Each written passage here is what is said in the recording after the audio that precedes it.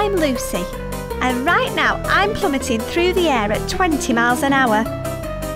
Okay, actually right now I'm in my bedroom, experiencing the same nightmare that's been plaguing me for years. I've tried everything. Soothing lights, meditation, warm milk. I've even tried listening to my dad's Now That's What I Call Calm cassette. Both sides. Nothing seems to work. If only I could find a way to control what goes on inside my head when I'm asleep. I might be able to have sweet dreams for once. But until then, here we go again.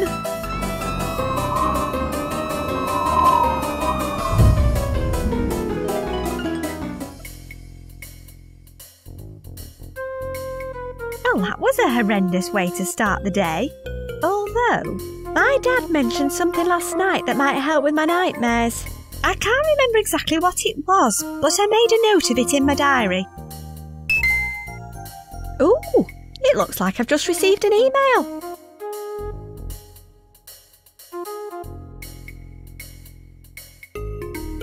Ah, here's my diary. Damn, I must have locked it before I went to bed last night. Now, where did I hide that key? It's locked. Now, where did I hide the key? I'm sure I left it somewhere well guarded. Okay.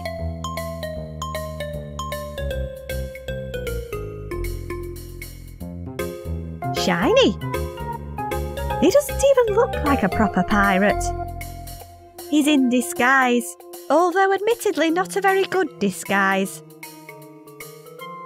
Smash Hits Annual 1993. The Little Book of Point.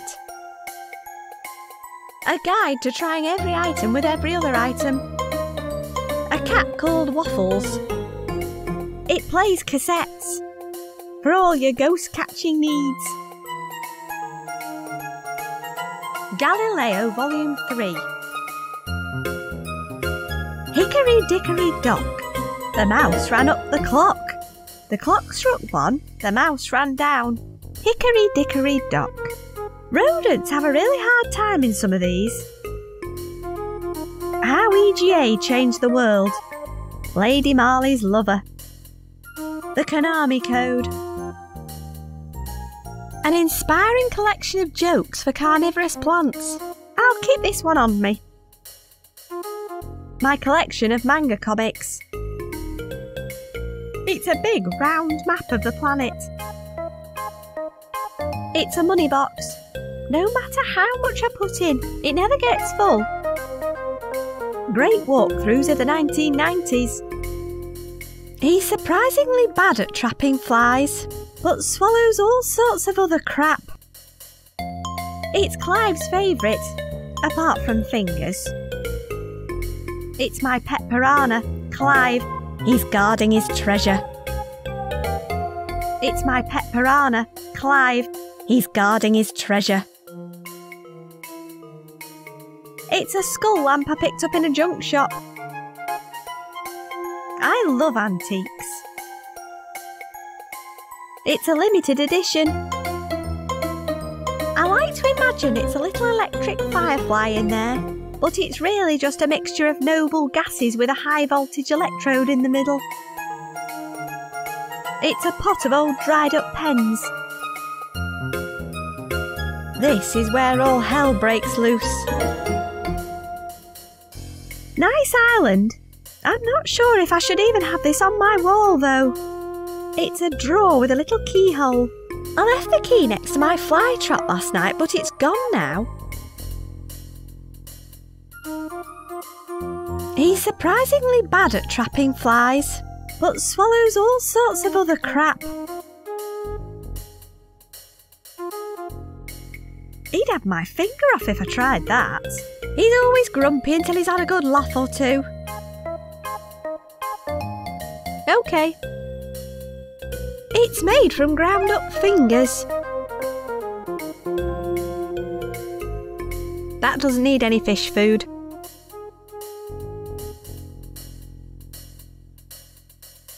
It doesn't work. I just like the look of it.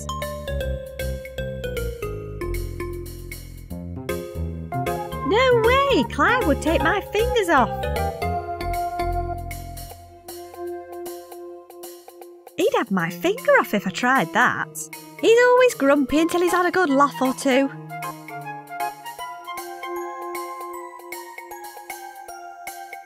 It's got swinging balls. Why not? I'll just add it to the rest. Looks like I've got an email. It wants my passcode. I'm sure it's in my brain somewhere, but I'm buggered if I can remember it. I'll make a note of that when I manage to unlock my diary.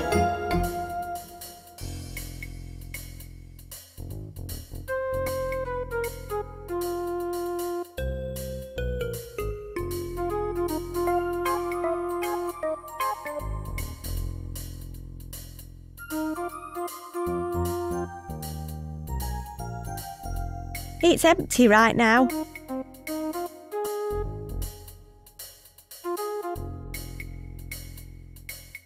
It's locked. Now, where did I hide the key? I'm sure I left it somewhere well guarded.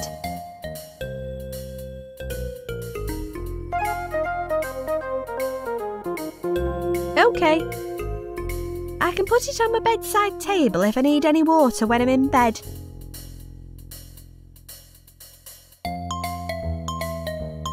He's got enough water. I can put it on my bed.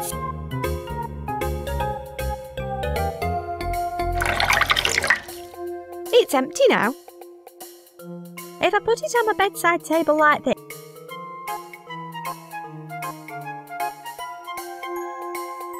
That doesn't need any fish food.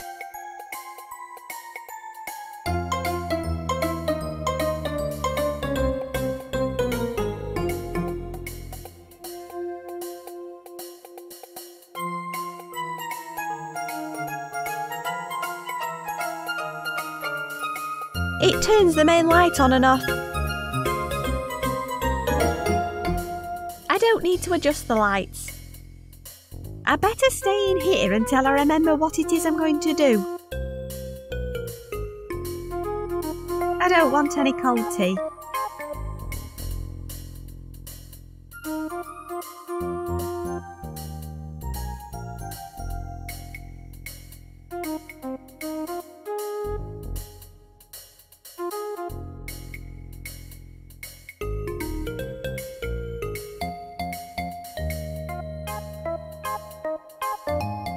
I'll leave him in his pot.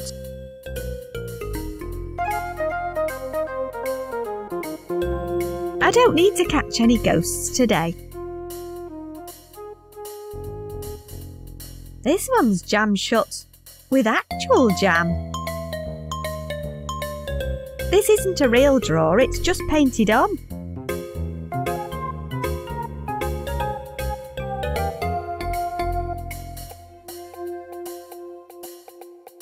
He's had enough fun for one genre.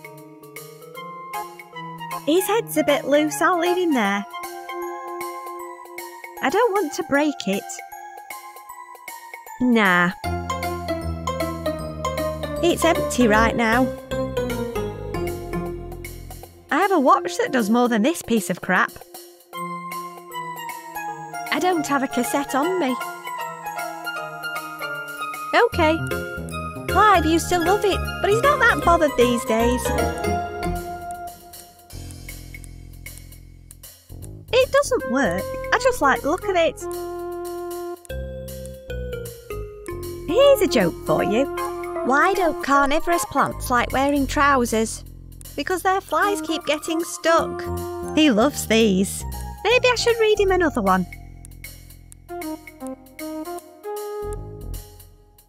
Here's a joke for you. Why did the pitcher plant enjoy being on an all-fly diet? It was so easy to stick to. Ooh, a key just fell out of him. It fell out of my fly trap while he was laughing. Okay. It's a plain little key. Bugger, it doesn't fit.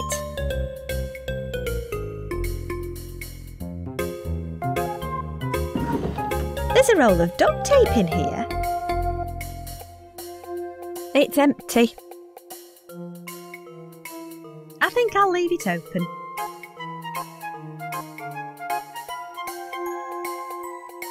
It's industrial tape for sticking ducts together.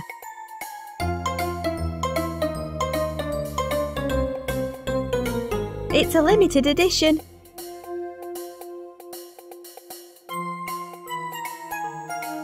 It's my pet piranha, Clive. He's guarding his treasure.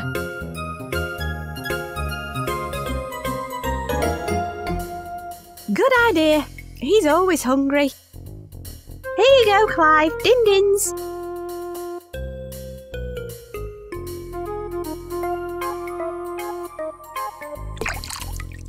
I don't fancy drinking it.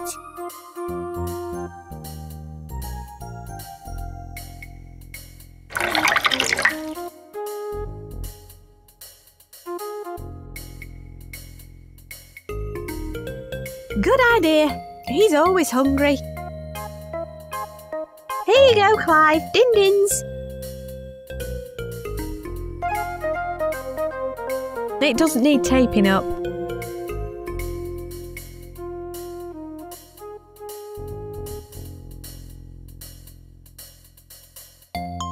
An empty glass wouldn't help there.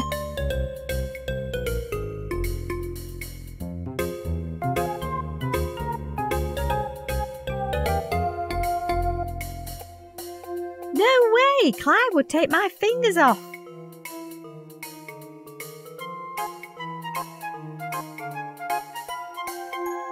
Good idea. He's always hungry. Here you go, Clive. Din-dins. OK, let's see what he's guarding. Ooh, a little golden key. How exciting. The key fits. Now at least I can read what's inside. Oh yeah, my dad was reading some book about positivity. That's a good place to start. He's probably left it downstairs somewhere. I'll make notes in my diary as I go along so I don't forget to do anything important. I have to be careful around the house. If it's old, expensive and breakable, my parents probably have one. In for a penny. My dad got them for looking at birds and our neighbours. I'm guessing it came out of the back of a massive bird. Otherwise, ouch! It's my mum's. It's plastic. It's a collection of classics that have never been read. Those clouds look pretty nasty. It's a stained glass Tiffany lamp. The lamp's plugged into it. Fun fact, in Britain our sockets have switches on them to turn appliances on and off. You know, in case you were wondering. My parents bought it in Venice. How much of this stuff is there? This one's suspiciously close to my brother's bedroom door. That had better be the last piece. I'm stuffed. That one was suspiciously close to Lloyd's door. I wonder what he's doing in there. It's my twin brother Lloyd. He was biting the photographer's leg when this was taken. It's me carrying Mr. Fumble, my toy bear. I don't even want to think about what goes on in there. He's in there now, but I can't see what he's up to. It couldn't hurt to take a little look inside his room. It looks like my twin brother Lloyd is torturing another helpless animal. Yep. It's my twin brother Lloyd. Looks like he's torturing. Give him his due. The boy sure knows how to cultivate bacteria. He's obviously been defenestrating again. At least all that filth stops the neighbours from seeing the crazy stuff he gets up to in there. Oh no! Is that toe? It looks harmless enough, but that worries me in itself. Cute, but kinda creepy. Brave little guy's obviously made a dash for freedom. I wonder if Lloyd knows what happened to him. Why is there stuffing everywhere? It was clogging up me scalpel. What's that in the vice? What are you doing? Improvising. What exactly are you improvising? Groin surgery. What happened to your gerbil? He's done a runner. The little git chewed through the bars and escaped last night. That's why I've had to improvise. I've had enough of talking to you. You and me both. Brave little guy's obviously made a dash for freedom. Oh dear God, no!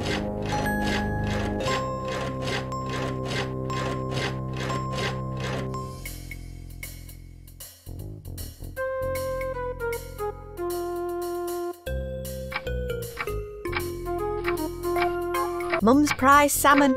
It's still got the winning hook in its mouth.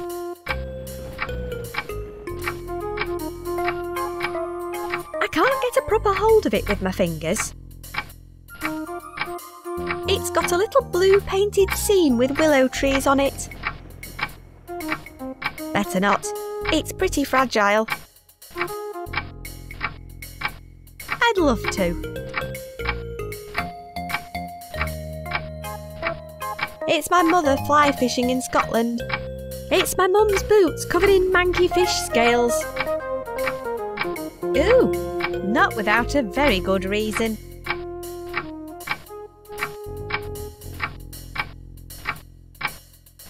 It's empty. It's made of hickory and says 11 o'clock. It's also broken and only ever chimes at 1 o'clock. Hey, I can see all the way through to the lounge.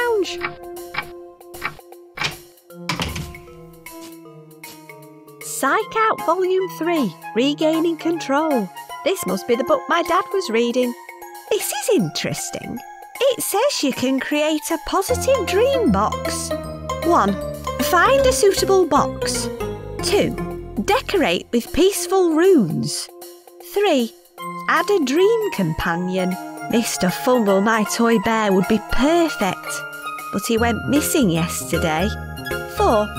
Add inspiration to distract from any negative thoughts. Books and other literature work best. Then apparently I just place it next to my bed. This is definitely worth a try. There's a footnote. You can combat fear with laughter. How insightful. Gun magazine. Fire first, think later. Moisturising camouflage lip balm. Free with this issue. It's full of coal. The left one looks nice and shiny. I don't need any coal. I can see through to the hallway. It's come from up the chimney. No thanks. It's a bell jar containing a reassembled mole. My mum sure does love dispatching defenceless animals. It's my brother who likes experimenting on animals, but he prefers them alive. It's got 2 speeds, slow and mental. I could smoke it out if the fire wasn't fake.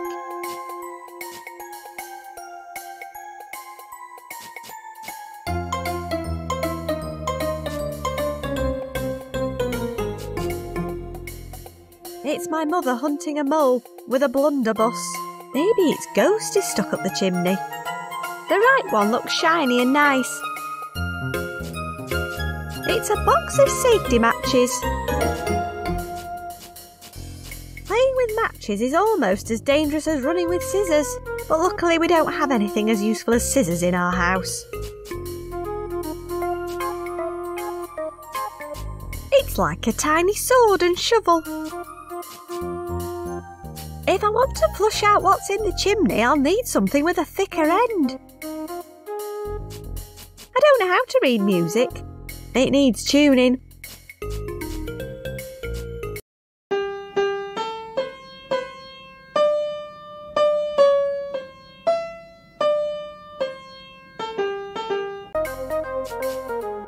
Oh, precious memories. I can use the bottom corner of each page to flip through the album. It's my dad's German pen pal. I love this guy's suit. It's our town's most successful pet detective, my old piano teacher. I still don't know where Middle C is.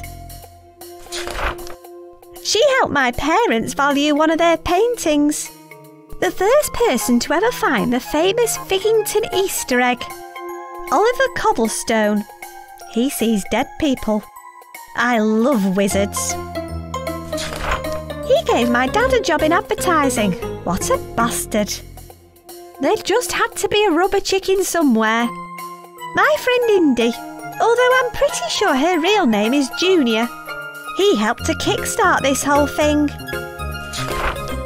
I hope he plays drums better than I play piano. A black t-shirt again. Maybe it's time to extend that wardrobe. Our local gauntlet salesman. Woof. A close family friend. Probably. A close family friend. Probably because she lent us some money too. Look behind you. A three-headed monkey. I wouldn't be here without him. Ah, the St. Louis Ribmaster. This is another good friend of the family. Nothing says romance like finding a small group of coloured squares within a slightly larger group of coloured squares together. These guys make video games. Takes all sorts, I suppose. I don't think that's squash they're drinking. What a lovely trip down memory lane. It's a bowl of assorted wax fruits. I'm not hungry for wax.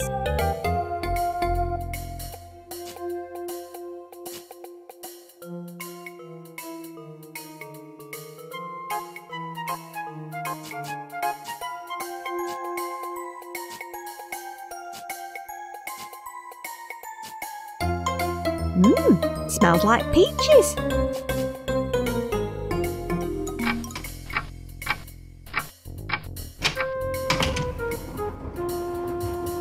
It's doing a good job of locking this door.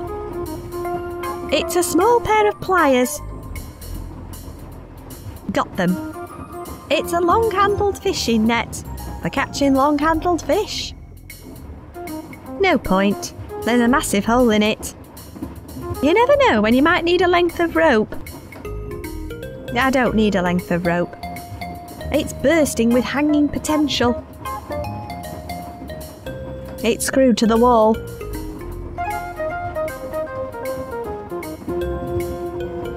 I don't need to open it. It's my rucksack with my shoes and underwear in it. Got it. It's got a badge on it from an Easter egg hunt, but I'm hoping to collect a few more badges.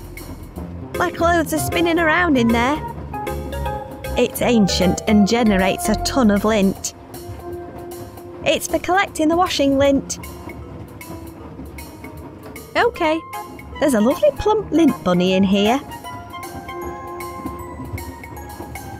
It's empty.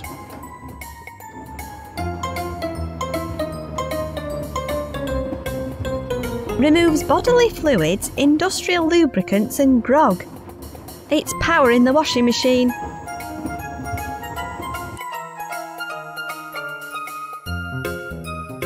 OK.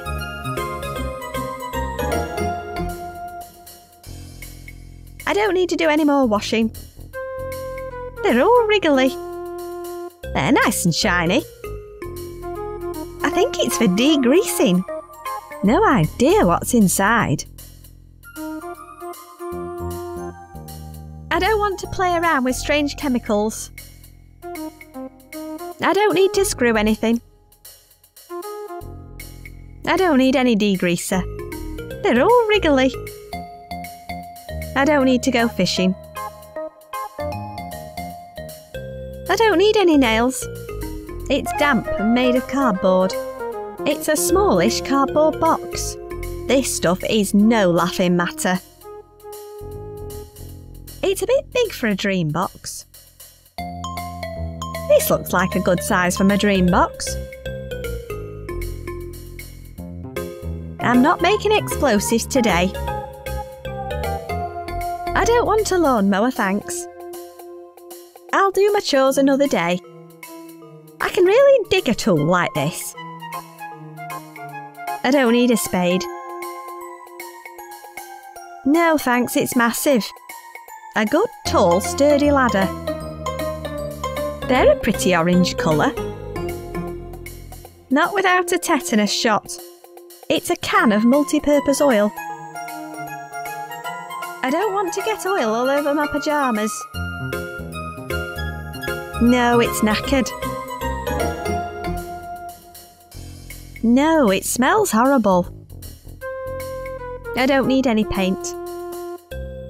I don't need any paint.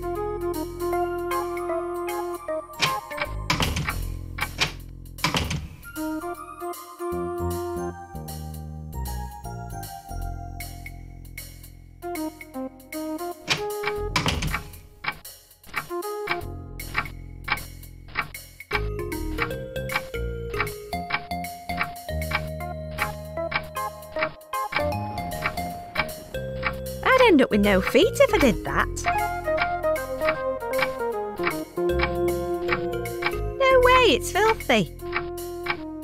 It's a mini pair of pliers. Come here, you little... Got it.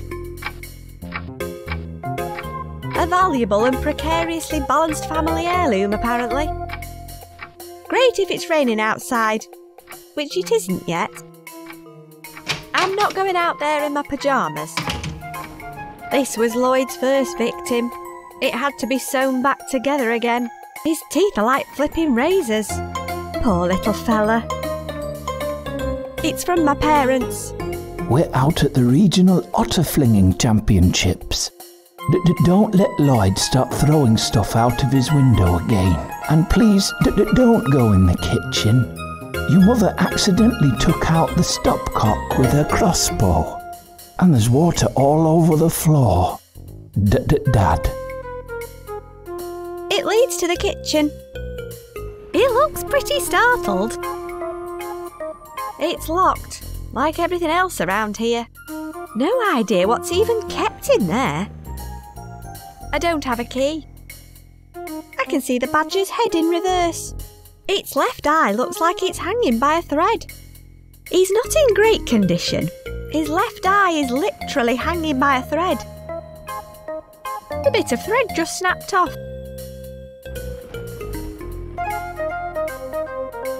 It's a fishing reel. It's my mum's biggest rod. I don't have the key. I don't need it.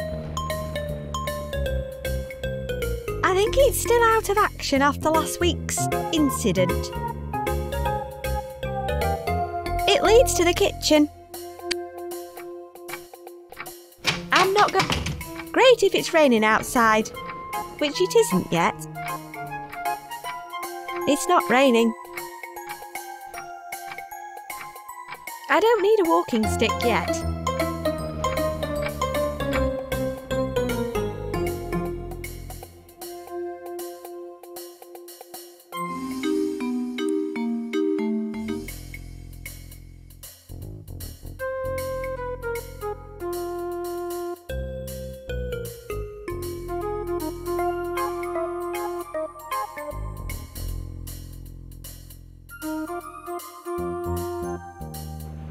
One, find a suitable box. 2, decorate with peaceful runes. 3, add a dream companion. Mr. Fumble, my toy bear, would be perfect, but he went missing yesterday. 4, add inspiration to distract from any negative thoughts. Books and other literature work best. Then apparently I just place it next to my bed. There's a footnote. You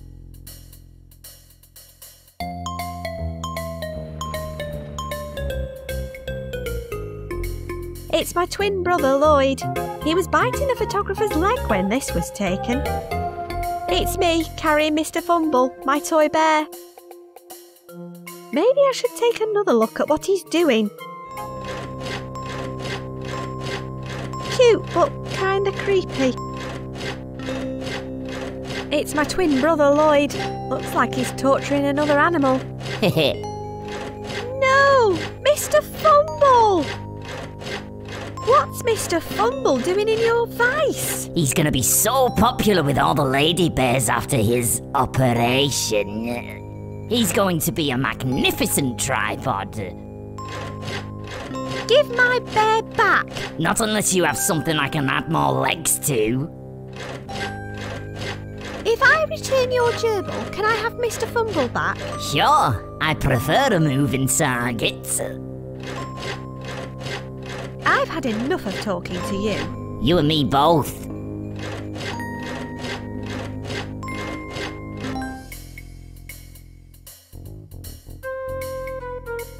My parents nailed it shut after Lloyd threw his hamster out of it.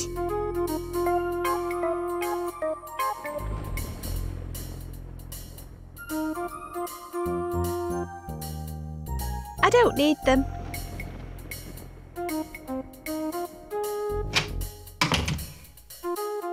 This is the cause of Lloyd's irrational fear of penguins. Parsnip bliss. Apparently, it's safe to pour directly into your eyes. Kills 99% of bacteria, viruses, and small mammals. It's probably better for cooking than moisturising. The most massively useful thing an interstellar hitchhiker can have. Why my mother insisted on purple and green is beyond me. Just imagine the things it's seen. Nothing helps me relax like a short-lived fire hazard. Nothing helps me relax. Let's see what we've got in here. The cheapest a man can get. I've seen cucumbers sharper than this. My dad has them for his migraines. Mint-flavoured garrote wire. Extreme exfoliator, 200 grit. Looks like they've expired. Creamy wizardry for cuts and grazes. If adults are to be believed, taking a bath in this stuff would essentially make you immortal. Some odd-looking shampoo. Berry-flavoured analgesic gloop for children. This sweet medicine's the only bright side to having a cold. I got through a lot of these when I first got Clive. You should never put these in your ears, which makes cleaning your ears with them particularly difficult. It's me. It's down. Perfect for hiding drugs, weapons and toilet water. There's a load of hair in the plug hole.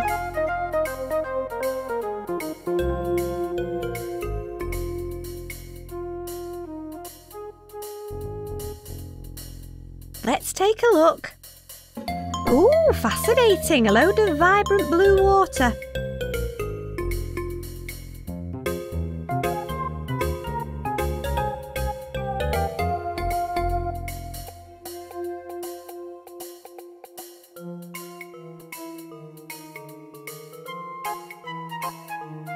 It's had a terrible life. If I wanted to do that, I'd play Toilet Cleaning Simulator instead. This stuff draws on anything, and it...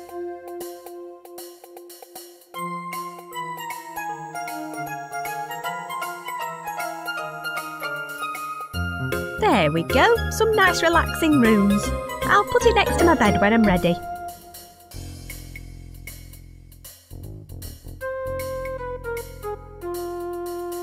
I don't want a glass of blue toilet water.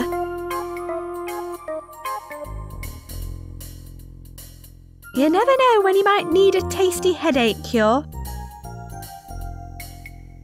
Good idea. These are great for patching up stuff.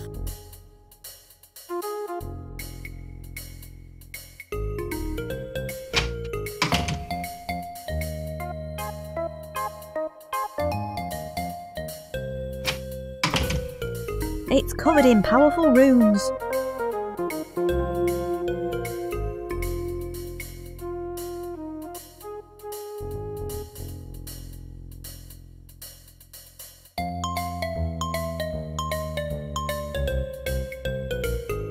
It feels nice when I get in and out of bed. It might work better somewhere else.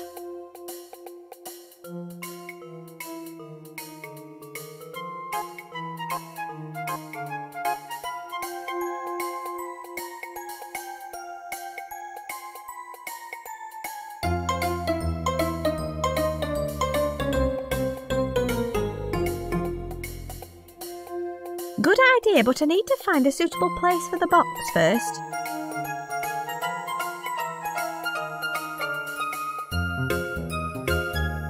I don't need to carry around a skull, thanks.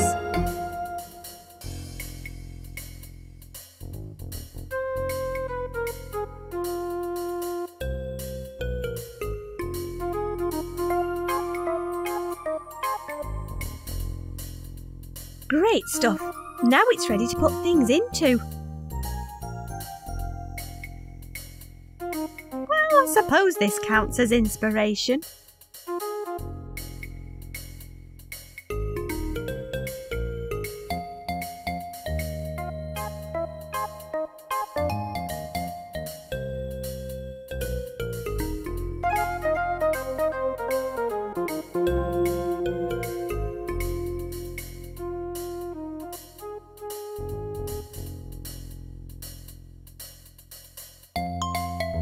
I don't want to carry it around with me.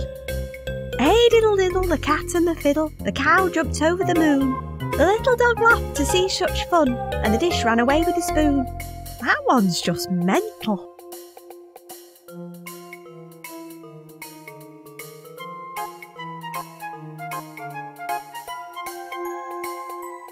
Looks like I've got an email. It wants my passcode.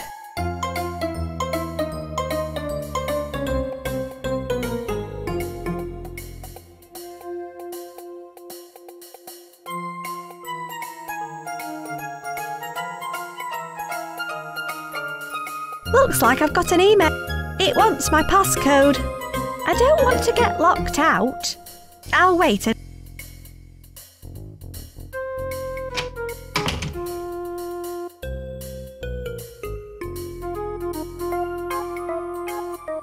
Let's check out my badges. I earned this badge for hunting Easter eggs. It's a pile of lint from the washing machine. I need to dry them out before I can wear them. It's industrial tape for sticking ducks together. There must be a whole animal's worth here. And it smells familiar. It's a pile of lint from the washing machine. It's my mum's winning fish hook. A length of thread previously employed as an optic nerve for a dead badger.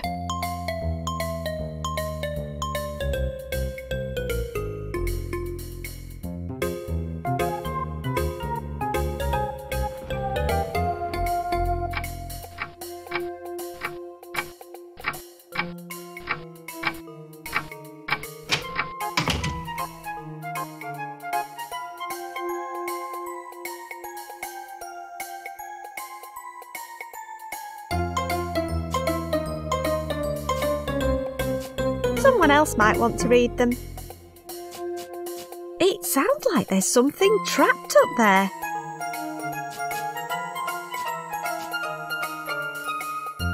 Okay, here goes. Hey, it ran into that hole.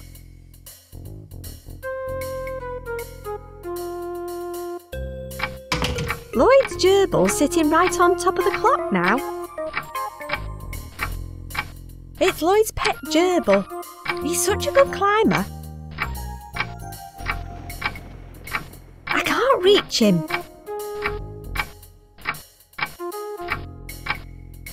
I don't want to hurt him.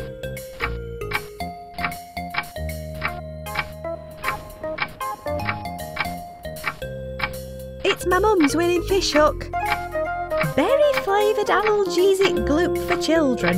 This sweet medicine's the only bright side to having a cold.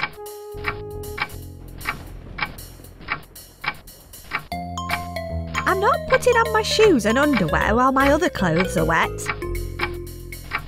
I'm not putting on my shoes and underwear. Maybe try something else.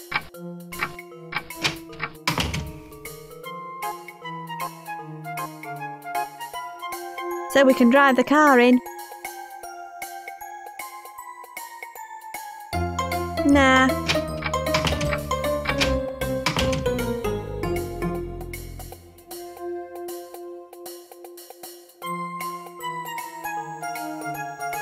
Yeah, this seems like a really good idea.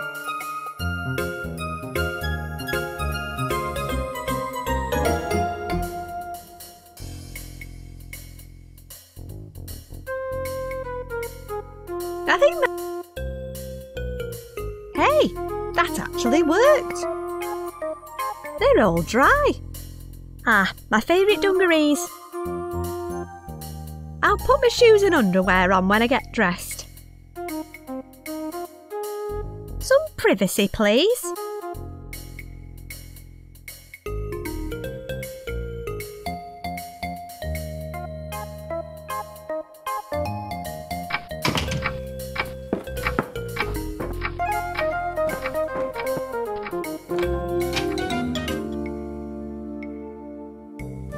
I can't see in, the lights are off.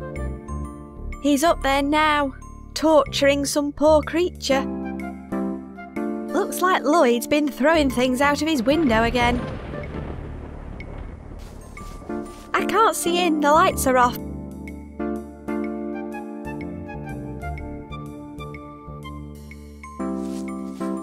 Looks like Lloyd's been throwing things out of his window again. It's nailed shut after the incident with Lloyd's hamster. My mum was harpooning moles this morning. It's the chalk outline of Lloyd's hamster. My mum was harpooning moles this morning. It's one of the landing windows. I can't see much from down here. I can see into the lounge. It's got a puncture. Looks like I'm not going anywhere until it's fixed. It's the door into the garage. It's full of household rubbish. It's not bin day today.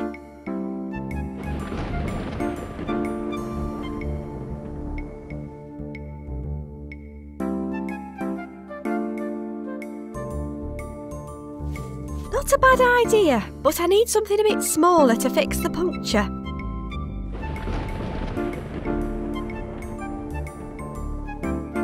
The tyres work better with air inside.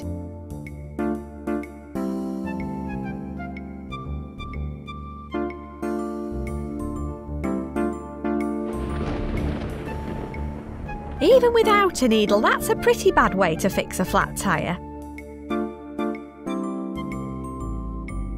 This should patch that hole in the tyre. Great, it's still flat though.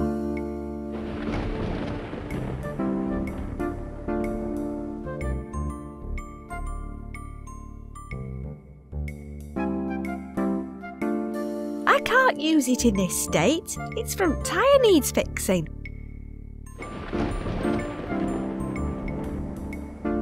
It's locked.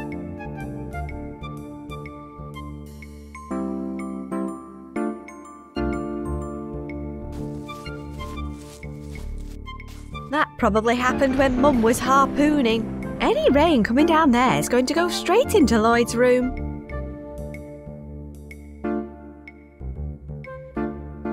I think that one's purely ornamental. Bushy. It leads all the way round to Lloyd's bedroom window. It keeps the public out and my brother in.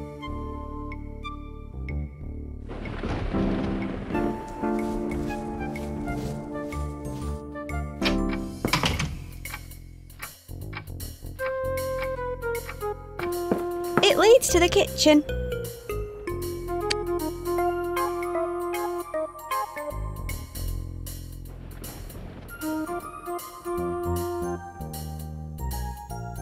I suppose his sharp teeth might come in handy for something.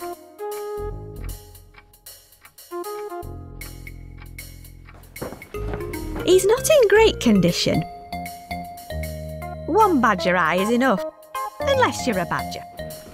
I can see the badger's head in reverse.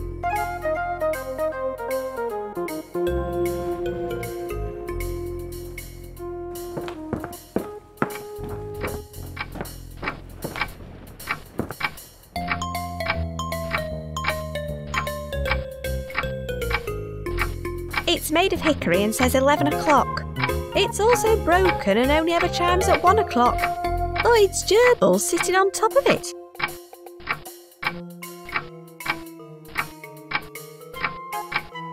Now it says 1 o'clock.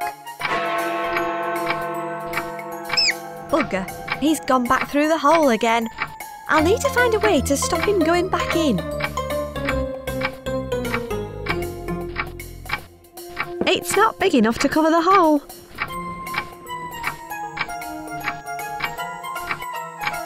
That should stop anything getting in or out.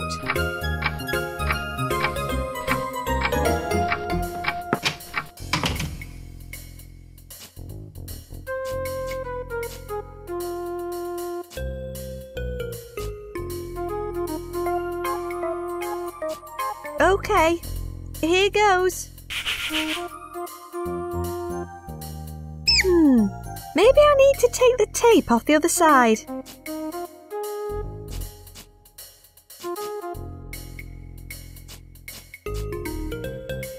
An empty glass wouldn't help there.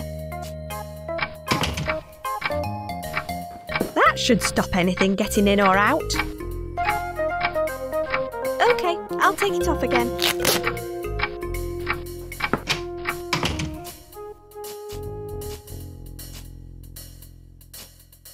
It might be better to block it up from the other side.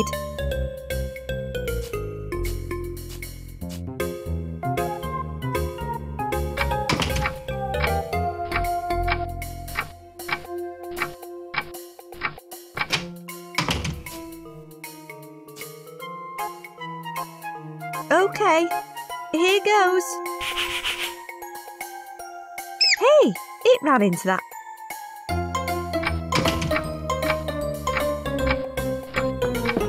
That should stop anything. It's made of it's all Lloyd's.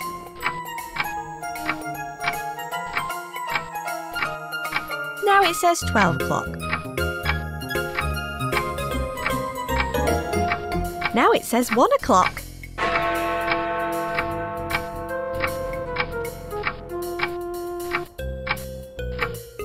Great, now he's in my mum's welly. I'm sick of carrying this duct tape around too. Finally, got the little bugger. I'll get rid of this bog brush now, it's minging.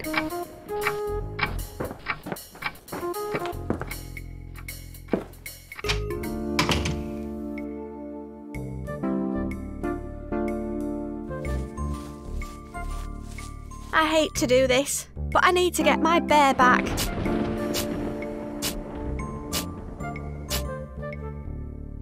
What the back for more, are you? Well, I won't be needing this piece of crap anymore.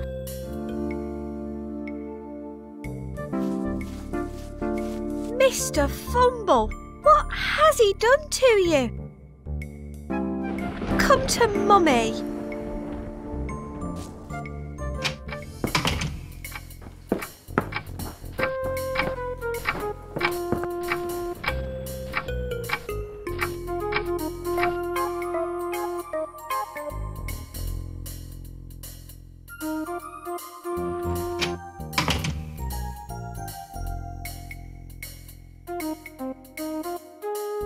Good idea, but he's in no condition for that right now.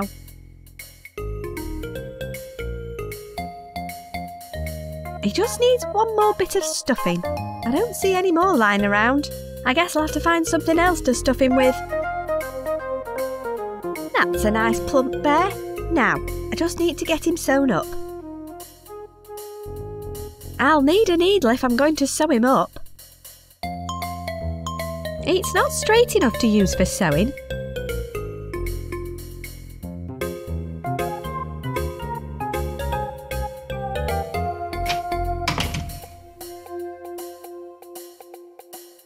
There, now it's a straight fish hook.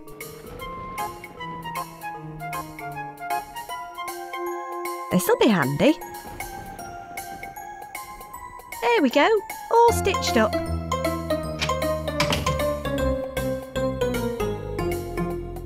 In you go, Mr. Fumble. It's my crappy dream box with a plant joke book inside and a toy bear. Picking it up would most likely bring back my nightmare.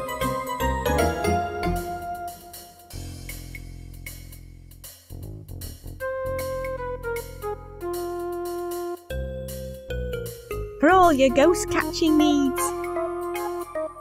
Figaro. How EGA changed the world. Toys from generations past. Oh, the grand old Duke of York, he had 10,000 men. He marched them up to the top of the hill and he marched them down again. What a knob. Hickory dickory dock. The mouse ran up the clock. The clock struck one, the mouse ran down. Hickory dickory dock. Rodents have a really hard time in some of these. Hey diddle diddle, the cat and the fiddle, the cow jumped over the moon. The little dog laughed to see such fun, and the dish ran away with the spoon. That one's just mental.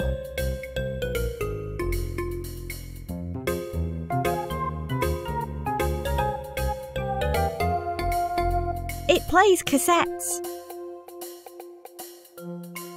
I don't have a cassette on me. I have a watch that does more than this piece of crap.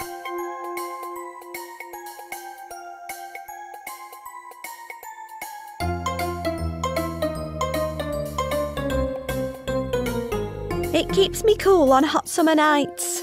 I turn it around sometimes to really spice things up.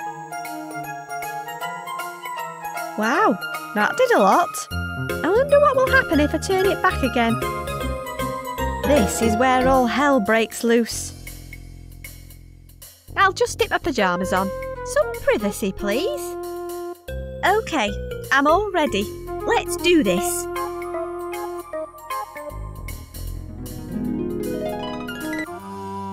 Well, this is different. It's not exactly what I'd call a sweet dream, but I suppose it's a step in the right direction. I wonder if there's anything here that can help me with my nightmare. I seriously doubt it. It's a physical manifestation of my toy bear.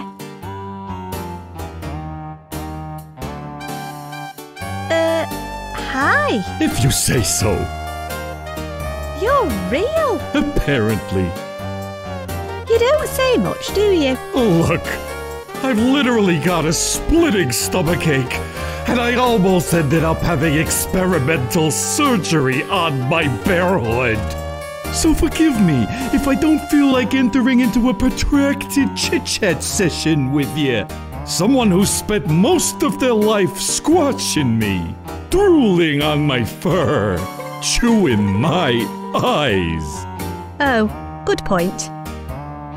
I'm sorry for everything. It's okay.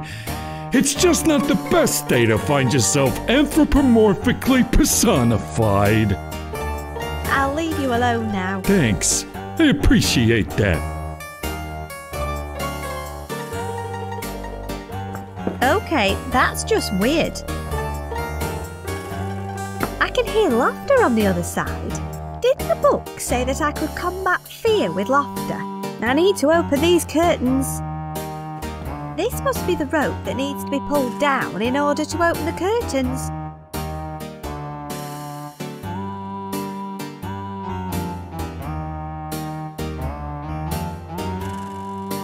This must be the rope that needs to be pulled down in order to open the curtains.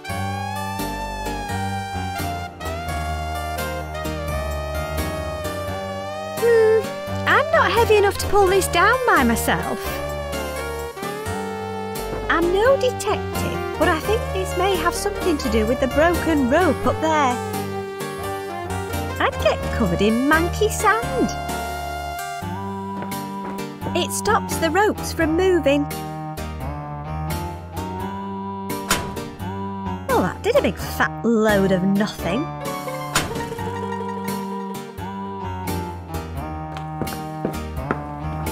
A lovely plump bag of sand. Comedy club rules. 1. Minimum 6 jokes per routine. 2. No fraternising with the judges. 3. No jokes about weed killer. I hope I won't need it. There isn't a fire.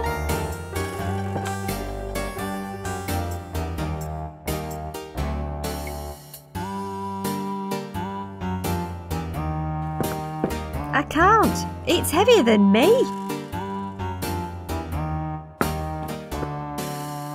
Any idea how we could open these curtains? How should I know? I'm not heavy enough to pull the rope. Could you give it a go? Sure. A head trauma would go great with this cash in my stomach.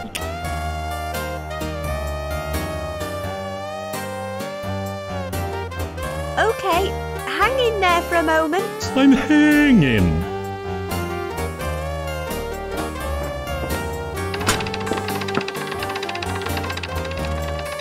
Oh, heck. I thought my regular dream was weird. Quit dreaming and order your pinch me picture tonight. It's flashing in an atmospheric way that one would expect in a rundown bar. He looks like a giant green bucket with eyes. Hey, I can hear you in a monologue when you say it out loud. I don't think he's polishing it. I think it's stuck. I wonder what this is here for. The Trap. That must be the name of this place. That seems a bit niche. It's open mic night. I need to find out what that's all about. Judges. He's got weird sticky stuff in his hair. He's very smartly dressed. He's got a very wide mouth. They look like a fun lot.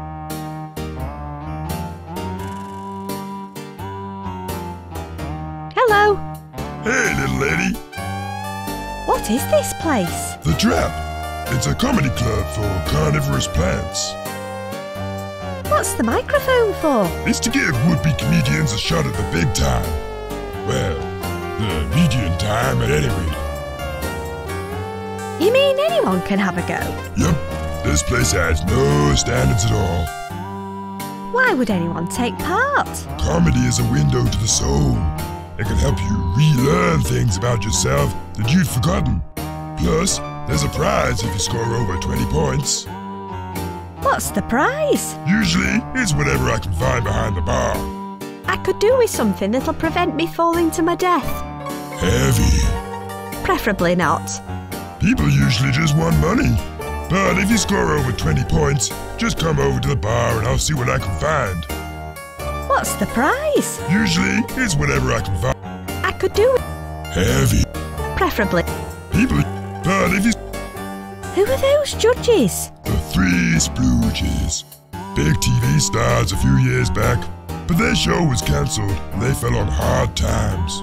Now, they take it out on all the new comedians. What sort of jokes do they like? Anything about plants, flies, or gangster rap tends to go down well. The more jokes, the better. What have you got? Unless you've got some ID or a fake mustache, it's a pinch me picture for you. What's in a pinch me picture? Fruit juice, wasabi, black pepper, and my own digestive enzymes. It really wakes you up. One pinch me picture, please. Sure, this one's on the house. Don't drink it all at once. Thanks. I'll just pick it up before someone else takes it. Thanks for the chat. Anytime. He's trying very hard not to notice me. I don't think I'm supposed to be talking to them. I'd better leave him alone. OK then. Why don't carnivorous plants like wearing trousers?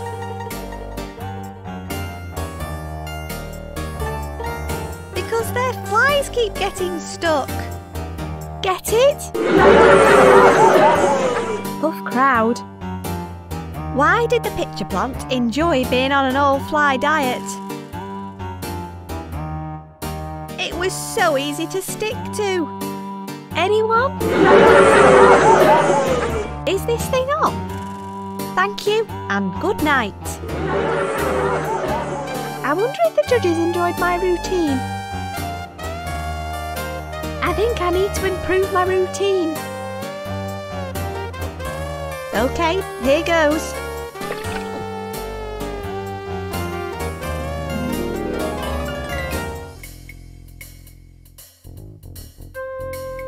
Man, that tasted horrible.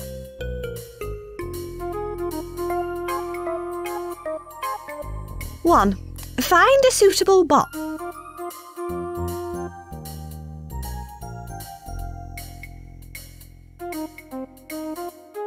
Let's check out my badges.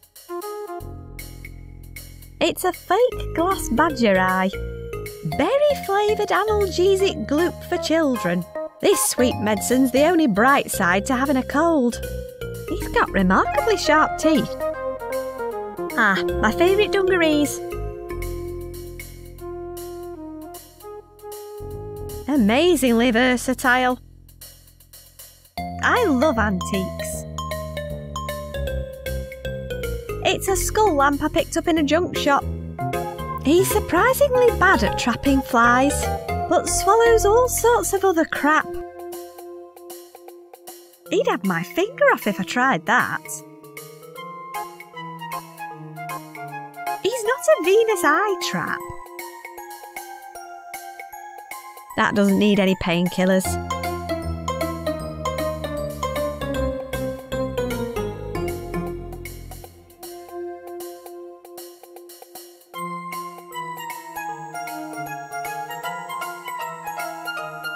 I think he's had enough food for one day. It's empty now.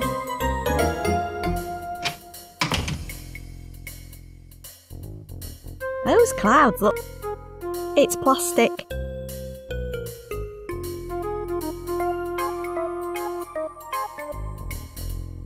He's in there now, but I can't see what he's up to. I don't need to look in there anymore. I don't even want to think about what goes on in there. He's in there now.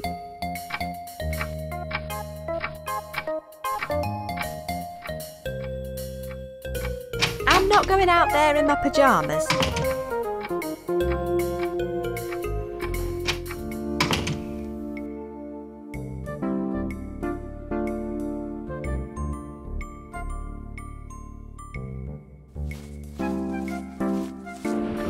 Flat as a pancake.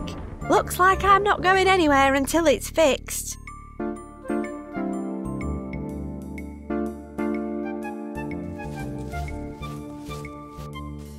It's locked.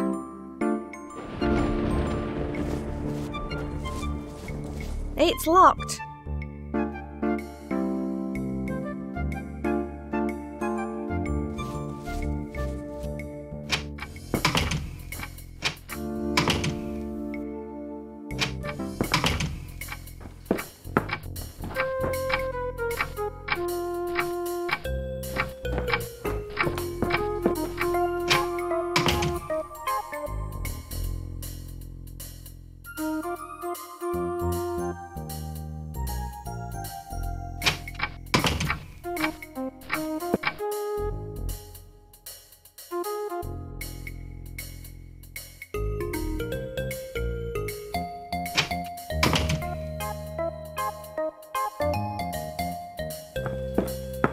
Just a load of vibrant blue-coloured toilet water. That doesn't need any painkillers. That doesn't need a glass eye.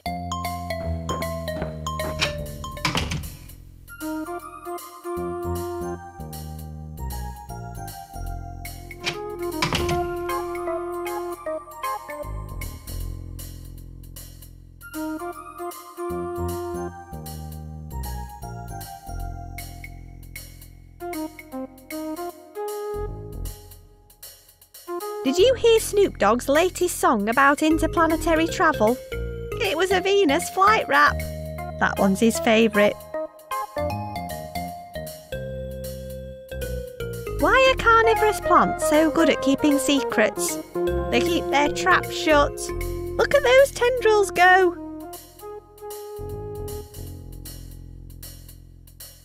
What's a flytrap's favourite game?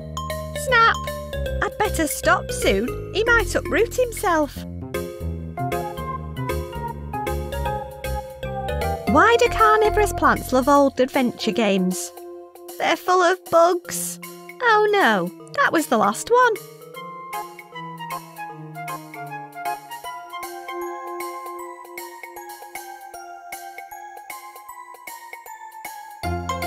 Well, I suppose this counts as inspiration.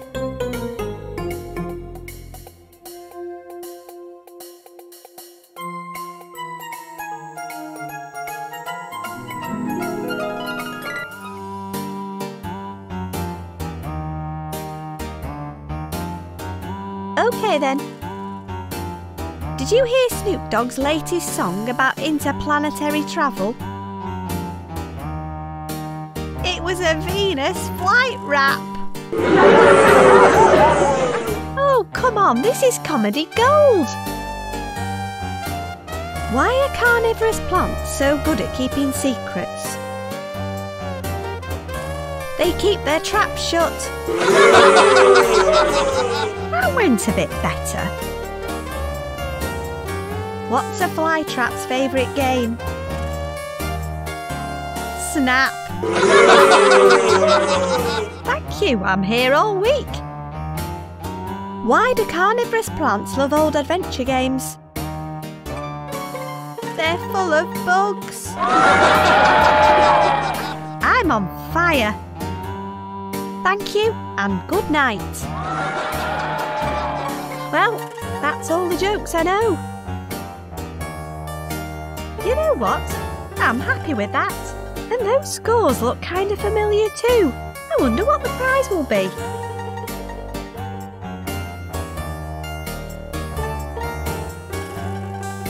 Hello. Hey, little lady. I scored over 20 points. What's my prize? Great job. Let me see what I can find back here. That's not a lot. You'll just have to take my pet, Herman. Her what? Take good care of him, and he'll take care of you. Remember, items you're carrying while you're asleep stay in your inventory, even if you switch dreams. Good tip, thanks. Anytime.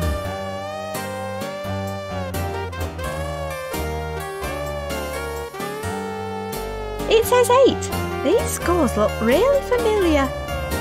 It says 8. It says 9.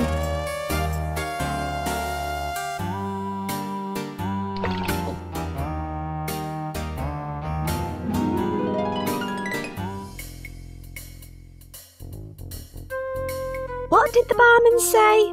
Items I was carrying in one dream will appear in another. I wonder if that'll help me with my nightmare. Let's remove this natty dream box and see what happens when I go back to sleep. Here we go again.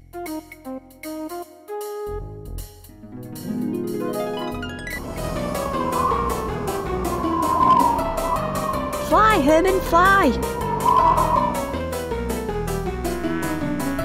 Good job, Herman. I guess this means my nightmare's finally over.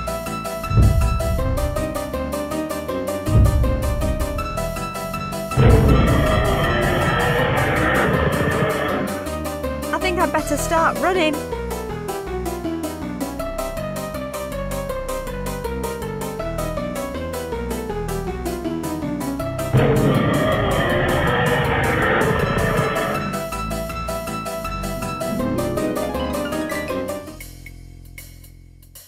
I suppose you could call that progress, but frankly, it's not a whole lot more relaxing than plummeting. I wonder if my dad's book has any more pearls of wisdom. Chapter 2. Breaking Bread. Sharing food with friends and enemies alike can help to bring you inner peace while you sleep. Both figuratively and literally, food can inspire companionship and reconciliation. OK, so a joke book's not going to cut it with Mr. Awesome back there.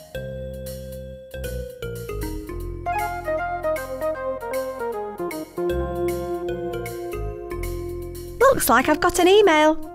It wants my passcode. That's it. Right, let's read that email. Do I remember what? It's from someone calling themselves H. Looks like there's a photo attached. It's an article from the local paper 10 years ago. Disley Ferret murdered. The director of Figgington's controversial new theme park, Disneyland, was found murdered the day before the grand opening. He was discovered dressed up as the park's mascot, the Disley Ferret. However, police are still searching for the missing head of the costume, as they believe it may help lead them to the head of the director, which was also missing. The rest of the article's been torn off. Wait a minute. Something's coming back to me.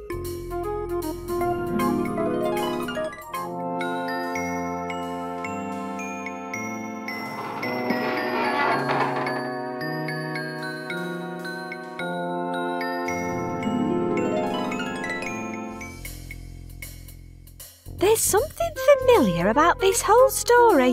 My past, my memories, my nightmares. I feel like they're all connected to this event.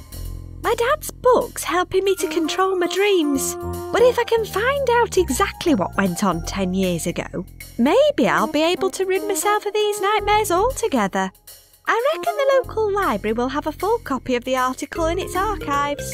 My bike's parked just outside the house.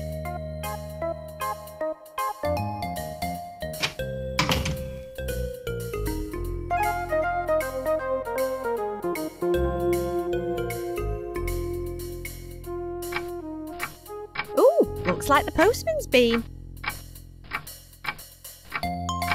This must have arrived while I was asleep. Stuff you. It's from my mum's taxidermist. Contents: formaldehyde, fun-sized bottle, flesh-eating beetles, family bumper pack, 1 plastinated pufferfish.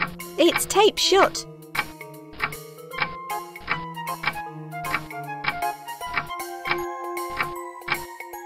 It's taped shut.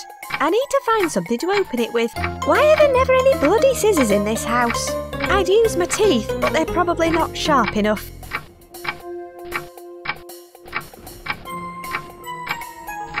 Let's put those razor-sharp gnashers to good use, shall we? 1 dead pufferfish. Ow, that's a prickly fish. 1 small bottle of formaldehyde. And a bumper pack of flesh-eating beetles. This stuff's bound to come in handy for something.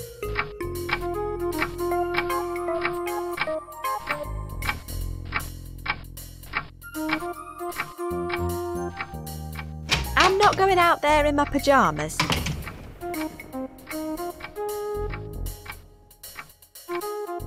He's covered in little spikes.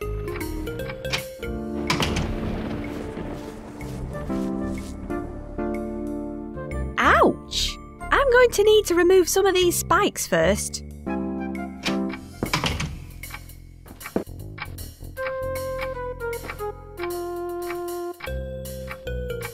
This doormat isn't abrasive enough for that.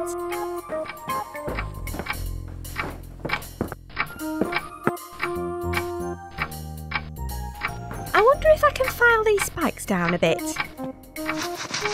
There we go. Smooth as Action Man's pants. Now if...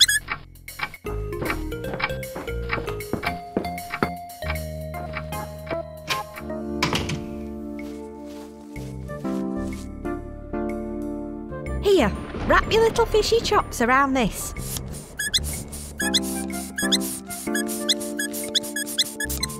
Good as new. Let's head to the library. Ooh, a map just appeared in the top corner of the screen. That looks very useful.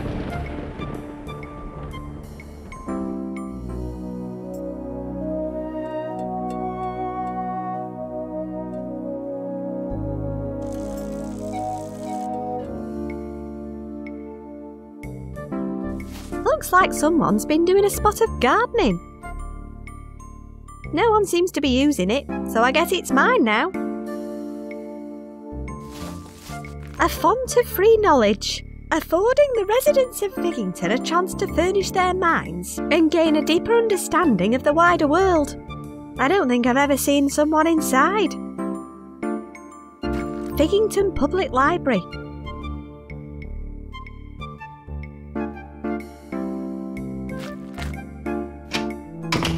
Whoa, it's really hot in here. Blame Satan. I beg your pardon? Shh. Sorry. It's hotter than hell in here. I don't want to meddle with it. It contains the library's archive of local newspaper articles. It's asking for a library membership card. I don't need to investigate all of them individually. Archibald and Lucille Figg, patrons of Figgington Library.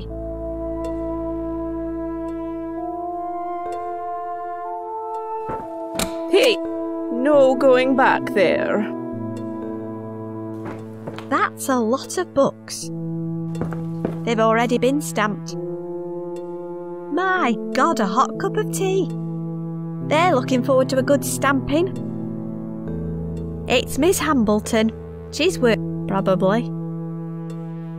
Hello, Miss Hambleton. Shh. What's behind that curtain? More astounding works of Satan, dearie. Astounding works of Satan? In a library? It's true. Satan pretty much controls all the libraries in the area now. Did Satan make it so hot in here? Undoubtedly. Satan's instruments put out a lot of heat.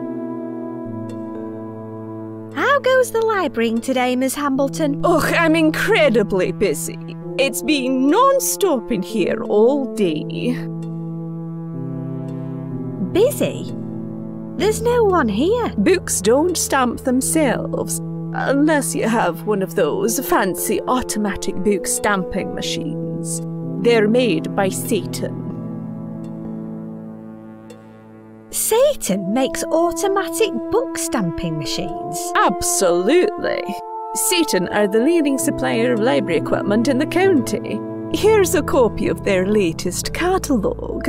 They're committed to making librarians' lives easier through a process of innovation, technology, and redundancy. Let me show you our latest bit of Satan tech. Prepare yourself. This is going to revolutionize our tiny library. This is the Bibliothèque 9000. It can find any book your soul is yearning for. Let me show you how.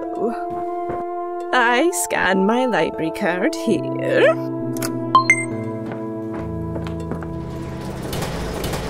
Now I think of the book I want to borrow. The bibliothèque searches my soul. It scans the electrical impulses in my brain. It locates the book's details and dispenses it right over there.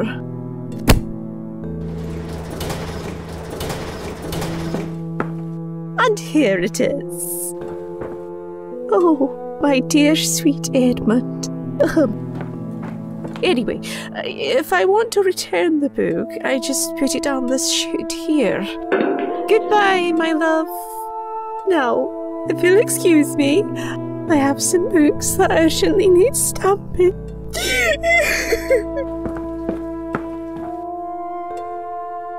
It can find any book in the library. It's where the books come out.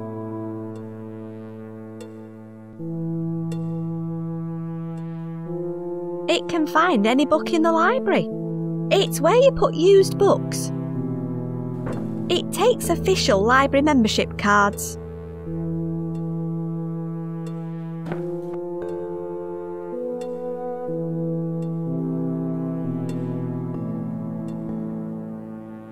Satan. Self-aware textbook arrangement networks. Making idle hands work for you. A library card just fell out. It's a photo ID for Figington Public Library. Mr. Edmund Plum, deceased. This must be the guy who wrote that book the librarian was thinking about. I wonder if his library card still works.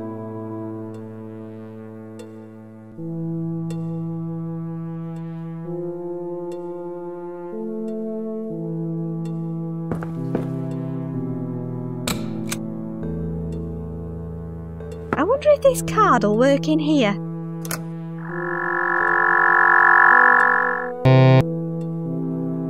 Shh! Sorry.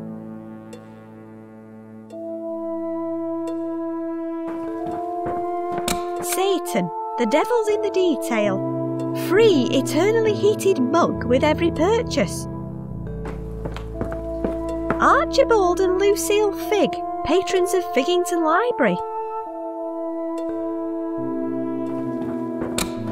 Hello, Miss Hambleton. Shh. Do you have any books about bread or baking? We have Paula Holyrood's latest book on pre-order, but it's not come in yet. I'm looking for an old newspaper article. Try the computer in the corner. All the archives are kept on there. How can I get a library card? Join the library, Poppet. It's not rocket science. We send the forms to your home address, fill them in and return them, and you will receive your new library card in 3 months. I think I'll leave it, thanks. I'm in a bit of a hurry. Is there any other way to access the newspaper archive? Not unless you can steal someone else's library card, and then somehow fool the archive's facial recognition software into thinking it's yours. That's a great idea, thanks. Don't be ridiculous. It's obviously a terrible idea. You'd need to know their personal PIN number too. It's better than waiting 3 months. Personally, I'd rather you didn't access it at all. I mean, really. Who installs a talking computer in a library? Why does your newspaper archive have facial recognition? Personal biometrics and data are the only currency Satan is interested in. It's a bit old school now, though. Our new book retrieval system in the back room doesn't even have a face scanner. Once you've put the library card in, it scrapes any desires, guilty secrets, and other data it needs directly from your soul and sends them directly to head office for profiling. That's both ingenious and terrifying in equal measure. They got the idea from that social media company. Meta? Yes, it is a bit. Let's talk about something else. What can you tell me about that book your soul was yearning for? Oh, my dear Edmund. He was a local poet and a fine, fine man. He'd write the most beautiful poems just for me. Then one morning, he boarded a train and never came back. He sent the library that book and his membership card before he died.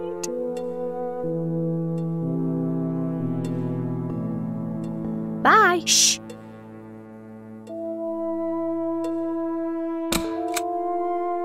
It's the library's official stamp. They can strip a corpse of all its flesh and fur in record time.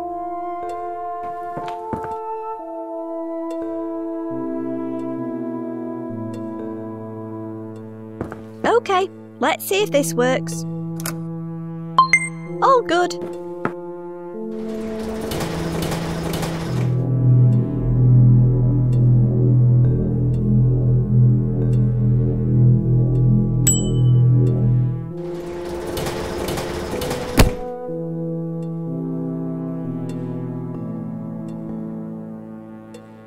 Poems for Ill-Fated Lovers by Edmund Plum. There's a message written inside. I board the train of regret at a time I will never forget. I hope you remember likewise when you see the world through my eyes.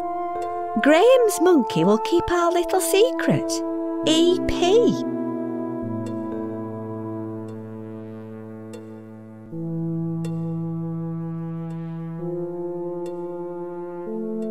Poems for ill-fated Graham's.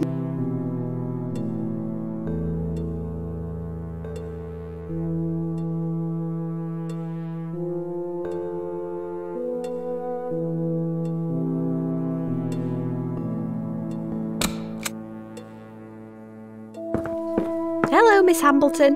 Shh. Do you know a Graham who may or may not have had a monkey? You must be referring to Saint Graham. He was the patron saint of moon logic. There are so many obscure happenings in the local area, they named the village church after him. Thanks, I'll check it out. I'll add the church to my map. Who are you talking to? No one. Well, be quiet then. Bye. Shh.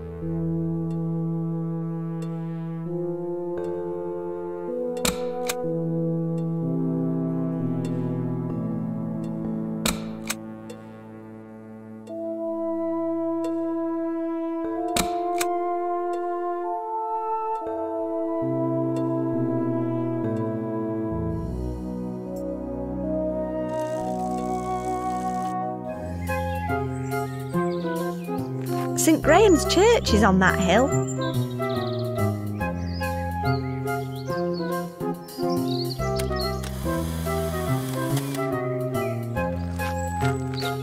An instant camera that delivers handy self-adhesive photographs. A gang of tits. It's full of birds disturbing the peace.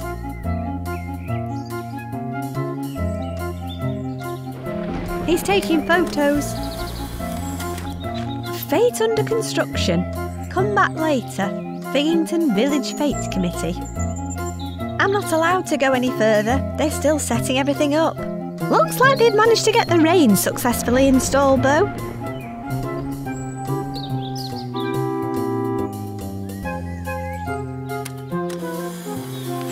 Hello there. What are you doing? Gathering evidence. Evidence of what? I'm gonna catch the thieving blighters in the act. Thieves? That's right. You name it, they've nicked it. Kisses. What are you talking about? The thieves I'm after are tits. Tits? They lie in wait in this tree, then swoop down on unsuspecting parishioners and plunder anything they can lay their thieving little beaks on. Jewellery, keys, money. They swipe anything metal and shiny if it's not strapped down. Then they leave it all up on the church roof. The tits are leaving stuff on the church roof? Yep, there's probably a ton of ill-gotten gains up there. Please may I borrow your camera? No way. This is the only way I'll catch them in the act. I've been petitioning the parish council to have the tits exterminated, but they won't unless they have hard evidence. I'll catch the little blighters. That's an unusual hat. My pride and joy. It's made out of tits. Your hat is made out of tits? One of this country's most prolific birds. I can't stand them, but their feathers do make good headwear. I think you'd get on well with my mother. You really love that hat, don't you? Almost as much as I hate tits.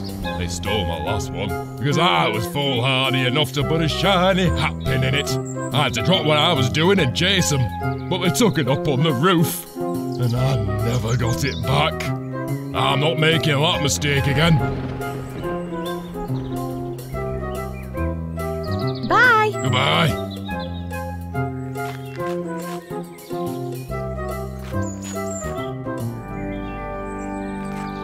It's It's all spiky. I wonder what species it is.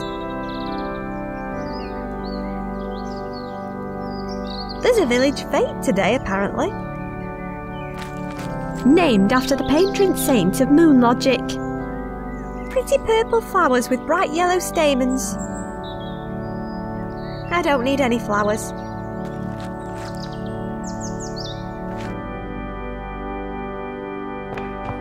There's at least 10 copies per member of the congregation.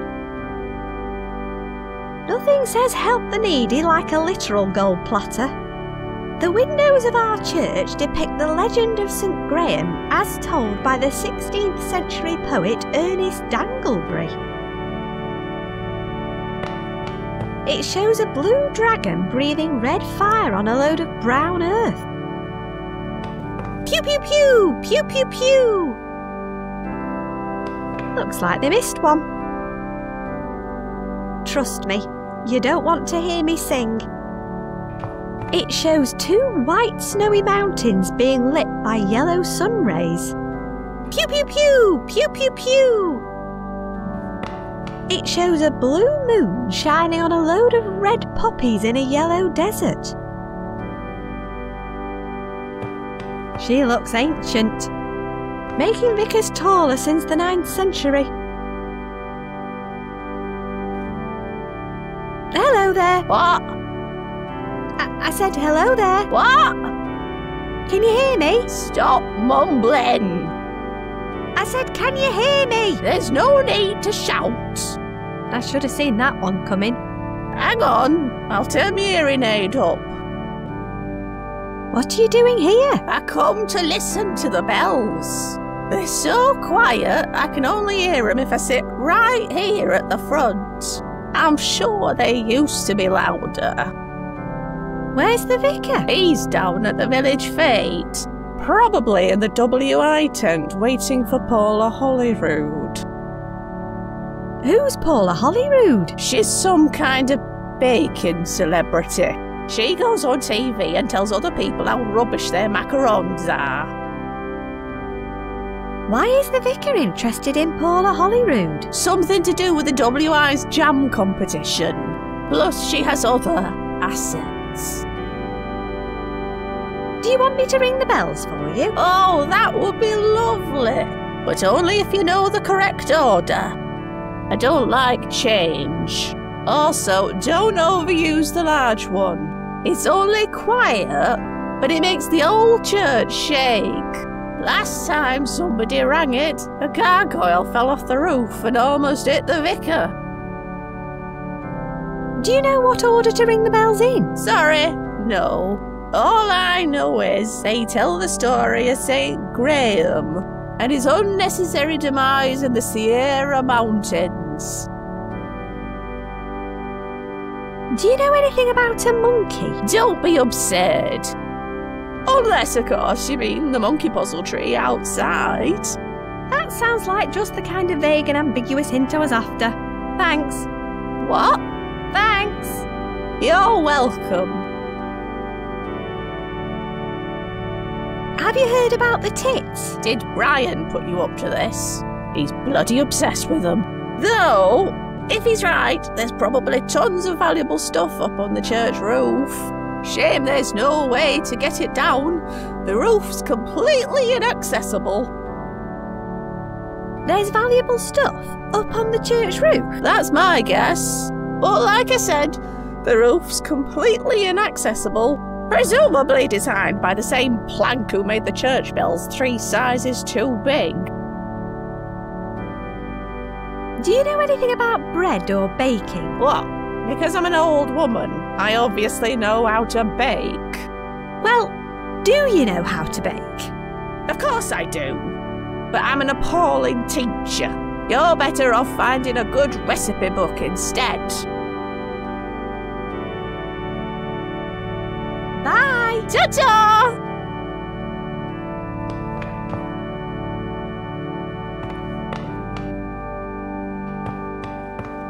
St. Graham's Big Bell. Please only ring at end of sequence. Overuse may cause damage to church roof. It rings one of the church bells above. It rings one of the church bells above. It rings one of the church bells above. A tag tied to it says, St. Graham's Big Bell, please only ring at end of sequence. Overuse may cause damage to church roof.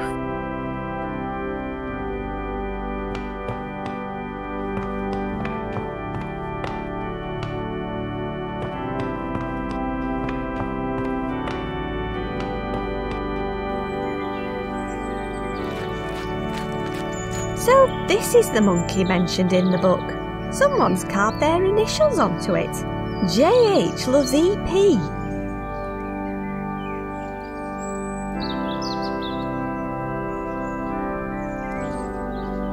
This card is for library systems only. That doesn't need its flesh stripped. That doesn't need any romantic poetry. That doesn't need to be preserved. I don't fancy climbing it.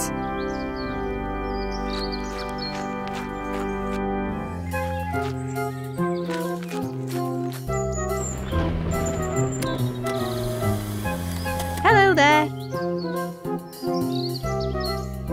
The tits are leaving stuff on the church roof. Yep, there's probably a ton of ill-gotten gains up there.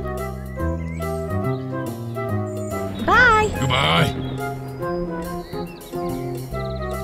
He's not dead. That doesn't need its flesh stripped.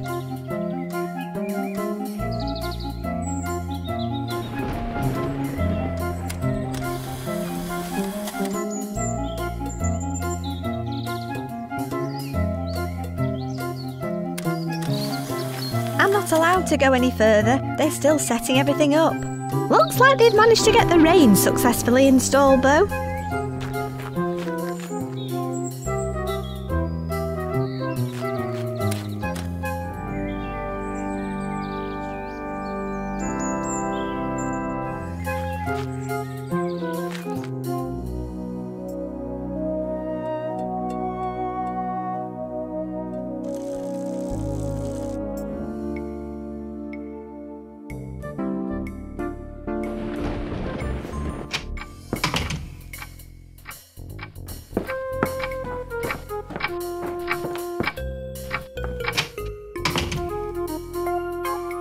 It's a long-handled fishing net for catching long-handled fish. No point. It's got a massive hole in it from the last time I tried to stuff it into my rucksack.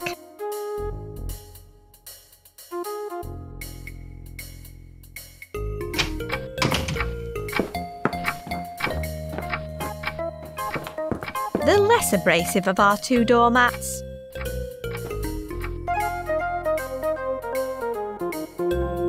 I don't need to look in there anymore.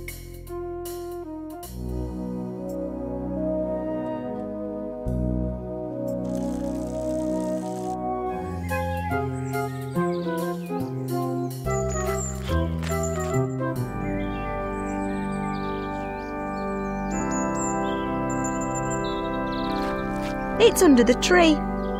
So this is the monkey mentioned in the book. Someone's carved their initials onto it.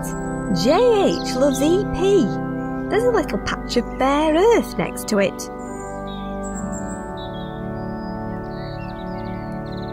OK, let's see what secrets you're keeping. I hope my trousers don't fall down.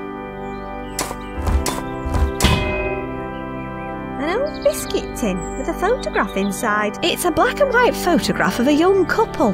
They both look a bit familiar, but their eyes have been cut out. Creepy.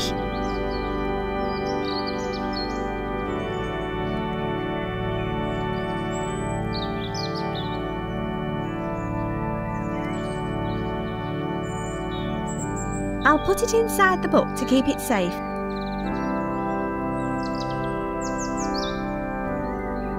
If I line up the library stamp, the numbers in their eyes read 10:15. Maybe that's the time his train was due to leave. It was obviously important to him. Points for effort though. I guess their love affair was a secret at the time.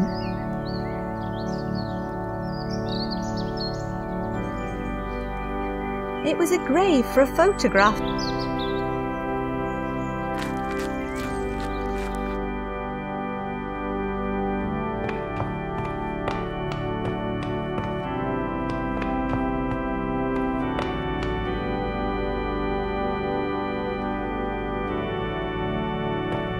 According to the tag, this one should only be wrong right at the end of the sequence.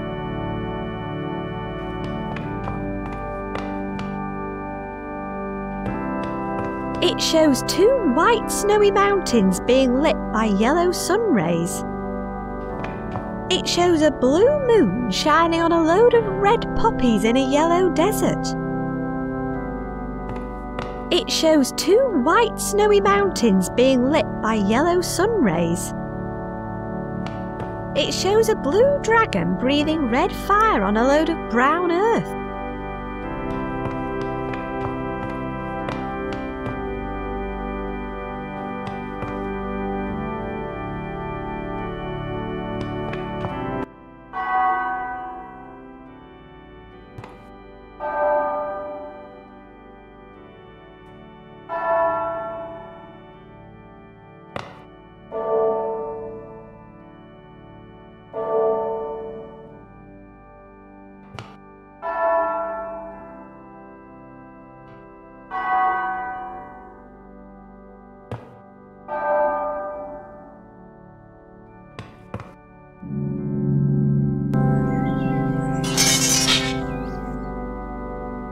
I think I just heard something fall off the roof.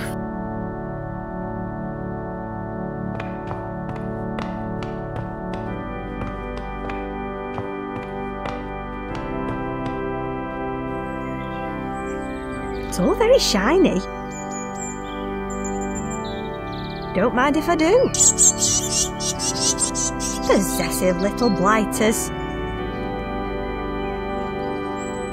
It looks like they missed something. See a pin, pick it up, and all day long you'll have a pin.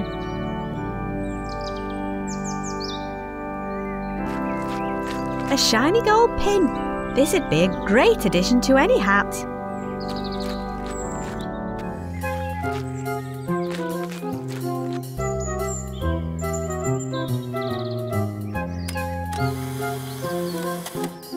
He'd notice if I did it now.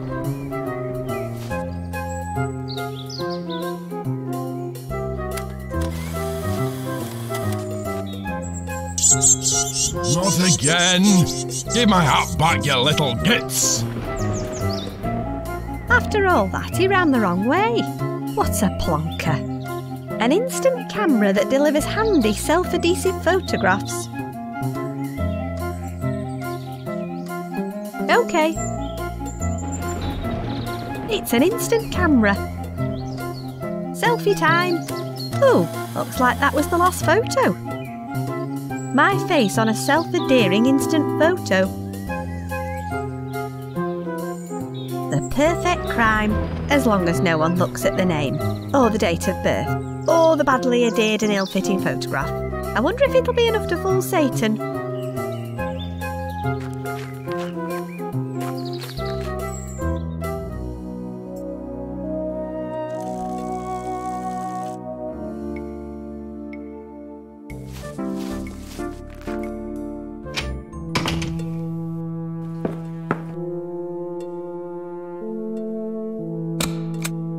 Right, let's give it a go.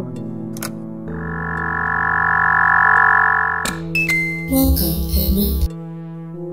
I am Karen, the Keyless Audio Recognition and Exploration Network. What is your PIN?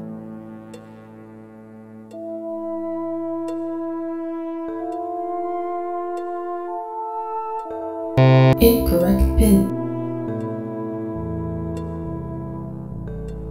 Incorrect PIN. Incorrect PIN. PIN accepted. What would you like to do? Searching. Search complete. Loading results. Have a satisfactory day. Fergus Figg, the man behind the ferret.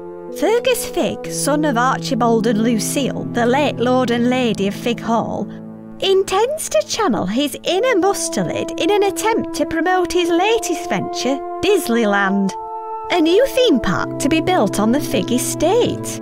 The park has sparked controversy amongst local residents and invited anger from other members of the Figg family, not least from Fergus's brother Horatio, who's been nothing if not vocal about his objections. When interviewed, Horatio Figg described the plans as a load of bloody bollocks.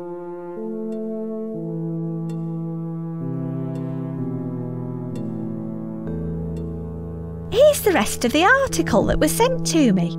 Disley Ferret murdered. The director of Figgington's controversial new theme park, Disneyland, was found murdered the day before the grand opening. He was discovered dressed up as the park's mascot, the Disley Ferret.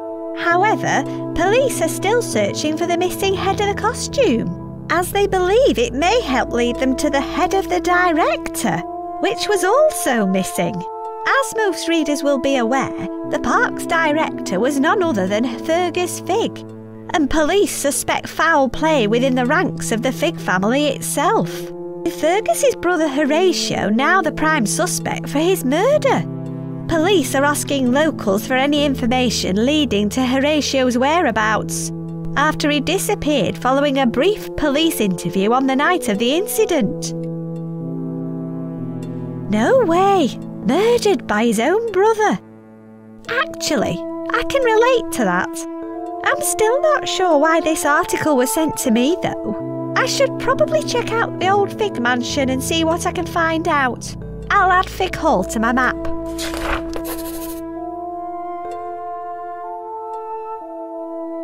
New evidence in murder case.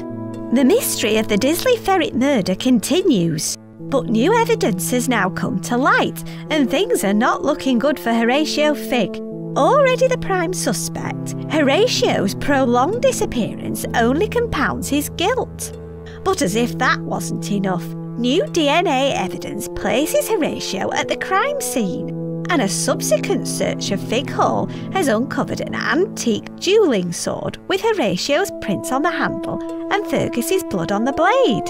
Add in Horatio's famous temper, fondness for drink and overall instability, and you don't have to be Nancy Drew to put the pieces together. There's now a substantial reward for any information leading to Horatio's capture. Figgington Parish Council have also agreed to erect a memorial statue to Fergus in the town centre, in recognition of the fact that he tried to put Figgington on the map for something other than witch burning. I better check out this statue and see what all the fuss is about. I'll add the town centre to my map.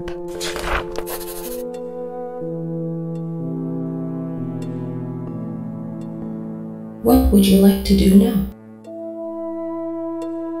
Goodbye, Edmund.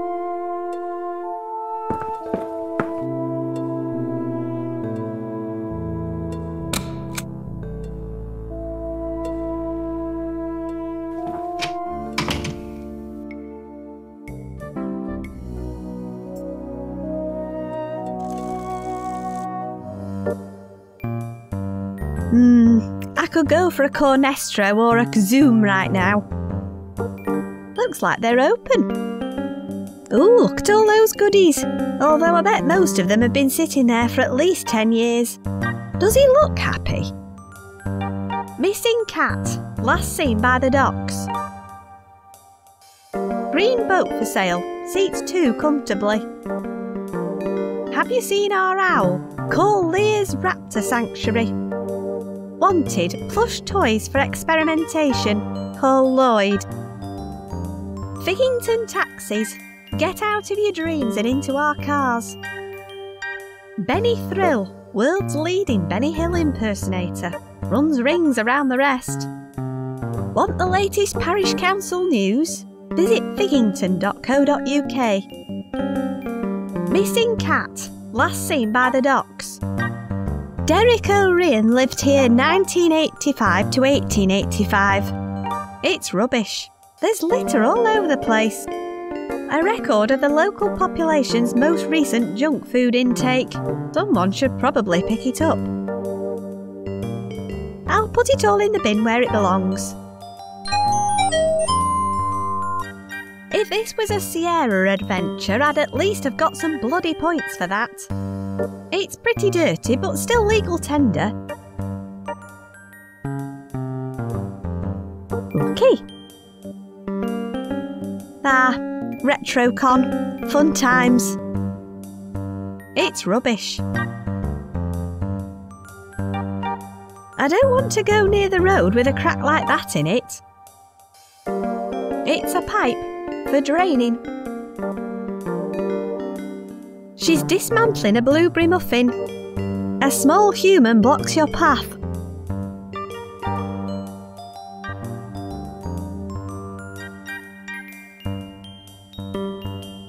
Now, what kind of moronic little twerp could have done this? I blame the parents.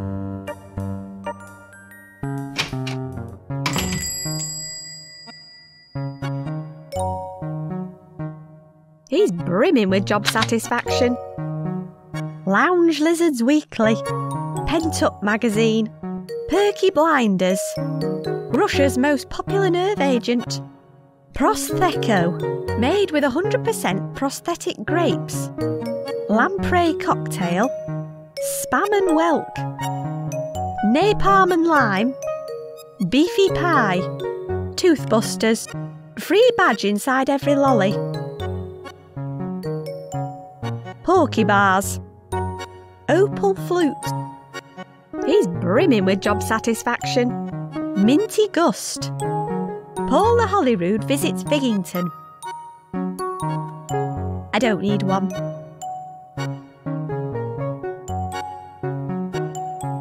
Good day, Mr. Shopkeeper, sir. No, it really isn't. What's so bad about today? Well, let's see now. First, I arrive at work and discover some little git has graffitied my shop. Next, I discover a whole crate of expired products in the back which should have been sold months ago.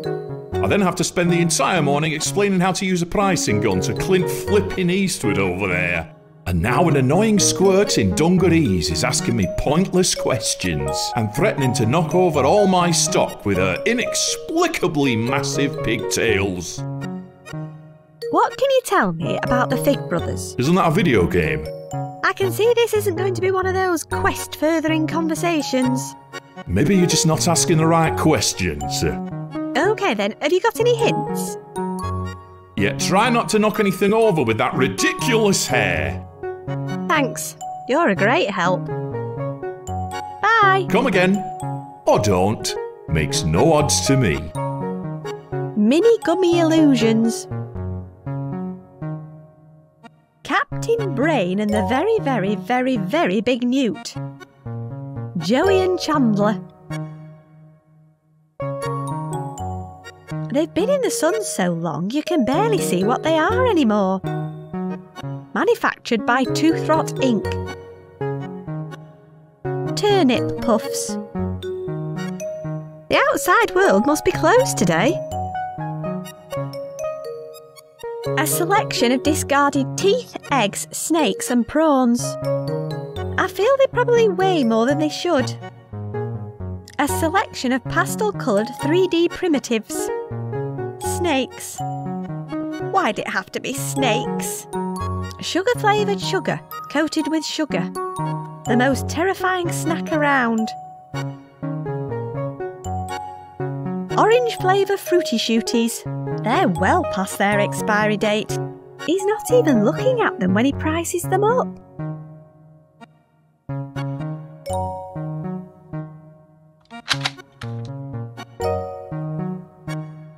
Hi there. Yo. How can you do that with your head? My mum ate too many jelly babies while pregnant, and now I'm super flexible. I'm not sure that's how human development works. Yeah, well, I wouldn't know about that. No, I guess you wouldn't. What are you doing? These bottles have expired, so I'm reducing them. What What's in the bottles? Orange flavoured fruity shooties. These ones are really old, but they've not updated the packaging in years. Same old bottles.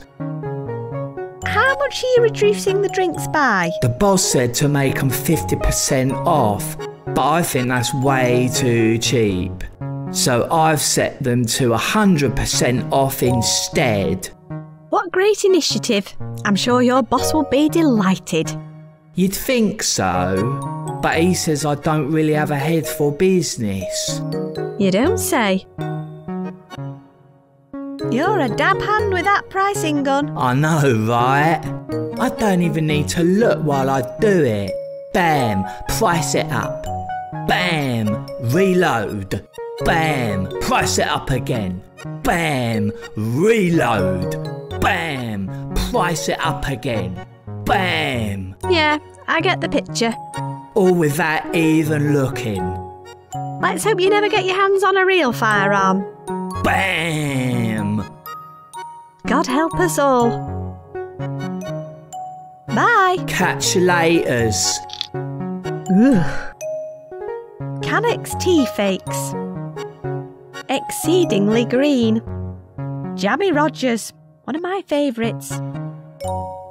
Milky Bob Knobs. These used to be 47 inches across. The debates rage on. Are they a flan or a flatbread? Doer Up Weekly, for lovers of fine bodywork. Shepherd's Buy, Ovine News and Classifieds. Goodbye Magazine. Daily Financial Enlightenment. All the favourites are here. Mini Malcolms.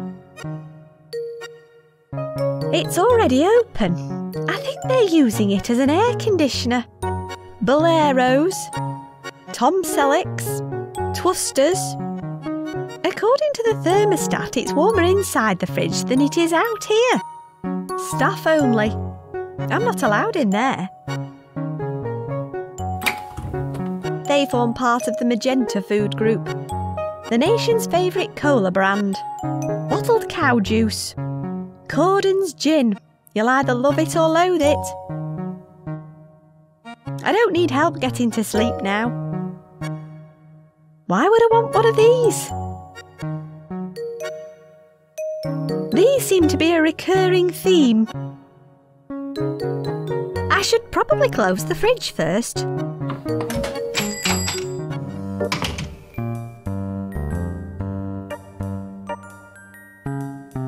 It's a pipe for draining. Excuse me? Oh, what do you want? Do you know where I can find a statue of Fergus Fig? The only statue I know about is at the other end of this street. You mean the street you're blocking? Do you see any other streets around here? Please, could I get past? I am trying to feed an hungry child. Get some perspective. I'm sure there's room if you just move a bit to your left. There's a perfectly good road right there. I'd rather not. The council seem to have installed a rather large crack in it.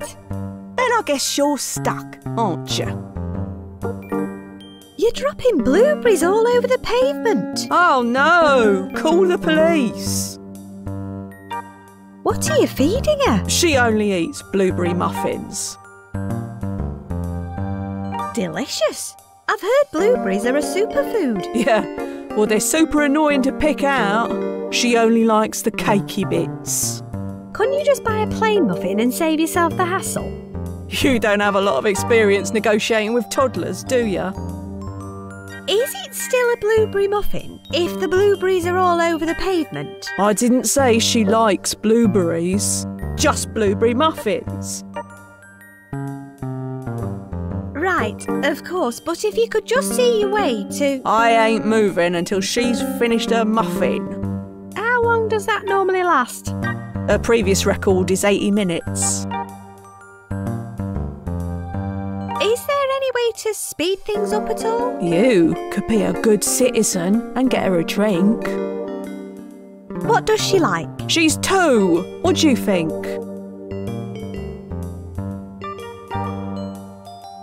milk? Do I look like a bleeding cow to you?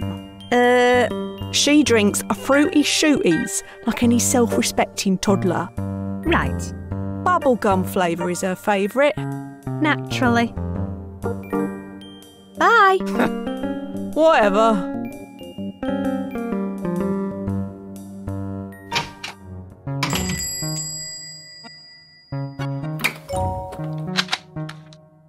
I'll just take one. Whoa! I can't afford this. I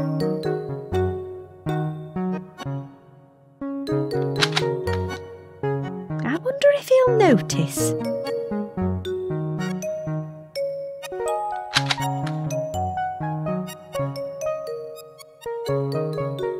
Don't mind if I do.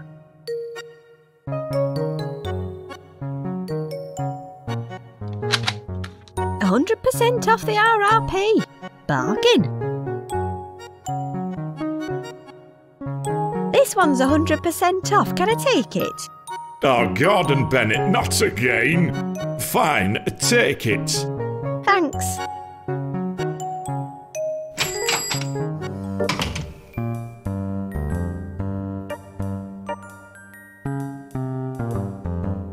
I found this. What kept ya? Now, out my way. You're welcome. And I'm sure someone else will pick up your mess. I don't even know who I'm talking to. She's long gone. They've been forcefully ejected from the food chain. Well, if no one else wants them. There's not a lot of blue left in them. It brings in the village's more classy punters. It's not open yet. The Ferret's Head. I wonder what kind of food one can expect from an establishment like this. 568 millilitres of joy. No thanks. It looks closed. It's a pipe for draining. A veritable treasure trove of stuff other people don't want. Protect our weasels. We're totally committed to saving mustelids. In my mother's recent sprees, they'll really have their work cut out. The tantalising and mysterious depths of old Figgington lie beneath. But there's no way I'm going down there. MO7S. What the hell does that mean?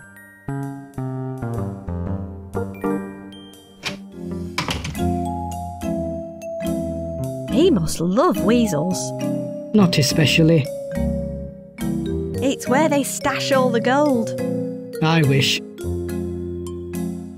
It shields employees' legs from prying eyes. Everyone wants to ogle my pins. Protect our weasels. It's for collecting donations. It prevents the collection tin being pilfered. Make a donation and help yourself to an item in this bucket. God, no, it's bloody terrifying. Hey, come on. At least make a donation first. Sorry.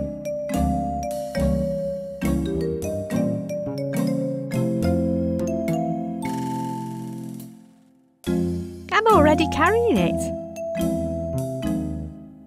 That doesn't need a glass eye. Supporting weasels from the comfort of your pocket. Looks like a solid gold fertility idol to me. The tag says £3. I thought it would be lighter than that. It looks like it's been copy and pasted from our house. By its own admission, there's literally nothing it can't hold. For carrying hands around. Oh look, a tentacle. What a surprise. I wouldn't want to land on that wearing only my dungarees. That is one pointless bit of drapery. I think they've been here a while.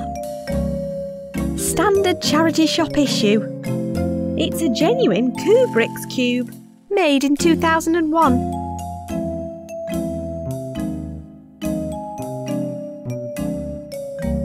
Nice cap. Thanks. It's made of genuine fake weasel fur. you really love weasels? No, but volunteering looks good on my CV. What's the map on the wall? We use it to plot weasel-related incidents in the local area. What kind of weasel incidents? It used to just be the odd bit of roadkill or accidental stampings, but recently we've been seeing a more creative approach. Everything from garrote wire to landmines. You wouldn't know anything about it, would you? I'm sure I don't know what you mean. That was a suspiciously evasive response. Anything new? No, none of it's new. Although we have got a nice bucket of odds and sods by the counter. How do I make a donation? Just stick a coin in the collection tin on the counter. Is a penny enough? Sure, we'll take whatever we can get. Bye. See ya.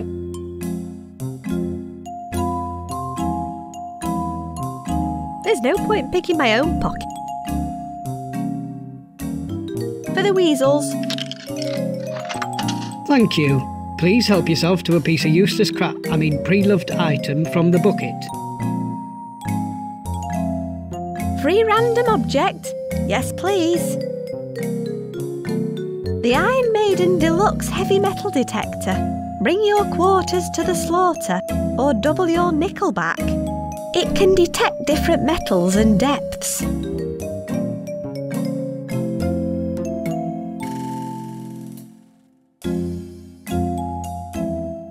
Weasel attacks. It's an old promotional map showing the location of the theme park. Looks like when it was demolished, our house was built on top of it. Unsurprisingly, that's where the weasels are having a bad time at the hands of my mother.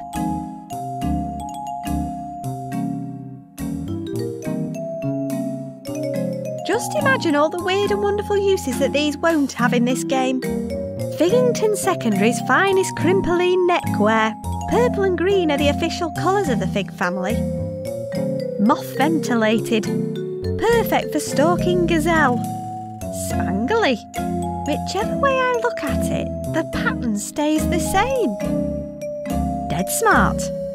It's a pair of tattered 301s. They take me back. There's a red stain on the front. The M64, made in Stoke-on-Trent. It's full of old video games. Panic the Hedgehog, Cul-de-sac Fighter 2, and 76 copies of Myst. The Chart Show. It's crammed with cassettes, all dated individually. A lady bought them in a few weeks ago. Apparently her ex-husband used to record music off a local radio show every week for years. Never paid for music in his life. She tried to give us his hi-fi too, but the pause button was completely worn out. So I've been listening to them on my Talkman instead. They're all about worm husbandry. A selection of used stationery. They're plastic. Varsy. A teeny tiny guitar. Figington Hall. Must be from their gift shop. There's no tea in this one. That's one nice looking robin right there. Thanks. You're welcome. It's a bear behind. Lobbleish and mobbly. They're from a petrol station. Varsish. There's a dusty label on the side. I can just make it out. It says box. It's an old miner's lamp. Whoa, a whole megabyte of RAM. The label says made in Anticonia. I think they've been here a while.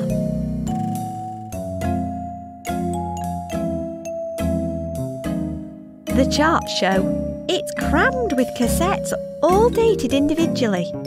The Chart Show. It's crammed. It's too heavy. I'm not at school. I don't want to carry a hanger around. Figington Secondary's finest crimpolene neckwear. Purple and green are the official colours of the Fig family. I'm not at school.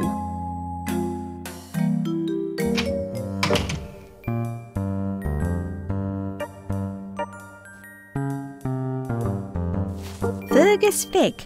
This monument was erected to commemorate the founder of Figington's first and only tourist attraction, Disneyland.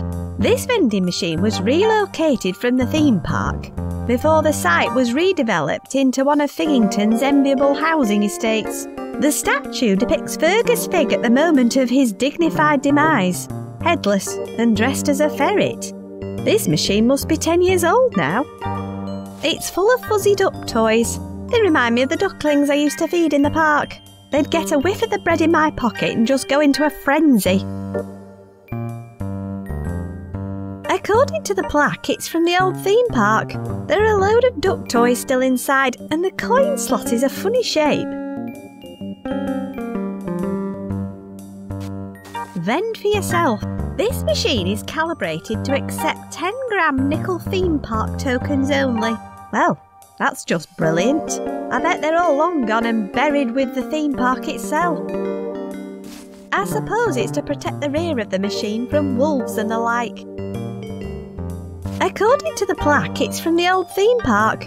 There are a load of duck toys still inside, and the coin slot is a funny shape. There's a plaque in front of it, Fergus Fig. This monument was erected to commemorate the founder of Figington's first and only tourist attraction, Disneyland. This vending machine was relocated from the theme park before the site was redeveloped into one of Figington's enviable housing estates. The statue depicts Fergus Fig at the moment of his dignified demise, headless and dressed as a ferret. This machine must be 10 years old now.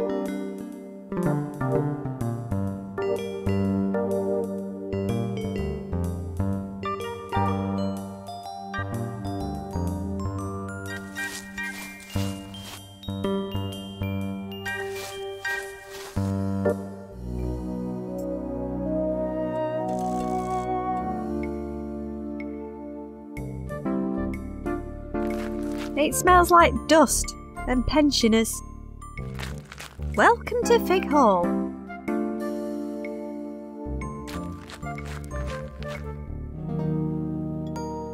Welcome to Fig Hall. It's full of plastic logs. Looks like a good place for a fire. I guess it stands for fig. Or maybe flammable. A forest and a lake. I guess this is somewhere on the grounds. I feel like I've seen one of these before. A dueling sword.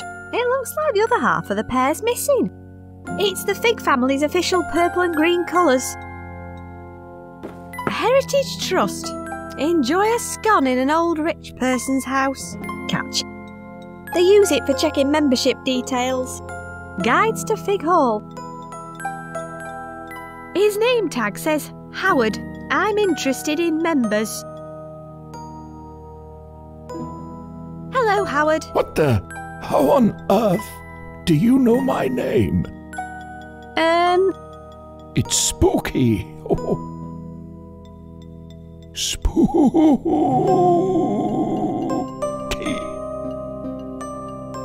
So anyway, can we talk about something? Spooky.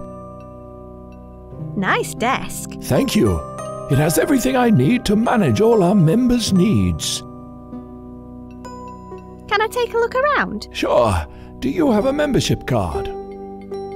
My brother defiled my membership card. That's rotten luck. If you tell me your membership number, I can print off a temporary visitor pass for you. I can't remember my membership number. Sorry. You'll just have to try and remember it. I find that if I just lie back and work through things in my head, the answer reveals itself eventually. If it helps, they all begin with HT. Can you tell me anything about the Fig brothers? Esme's the expert on that sort of thing. Bye. Goodbye. I think my mother would have fitted in well with this family. Posh people love stuff like this. Her name tag says Esme. I'm watching you. Hello, Esme. Welcome to Fig Hall. Oh, it's nice to see young folk taking an interest in local history. What can you tell me about the Fig Brothers? If you've not got a visitor pass, I'm afraid I'm not authorised to tell you anything. What are you doing? Watching. What exactly are you watching? The rooms, my dear. I'm an official room watcher. Do the rooms do anything worth watching? Not on my watch, they don't. No ice creams dropped on the floor. No lost pensioners. No missed opportunities to show off the secret pre-stole. And no antique vases going walkabouts. Not while Esme Duckworth's on the case. Take that, Marjorie. Who's Marjorie? You mean who was Marjorie? She turned her back on her room to eat a curly-whirly. And when she looked back, one of the Fig family's antique vases had been stolen. She was out of here quicker than you can say, Marjorie, you're fired for eating a curly-whirly and taking your eyes off the room while someone stole the antique vase. Wow, you really take this room watching seriously. The Heritage Trust is a very serious organisation. They spent a lot of money getting hold of this place, although they never managed to get control over the old estate. Oh, one of the Fig twins refused to sell it. The Fig twins? Oh, yes. Didn't you know? Oh, I've said too much. Get a visitor pass and I'll tell you all I know. Where can I get a pass? A visitor pass?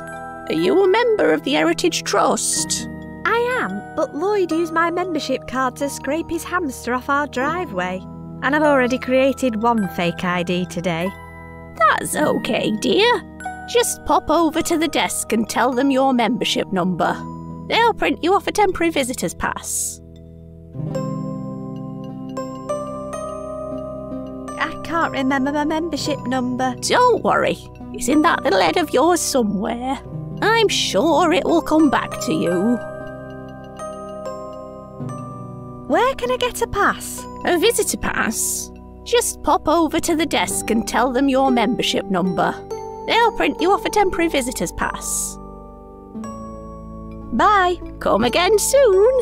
By the way, I heard the village fete is opening on the church grounds about now. They have a goosey wallop stall. That's always worth a visit. Thanks. I can smell scones and soup and pensioners. Members only in the cafe, I'm afraid.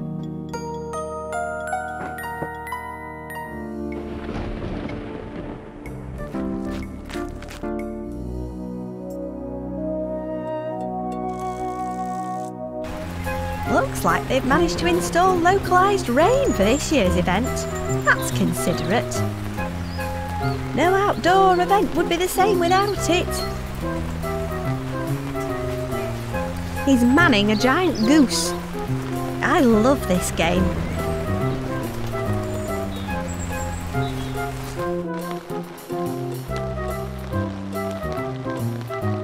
He looks like he's enjoying that jam. Hello, Vicar. Oh, hello there. You startled me. I've had a terrible headache recently. I think it's probably due to the church bells.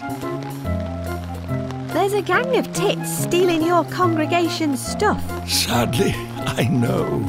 Unfortunately, there's not a lot we can do.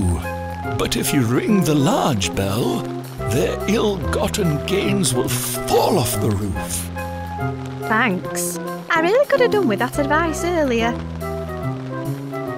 Can you tell me anything about the Fig brothers? The Figs? Well, one of the Fig twins was a lovely, quiet fellow. Wait, they were twins too? Oh yes, I christened them both on the same day. Horatio, on the other hand, was a bit unstable. Yeah, I'm getting that impression. But I'm not here to talk about work. I have jam to inspect. You're inspecting jam. That's right. I'm judging these preserves to find a winner. There are prizes for jam. Oh, yes. Only an audience with TV baking legend Paula Holyrood and a signed copy of her new book, Bread is Breast. I mean best. Are you okay? Oh, yes. I'm a huge fan of her. Bread? That too. That book sounds like just the kind of inspiration I need. What do you have to do to win the jam competition? Anyone can enter. You just need to bring a jar with sweet flavour, vibrant colour, and perfectly preserved fruit.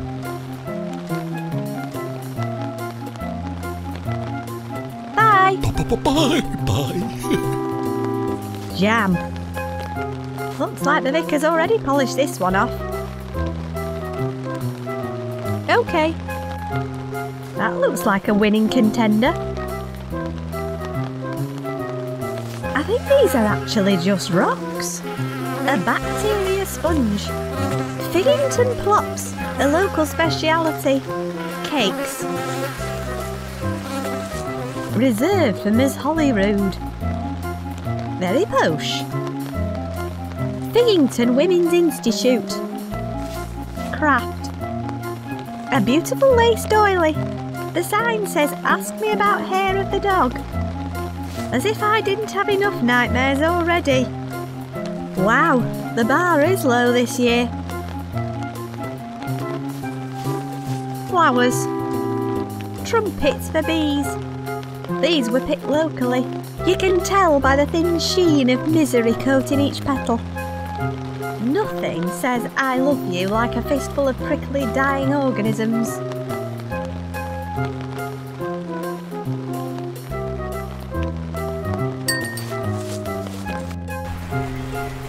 There's not a lot of blue left in them. These blueberries look more like greyberries. I need to give them some of the colour back first. Figgington WI Annual Jam Making Competition. A TARDIS of filth.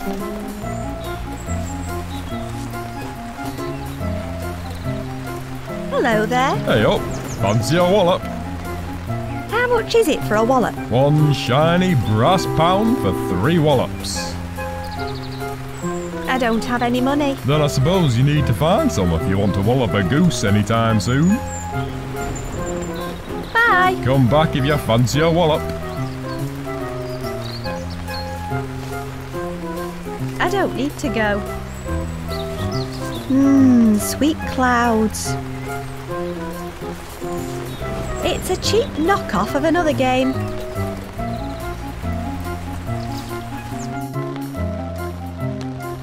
Police auction today. Figgington Police Station swag grab. Imagine all the dirty secrets hidden in there. You're not wrong. The vicar's got a whole drawer to himself. Looks like there are only a couple of items left. She's running the police auction. Hello. Hello. How does this auction work? Just take a seat when you're ready and start bidding. Minimum bid is £1, though. Bye. Goodbye. It's a bunch of offensive weapons. Not as offensive as the little gits we confiscated them off. Powered by Windows 2.9. It's full of stolen. One of the strings has snapped off.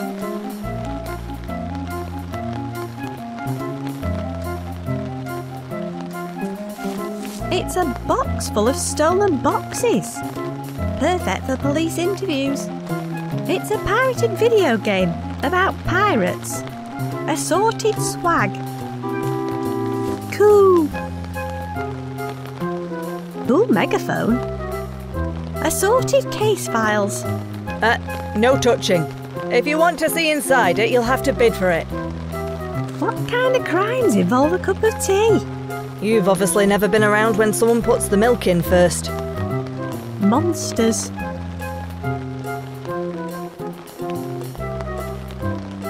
Ropes, candlesticks, lead piping. It's all here. What kind of crimes involve a cup of tea? You've obviously never been around when someone puts the milk in first. Monsters. Looks like they were expecting a slightly larger turnout.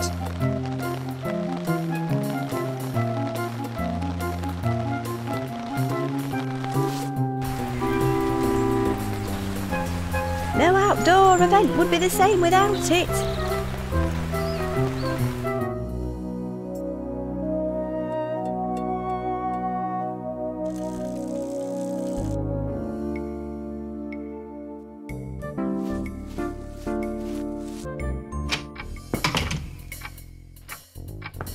It's the same as the one at Fig Hall. I guess we can add kleptomaniac to my mother's list of disturbing conditions.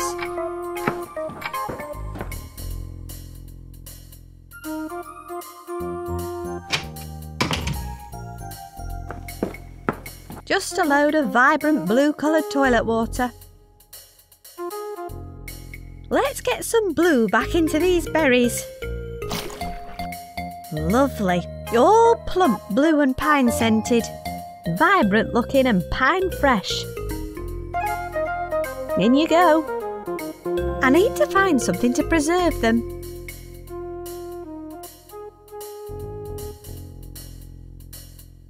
This should pep those berries up a bit. They're well preserved, but it's not sweet enough for jam. Berry flavoured analgesic gloop for children. This sweet medicine's the only bright side to having a cold. This should make it taste a bit sweeter. OK, I'm happy with my effort. I wonder if it would stand a chance in the Village Fates jam competition. I mean, it is technically a preserve.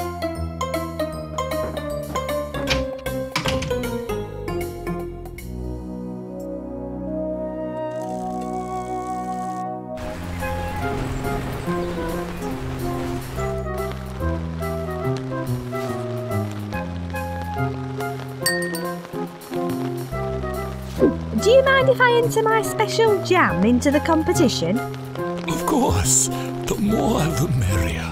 Thank you. My name's Lloyd. Nice to meet you, Lucy Lloyd.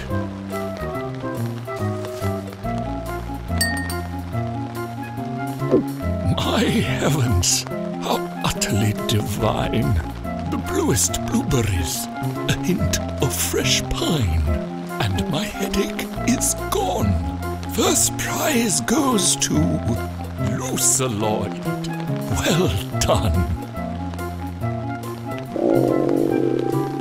Uh-oh.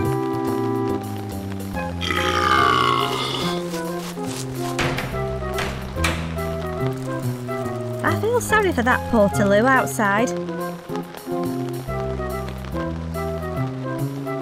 That is nasty. She's famous or something. A signed copy of her inspirational baking guide. I wonder if that could provide me with the inspiration the Dream Book mentioned. I won first prize for my highly emetic preserve. Hello. Ah, another fan.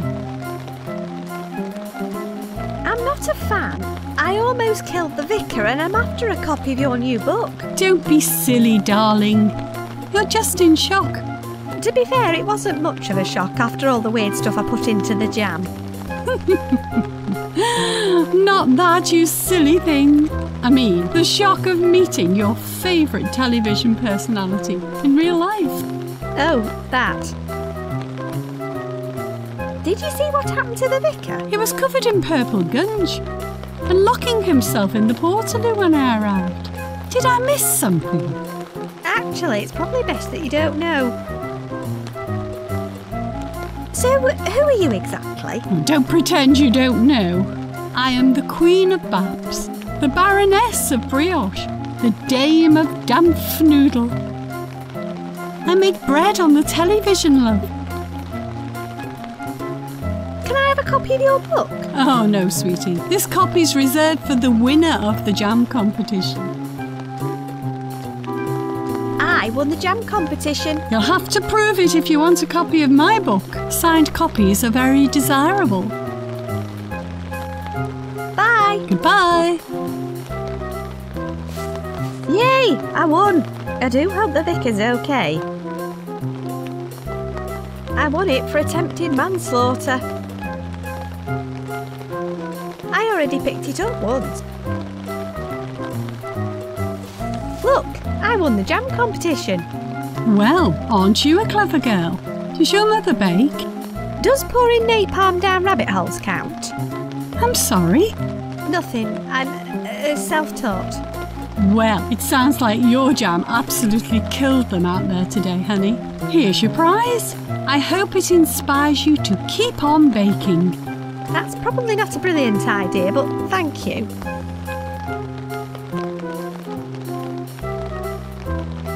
Bread is Best.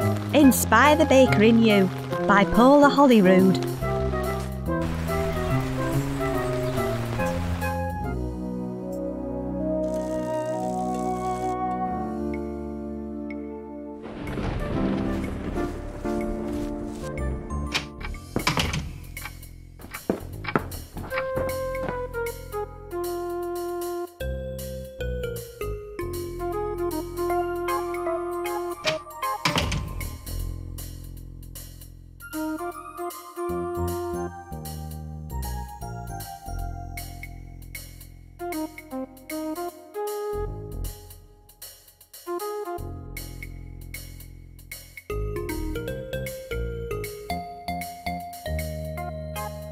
There we go.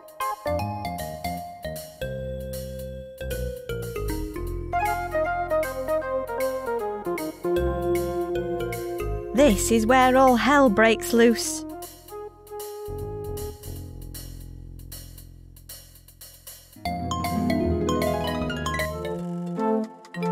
It looks like that baking book has delivered on inspiration. But is there anything here that can help me with that monster in my nightmare? An imposing pastry blocks the path to the west. Nah, it looks pretty stale. It's a physical manifestation of my toy bear. Hey, what do you think of this place? I have literally no idea what's happening. One minute I'm hanging from a rope in a nightclub, and the next I'm surrounded by giant pastries. It's all getting a little much if I'm being brutally honest. Bye. Oh, can I stop talking now? They seem to be the only thing around here not made of bread. Ooh, giant sprinkles. It looks like it's overcompensating for something. Rye and sesame, if I'm not mistaken. There's a strong easterly breeze. Welcome to Bapchester, home of the love bun. Please knock. Pumpkin seed spelt and honey. Very posh. It looks like the entrance to a walled city. A crossed rolling pin and cake slice. I'm detecting a theme. It's got a hatch in it for answering riddles and such.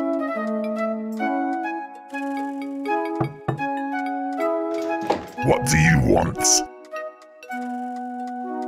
What is this place? Welcome, traveller. You have found yourself on the steps of the illustrious city of Bapchester. There aren't any steps. You're instantly unlikable. You know that. Why is it so windy here? Beats me. The weather is out of our control.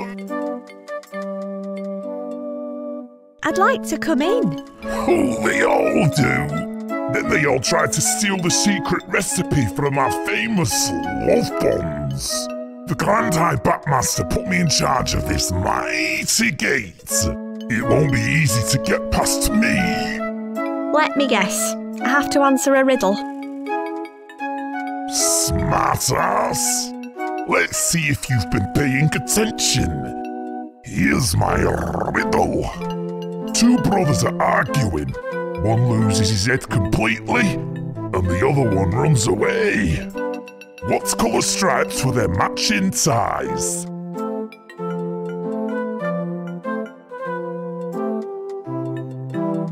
Green and...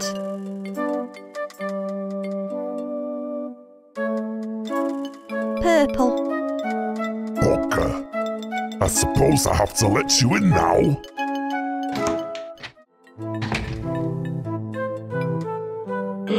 Have you enjoyed a love bun today? He guards the city with obscure questions. Don't take the piss.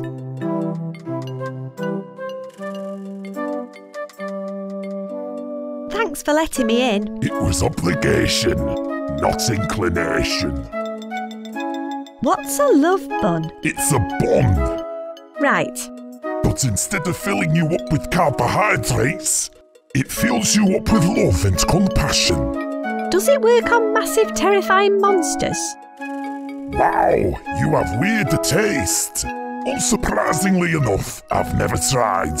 That's probably a question for the Grand High Batmaster. Where can I find the Grand High Batmaster? Just keep walking away from me. Will that help me find her?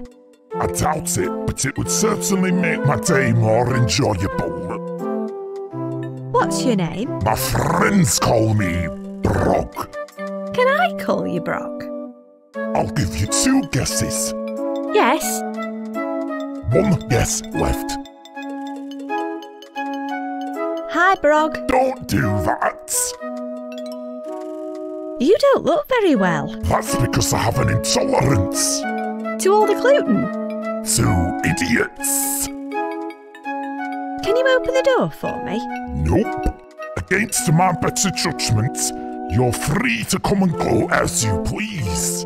So you can open the bloody thing yourself. Goodbye. Goodbye, and thank you. For chatting? For leaving. They're swapping stickers. They're swapping stickers. Panini, stickers, cards and action figures. Panini, he looks pretty hard-nosed. The name is the name's Panini. Purveyor of fine stickers, trading cards and figurines. Master Bakers of the Universe. That's a bit of a stretch. Are you a fan of the adventures of He-Man? Should I be? You're about the only one who isn't. Everyone's collecting my stickers now. Everyone? Well, nearly everyone. I even export them beyond Bapchester.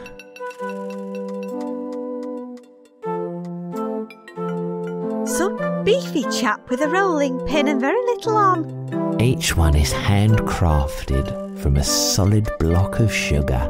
They're incredibly durable. Just keep them out the way of the rain, ants and fire. Fire? Yeah, sugar burns at a ridiculously high temperature. I learned that the hard way. I used to have a full head of hair.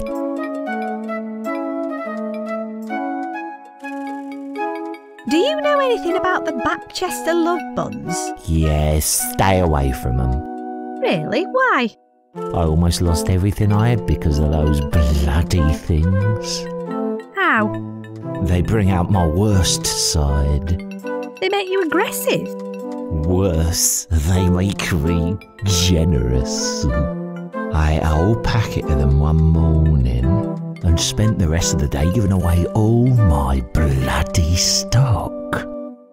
Never again. Where do you export your stickers to? Far and wide. Anywhere the import duties allow. Exporting was a lot simpler before Trexit. Trexit? All the trolls of Bapchester decided they would rather go it alone. That's why we built the wall and guard our gate 24/7. Was it worth it? It's a small price to pay. Apart from all the higher prices we have to pay. I'd like some stickers, please. Oh, I bet you would. Only you don't look particularly solvent. How do you intend to pay? Thought so. As luck would have it, I have some free beginner packs to get people started. Here you go. Take some of these model paints too. That's very kind of you. Oh yeah, I'm all heart. How are you feeling today? Hungry, but not particularly generous. Nice figures. Thanks. Just remember to keep them away from rain, ants, and fire. Nice stickers. Thanks. It's the reflective silver ones that everyone wants, but you usually have to trade your way up to those. Goodbye. Yep.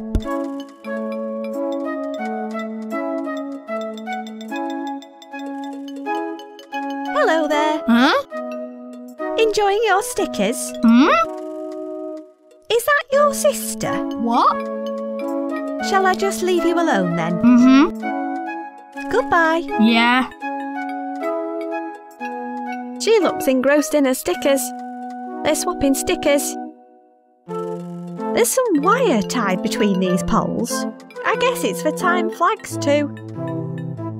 It's a poster for a troll boy band with tall hair. Those are me 4 brothers. They're leaving me to go on their world tour. Why aren't you in the band? I used to be. A few years back, hair like mine was all the rage. Everyone wanted to see our floppy curtains bouncing about in the spotlights. But then everything changed. Soft, yielding hair was out and stiff, rigid hair was the only thing the fans cared about. The taller, the better. It looks like your brothers all managed to change their hair. Sure, they do it with industrial hair gel, but I can't use it. It brings me out in a rash. They have international stardom, and all I have is a cold metal pole to lean on. And it's not even my pole. Nice hair. Don't you start. Is there any other way you could achieve the tall hair look? Tried everything I can think of. Maybe modern science will find a way. But until then, I'm going nowhere. If I could help you achieve taller hair, what's in it for me? I know what you're getting at. You're after valuable stickers, right? Tell you what, I have a pretty rare one in me back pocket. And it's all yours if you can help me out with me floppy do. That's better than nothing, I suppose.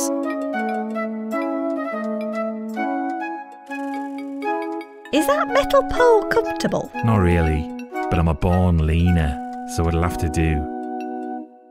Goodbye. See you later. She doesn't look happy. It looks like a massive slice of bread with a hole in it. What's wrong? My kite's got a hole in it. That's a kite. It looks more like a slice of bread. It is a slice of bread, but when the wind's this strong, it can still fly pretty well when it doesn't have a hole in it. Can I help? If you can find a way to fix my kite, I'll show you how well it flies. Goodbye. Goodbye.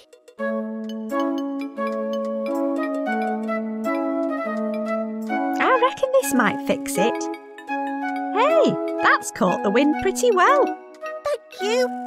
I can make it go even higher too. Just ask and I'll show you.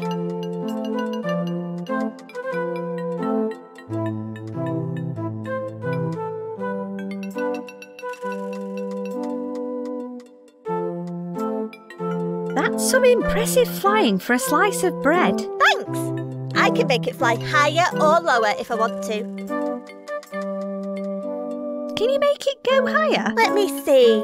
I just need to be careful of the overhead wires. If the wind changes direction, they can get caught. I'll let it out a bit.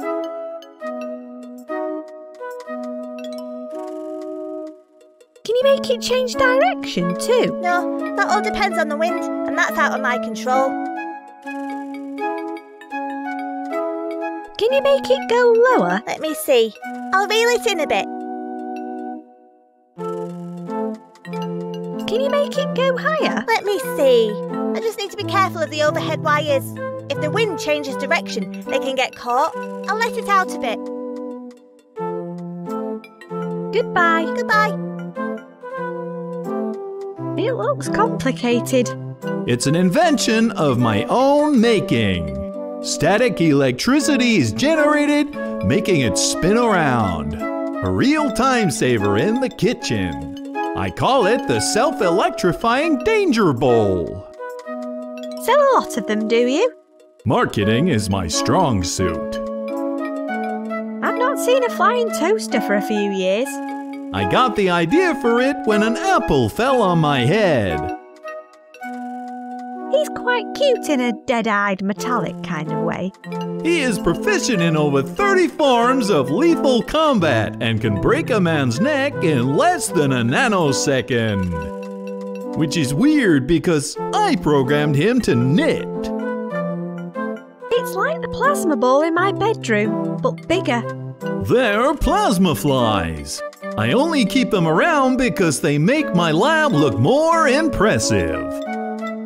It generates static electricity. Okay. I think I'll turn it off now. If it was any lower, the kite would have got zapped.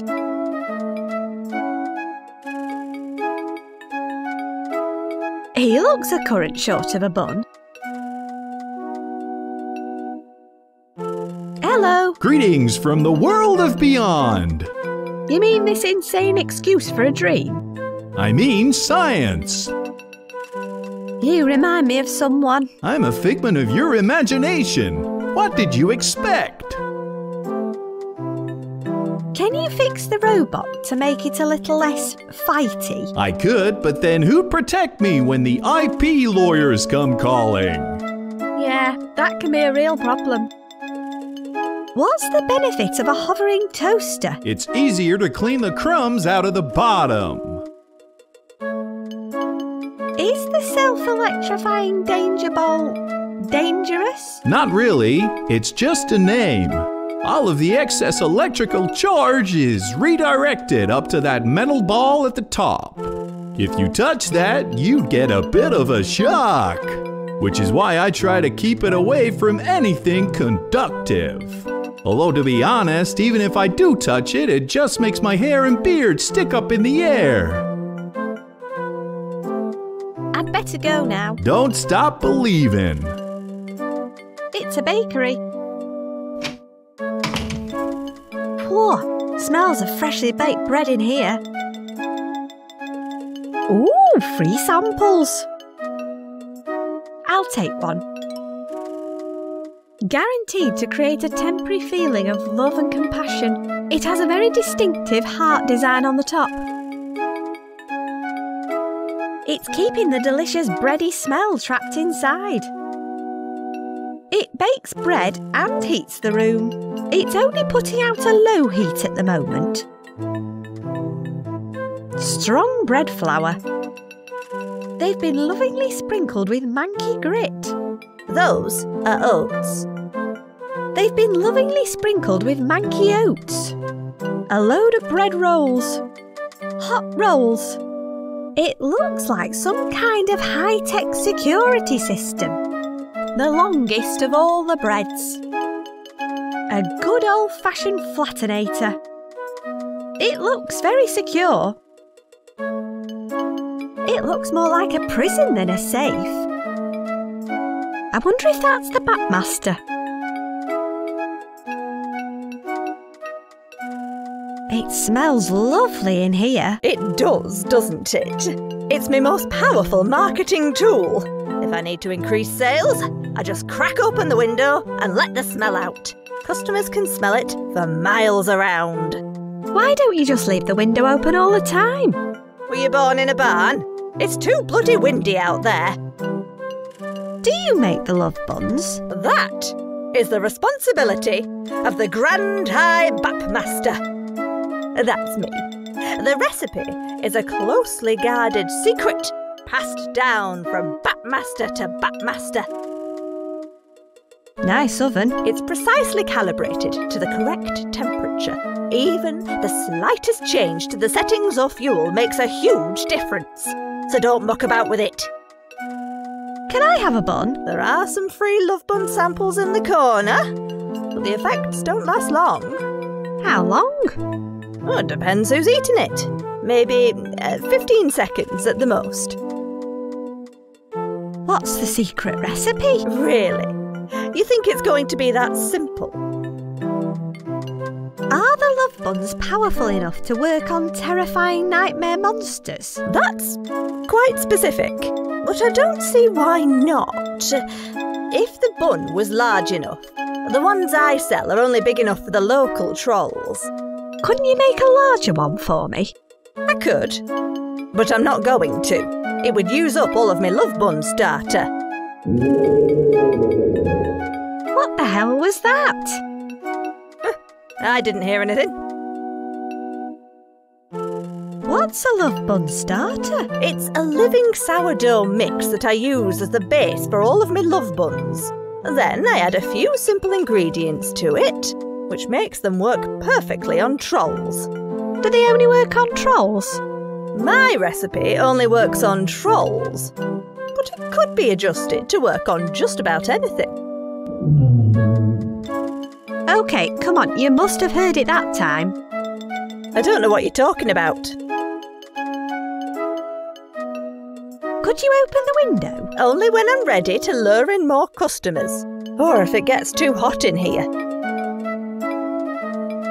Bye. Toodaloo.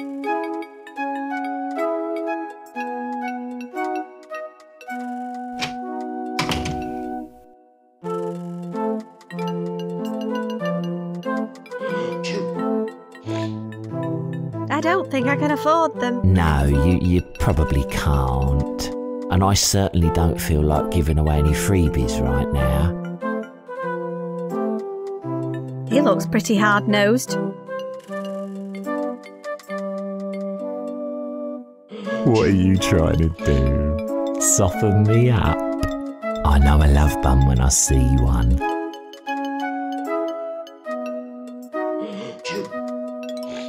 Let's give this bun a makeover. What a work of art. It looks slightly less like a genuine Love Bun. I got you this. It's not a love bun, is it?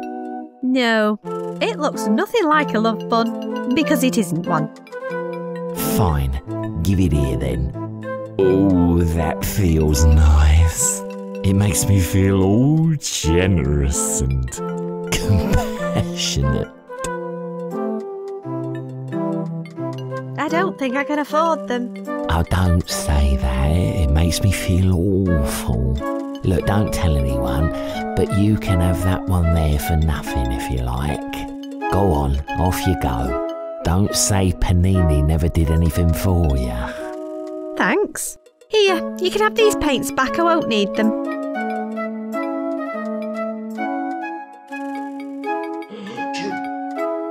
Keep away from rain, ants and fire.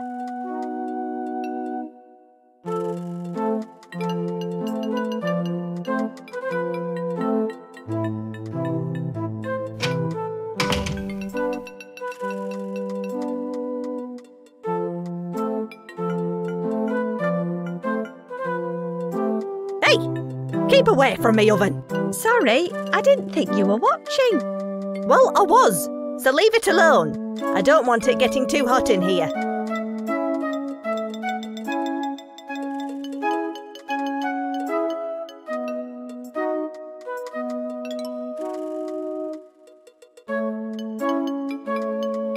Do you want to swap any stickers? No, I don't collect them after one got stuck to me and pulled half of my fur out. Oh yeah, I remember that. Could you distract her for me? What do you want me to do? I don't know. Think of something devilishly clever. Fine. Hang on. Excuse me. Could I ask you something? Sure, what do you want to know? So, I was thinking, Yes, what about? I was, wondering how you feel about being distracted. I try not to. If I'm not paying proper attention, people might try to take advantage. Keep away from me, oven. You have an alarm on your oven? Damn right. And not just any alarm. The Bread Defender Elite. The built-in laser trigger is set off when the beam is broken. I installed it after I had a break-in. Stolen love buns flooded the black market and inadvertently caused the Great Troll Orgy of '93. That sounds like something best avoided. It's a laser-triggered alarm system for the oven. As soon as the door opens, the beam's broken and it sets the alarm off. It bakes bread and heats the room. It's only putting out a low heat at the moment. It's also protected by a laser-triggered alarm, apparently.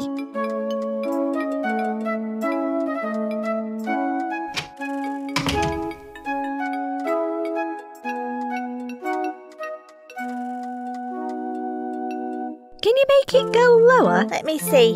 I'll reel it in a bit. Goodbye. Goodbye.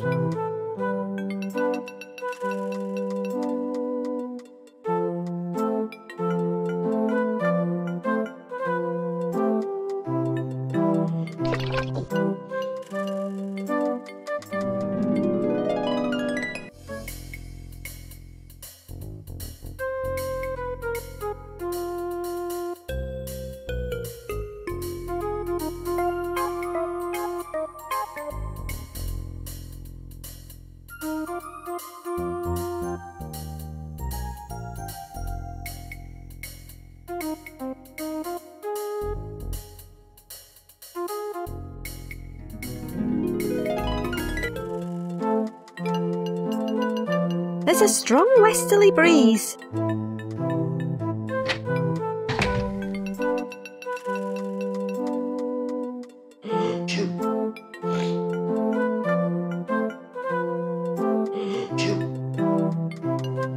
Can you make it go higher? Let me see. I just need to be careful of the overhead wires. If the wind changes direction, they can get caught. I'll let it out a bit.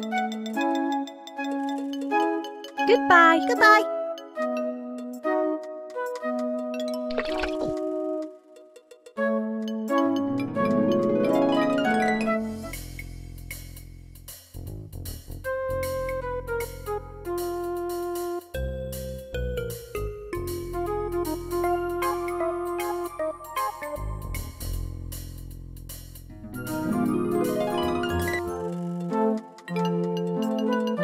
There's a strong easterly breeze.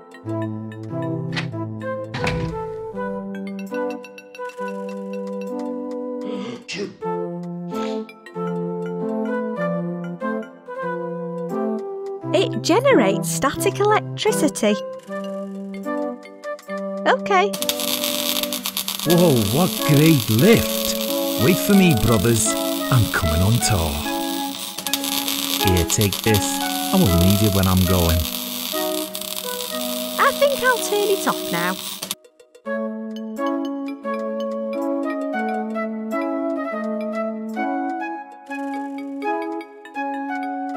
This one's got to be more valuable than the sticker from the starter pack.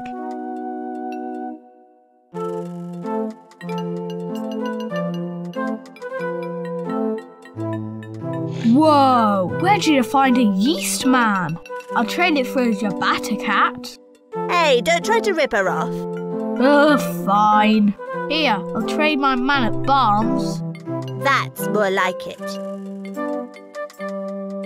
I'm gradually working my way up the sticker ladder.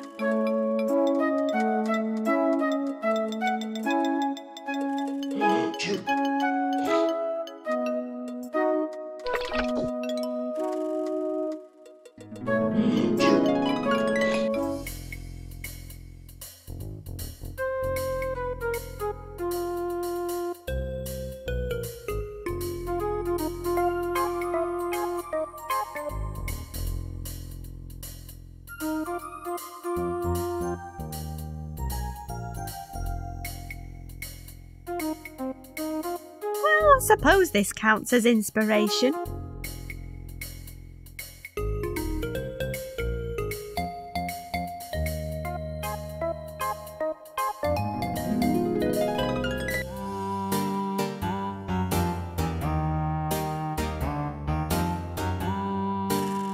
It looks kind of spongy. Mind if I take this? Go for it.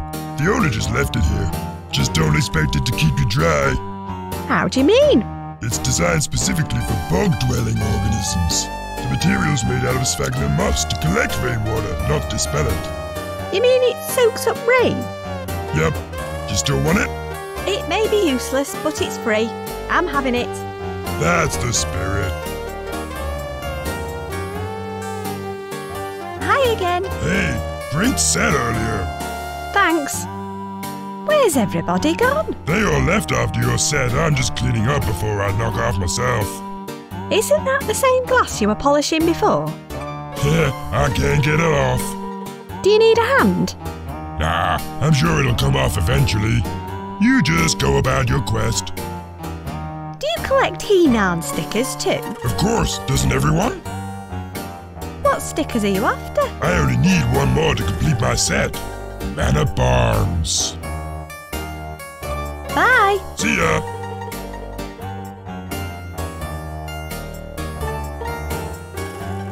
Hey, is that Man of Barnes? I'd love to trade him for my evil breath sticker. Here you go. It's the rare sticker I got from the barman in the comedy club.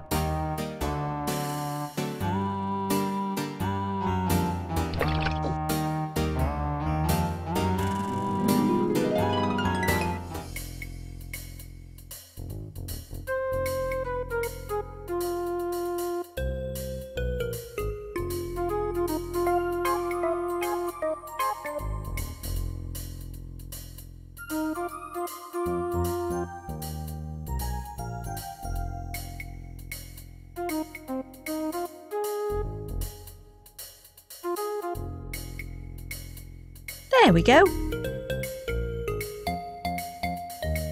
It's my crappy dream box, with a baking book inside, and a toy bear. Picking it up would most likely bring back my nightmare.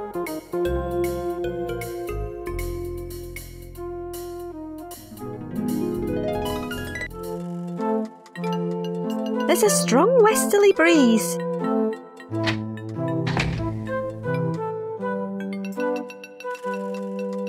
I only need one to complete my sets, and it's not that one.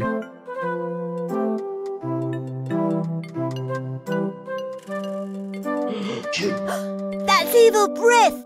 Please, trade it for my favourite Komodo sticker. I think this one's pretty rare.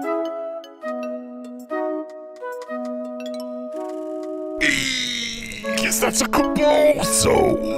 Here, take my pride and joy, the silver Skeletortilla. Take good care of him for me. Finally, I got a silver sticker. It's highly reflective.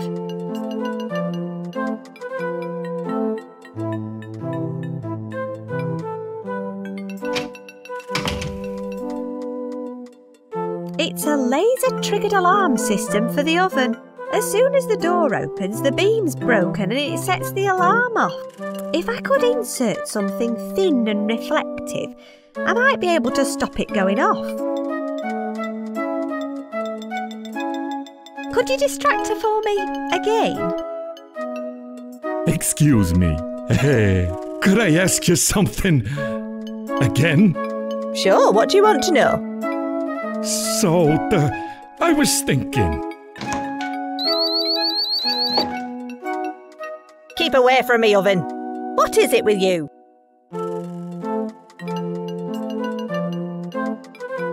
Let's see if I can trick the laser with a reflective sticker. Hopefully that'll stop the alarm going off. What was... I said I can't stop blowing off. Oh, well, get the hell away from me oven then. Could you distract her for me again? Excuse me. Could I ask you something again? Sure, what do you want to know? So, I was thinking... What shall I put? Yes, what about? I was wondering how you feel about being distracted. Oh, is it just me, or has it got hotter in here? Oh, I think I'll have to open the window.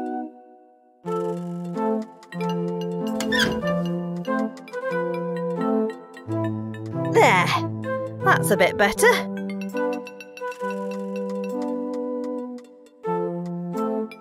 Bye. Toodaloo.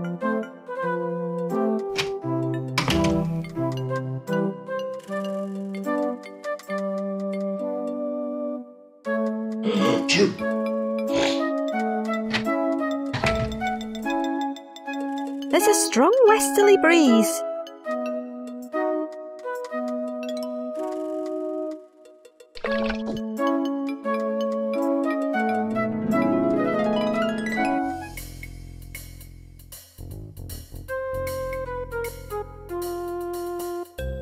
Not while I'm in my pyjamas.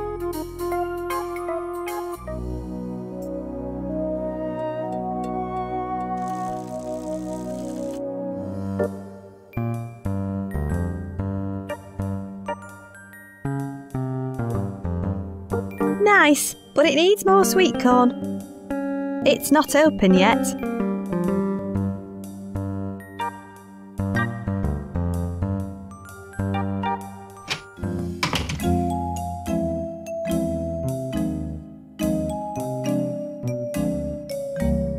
Nice cap. Thanks. It's made of genuine fake weasel fur. Do you really love weasels? No, but volunteering looks good on my CV. What's the map on the wall? We use it to plot weasel-related incidents in the local area. What kind of weasel incidents? It used to just be the odd bit of roadkill or accidental stampings, but recently we've been seeing a more creative approach. Everything from garrote wire to landmines. You wouldn't know anything about it, would you? I'm sure I don't know what you mean. That was a suspiciously evasive response. Anything new? No, none of it's new. Although we have got a nice bucket of odds and sods by the counter. Bye. See ya. I'd recognise those humongous quads anywhere. The Iron Maiden Deluxe Heavy Metal Detector. Bring your quarters to the slaughter, or double your nickel back. It's yours if you want to make a donation.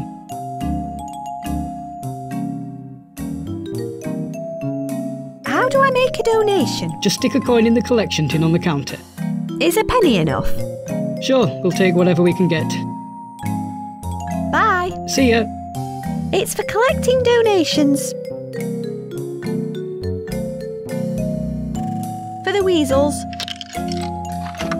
Thank you. Please help yourself to a piece of useless crap, pre-loved item from the bucket. Free random object? Yes, please. It can detect different metals and depths.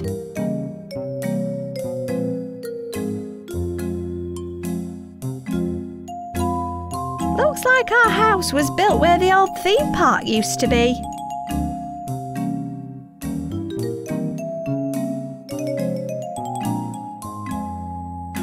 Anything new? No, none of it's new.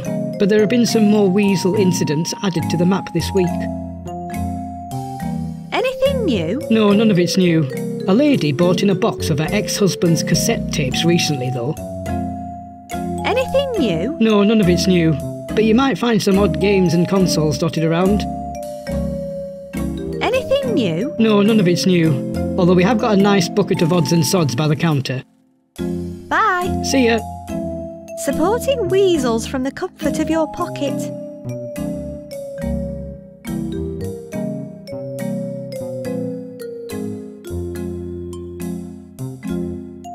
The M64, made in Stoke-on-Trent. It's full of old video games. Panic the Hedgehog, Cul-de-sac Fighter 2, and 76 copies of Myst. have enough to do already.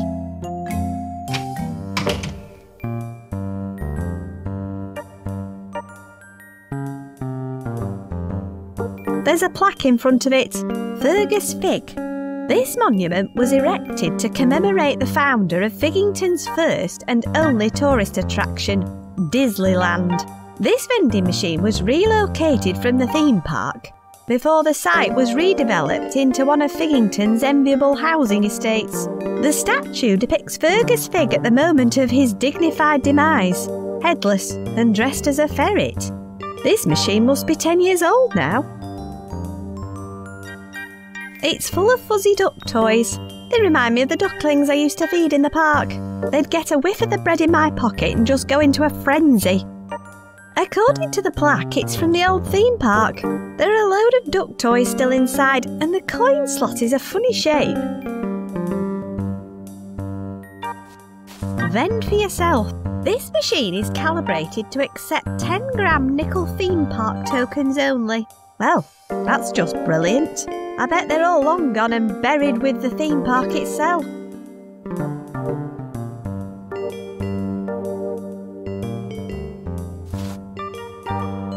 Protect our weasels. We're totally committed to saving mustelids. With my mother's recent sprees, they'll really have their work cut out. The tantalising and mysterious depths of old Figington lie beneath. But there's no way I'm going down there.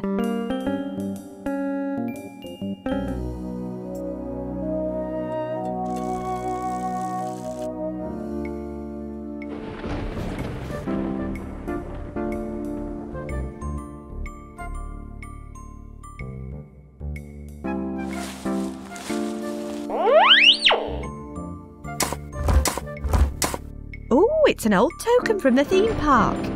It's a Disneyland vending machine token. All fixed up and ready to ride.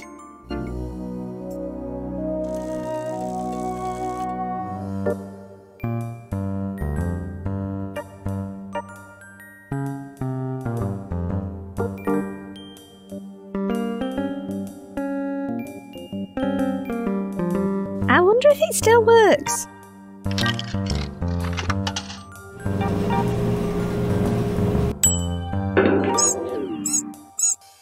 I guess that answers that question. That's the most action he's seen in over 10 years. It'd be a crime not to. It's a cute and cuddly fuzzy duck toy. It reminds me of the bread-ravaging ducklings I used to feed in the park. I swear they could smell the bread from a mile away.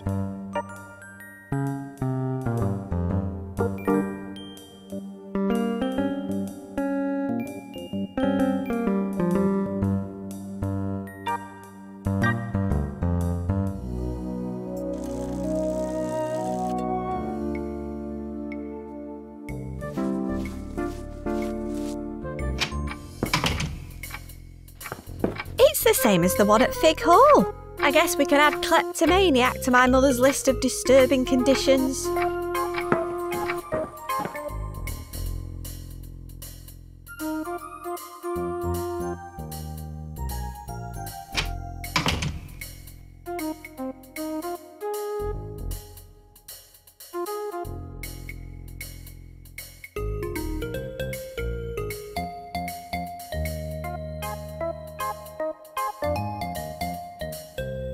Okay.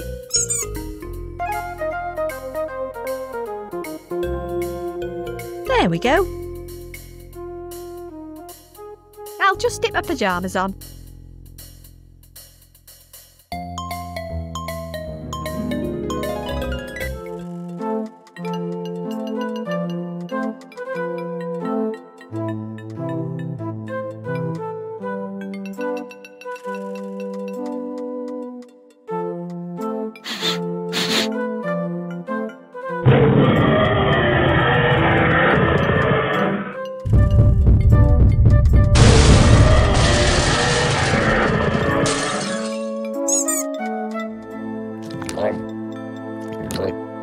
Yikes.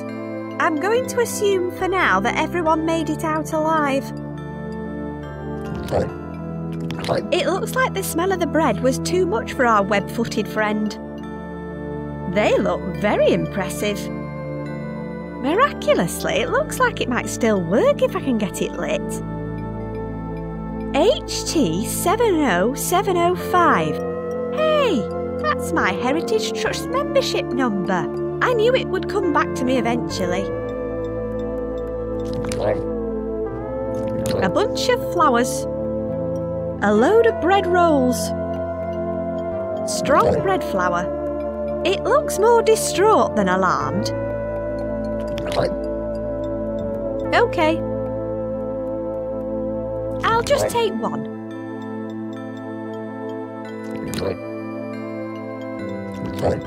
That door was not duck-proof. He's going to have the bread sweats tonight. I don't know how he can sleep with all that dry, splintered wood underneath him. Generations of bat mastery.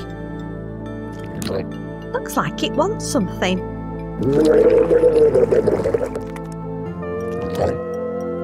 Top secret recipe. Makes 13 love buns. Ingredients. Sourdough starter, 1 cup. Strong bread flour, 1 large bag. Mucus from intended recipient, approximately 300 mils. Method. Feed flour and mucus from intended recipient to starter until it calms the hell down. Bang it in a hot oven for 30 minutes. Sit down with a nice cup of tea. Optional. Sounds simple enough.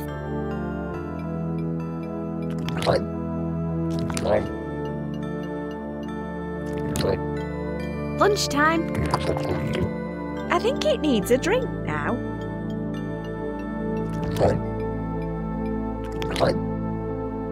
I'd need to find some dry wood first.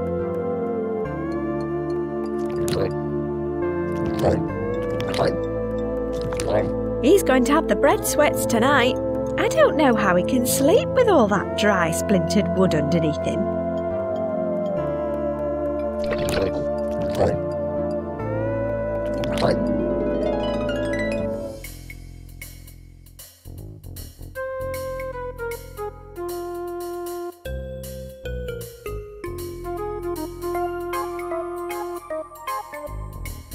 There we go.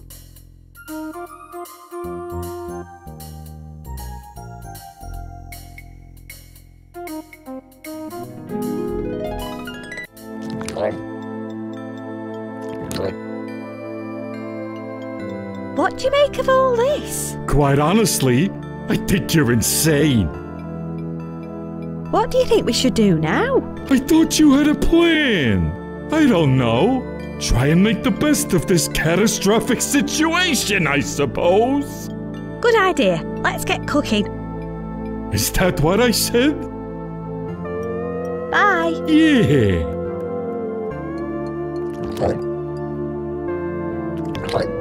It's a large hole in the floor made by a falling duck. It's full of broken bits of wood. It broke off when an oversized duck collapsed onto it. I suppose it was a reading light, back when this place used to have walls. Okay. You never know when you might need a splinter.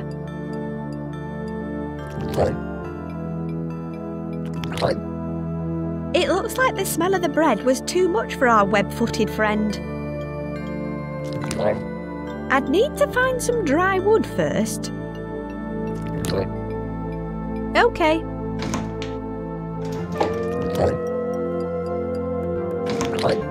There we go. Perfect for baking. It's already been baked once.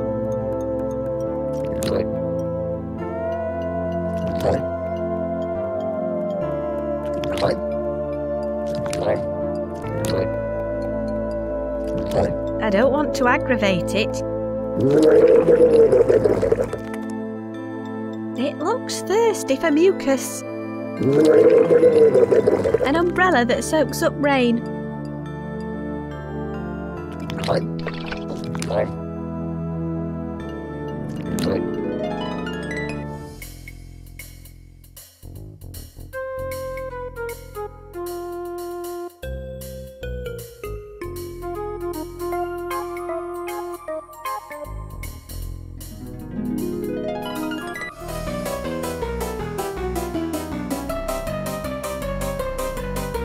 OK, let's give this a go. Lovely. An umbrella full of monster drool.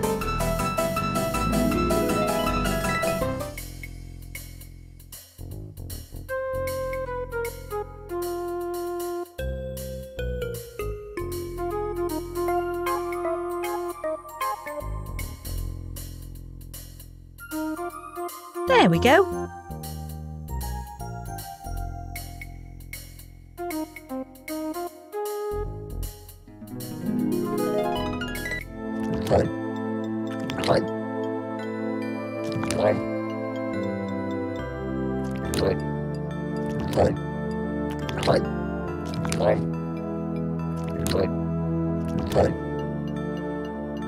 Time for a drink.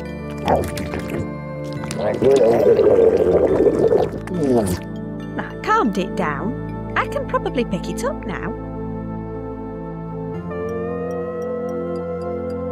It's settled down a bit now. OK.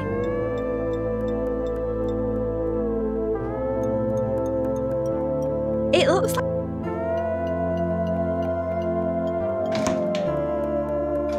Ready, steady, bake.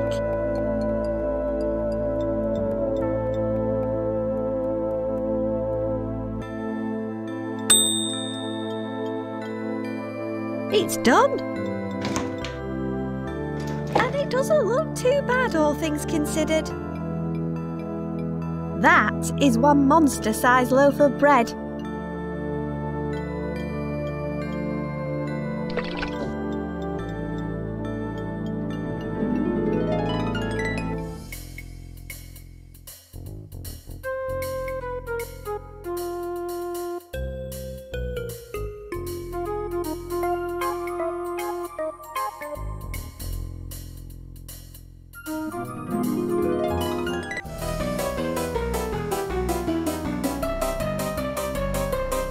Here, take this.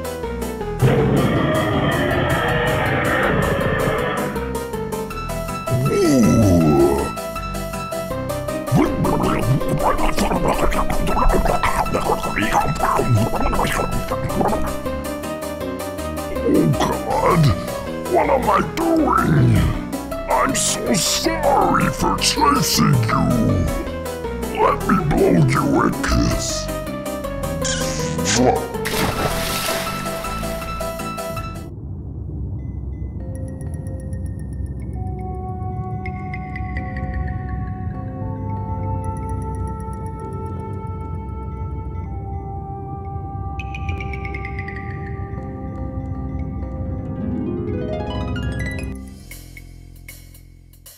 I think I preferred the drooling monster to drowning. Against my better judgment, let's see what the psychology book says now. Chapter 3. Take a break. Reach out and grab every opportunity. Take inspiration from relaxing times in your past. Close your eyes and transport yourself back to a childhood holiday or activities with your family and loved ones. We did occasionally visit somewhere near the sea, mainly so Mum could practice her harpooning. All I remember is hundreds of crabs on the beach. Nice chips though.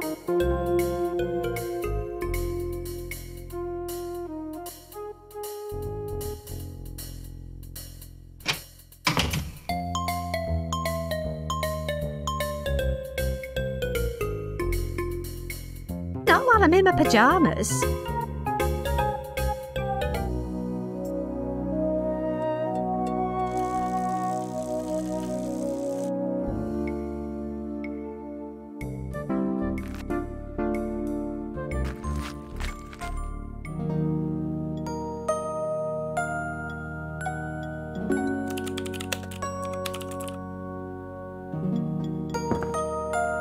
I think my membership number is HT70705. Let me just check that for you.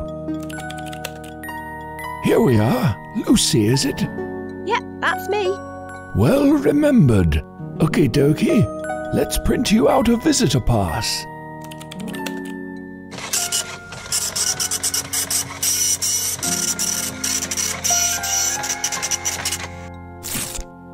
There you go. Enjoy Fig Hall.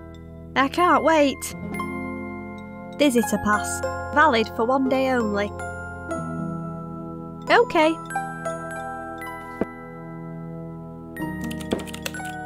I've remembered my membership number. Oh, good for you. Look, I've got a visitor pass. Good for you.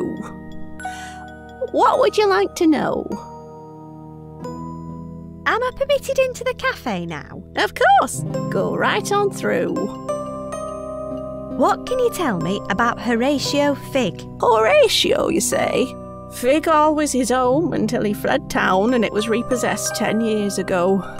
The Heritage Trust purchased it a few years later, but hardly anything had changed since the day he left. Apart from the cafe, and the car park, and the shop, and the adventure playground. Did his brother Fergus live here too? No, not after their parents died. Horatio inherited the hall, and Fergus got the rest of the family's land. That was what caused all the problems. Horatio never agreed with his brother's theme park. Thought it was an abomination to build something like that on the family estate. So he killed him? Well, the evidence certainly pointed that way. And after being interviewed by the police, he emptied the family vault and fled town. Sounds like the actions of a guilty man to me. What can you tell me about Fergus Fig? Ah, poor Fergus. He was a sweet boy, really. Young at heart. Nothing like his twin. I know what that's like. You know, I really think this whole theme park idea could have been good for this town. Such a shame. Do you know what happened on the night he was murdered? No one knows for sure. The police got an anonymous tip-off about the murder. Where can I find out more about the murder? The chief of police at the time retired a few years ago. He spent years trying to track Horatio down. It was his obsession, and it took a toll on his marriage. He ended up moving to the other side of the world. Australia? Hull. I don't fancy a trip to Hull. I don't blame you. You could try talking to the arresting officer instead. A nice young American chap. He arrived in Figgington 10 years ago with an head full of dreams. I know what that's like. He left the force last year to follow his lifelong ambition to be a dining critic. He might be able to point you in the right direction. Perfect. Where can I find him? Do you know the Ferret's Head pub in the town centre? It should be opening for lunch about now, and he never misses a chance to critique their pie of the day. Thank you. I'll see if I can track him down. What happened to Horatio and Fergus's parents? A tragic set of circumstances. According to my sources, their mother Lucille Fig died of consumption. Quite literally, in fact. She was eaten by one of the family's pet leopards. Sadly, their father, Archibald Fig, met his demise at his wife's funeral. At the wake, he unexpectedly choked on a piece of swan and couldn't be revived. The whole family had a rather odd relationship with animals. That probably explains the theme park and ferret costumes. Oh, fruitcakes, the lot of them.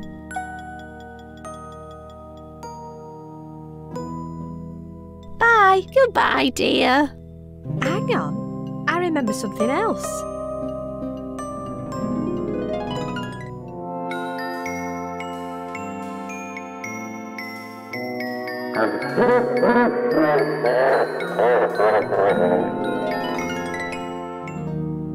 That was odd. It's no wonder I've been having nightmares with all this buried in my brain. I definitely need to get to the bottom of what happened 10 years ago. Phew! Look at that queue! It's covered in muffin crumbs. The seat has more food on it than the tray.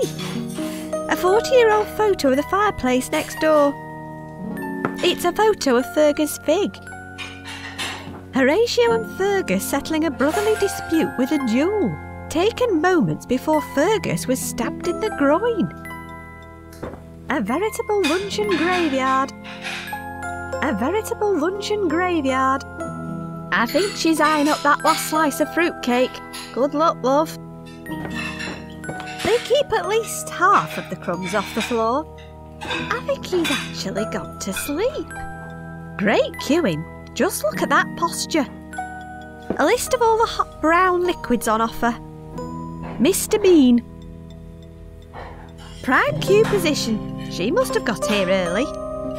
Queue here. That's both instructional and prophetic. She's waiting for a customer to make a decision. Leek soup. I really hope that's a typo. Quiche of the day.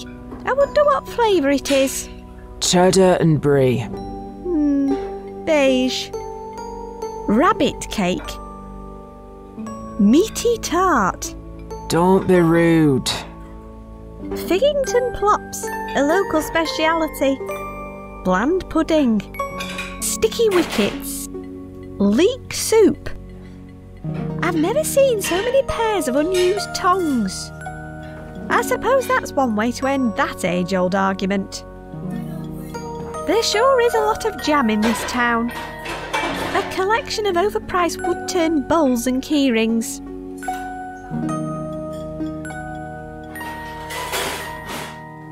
She looks busy at the moment. I'll just join the back of the queue.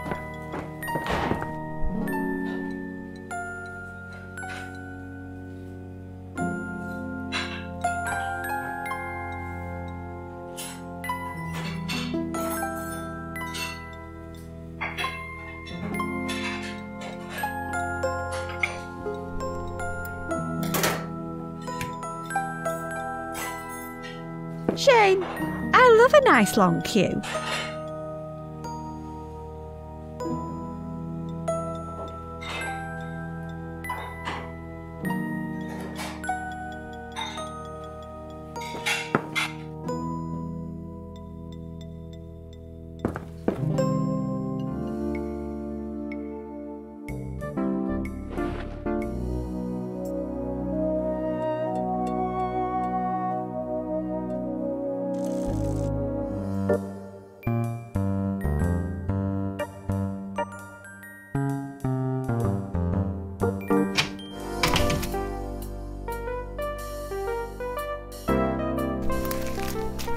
It looks well used, apart from the coin reward tray.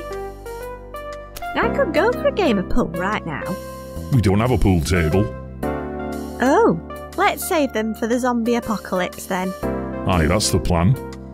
I wonder what sumptuous creations emerge from there. It's made of pewter. 1983 Dry Roasted Peanut Flicking Championship. About the right size for your typical pub rat.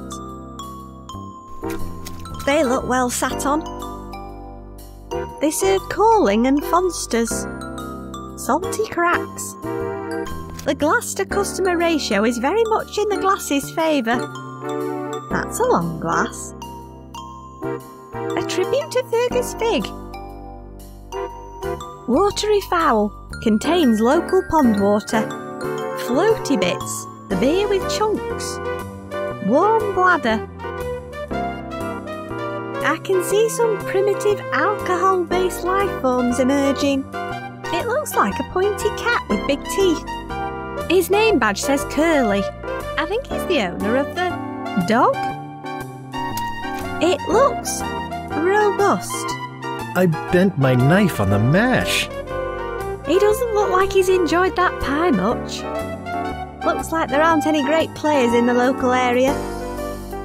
That seems like a pretty stupid place for a dartboard. You're telling me. That's weird.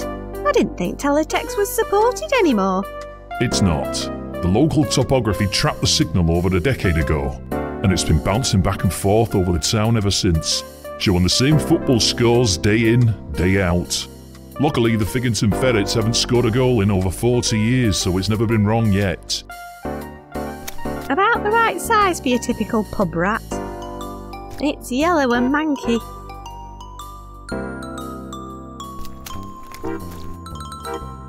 A pint of your finest ale, please, barkeep. That ain't gonna happen. But I have a library card to prove I'm old enough, look. According to that, you're 76 years old. And a man.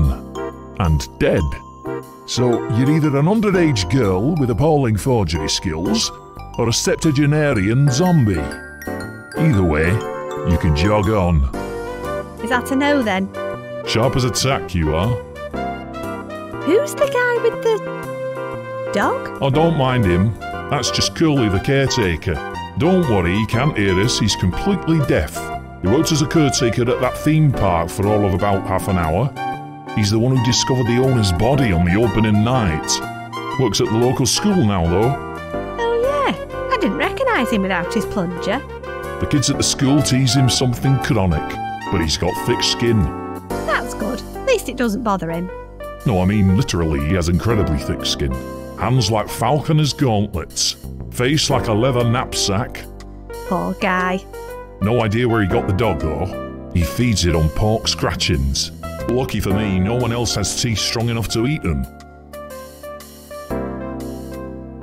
Who's the guy with the laptop? He used to work for the police, but now he writes reviews on the parish council's blog. I never read him, though. I don't need some incomer telling me how to think, with his out-of-town taste buds and his fancy foreign wordage. Bye. Bye then. By the way, don't miss our live music extravaganza later today. Ooh, what sort of music? Grungy grime. You're hosting a live grungy grime extravaganza? Sorry, no, I just noticed a bit of muck on the floor there. To be honest, I'm not really sure what the music will be like, but the chap has a big bushy beard, so it's bound to be good. That sound logic.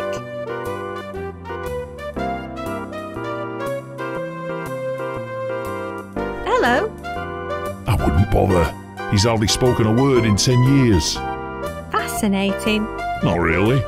No, I suppose it isn't. Hey, girl.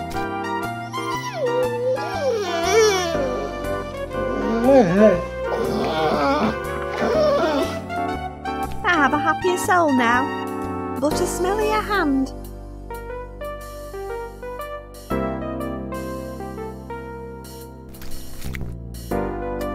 Enjoying your lunch? I literally don't know how to describe it. Did you used to be a police officer? Back in a previous life. The name's Woody. I'm a dining critic now. I visit all the local eateries and review them for the parish council. Is that basically just this pub and the Fig Hall Cafe? Wait, there's a cafe? Well, that's just doubled my workload. Why did you swap the police force for food? Back when I was younger, I trained hard to be accepted into the force. I learned combat, investigative skills, and was even captain of a small team. But I never discovered the true secret of fitting in. Other officers were jealous of my achievements and wanted revenge. That's just the curse of success, I suppose. I had to escape, so I started a new career. That's the end of my tales from the police force. You never know. I may return to it one day, but I'm sure it's changed a lot since I left. Probably not as much as you'd think. Maybe. But I've found true happiness doesn't come from a shiny badge on your chest. It's found at the bottom of a bowl of delicious stew, the middle of a satisfying toasty, the topping on a hot crumble. Unfortunately, I'm yet to find any of those in this town. What can you tell me about the Fig Brothers case? Right now, not a lot. I've got a deadline for the Figgington Parish Council's blog. If I don't get my Pie of the Day review written up soon, it'll be obsolete. What was in the pie? It's not so much about the filling. I review the whole experience. The trouble is, recently I've been getting a lot of flack for my reviews. Our readership want their reviews written for locals, by locals. I've lived here for over 10 years, but I still haven't quite got the hang of the provincial dialect. I need to find regional words to put into my reviews, to make them sound more authentically local. What local words do you need? Let me see. I need good local words for insipid, leathery, caustic. Sounds like you've had a roller coaster of a lunch. In a lot of ways, eating a roller coaster would have been less traumatic. Could you help me source some local expressions for my review? Then I'll tell you what I can about the case. Okay, fine.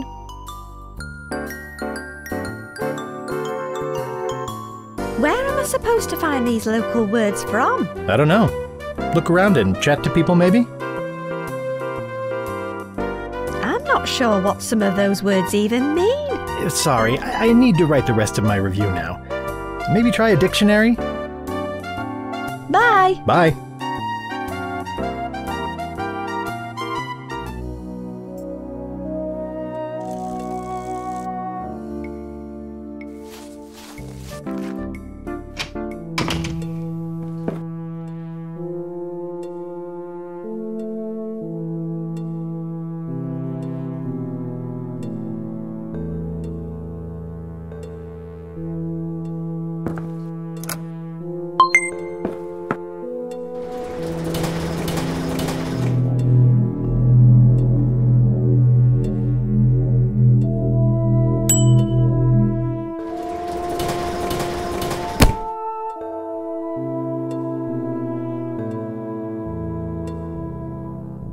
Let's see now.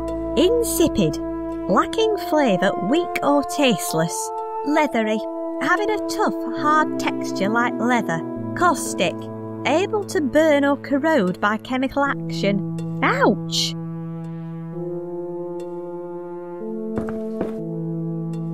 Hello, Miss Hambleton. Shh.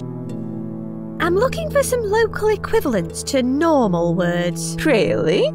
Like what? Insipid. I'm not sure, dear. Maybe a book would help you. Leathery. Nothing sprung into mind? Caustic. Sorry, can't help you there. Never mind.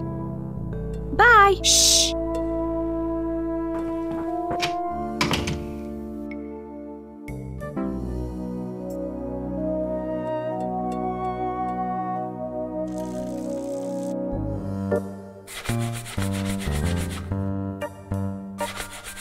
He's working those wings with some fine scrubbing.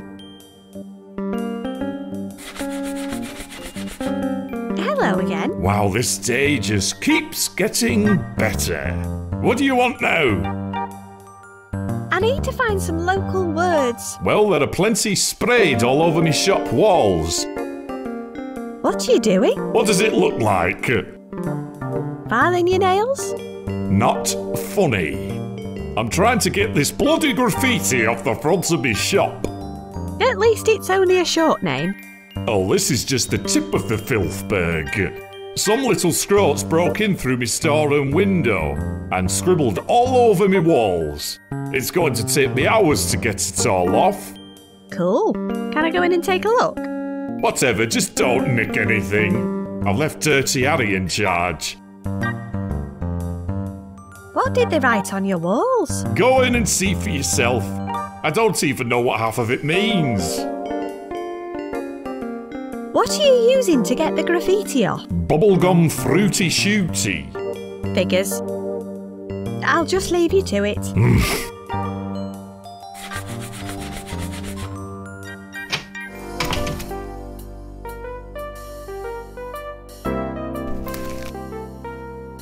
Can you help me out with some local words? What, so you can help Egon Ronnie over there slag off our pies?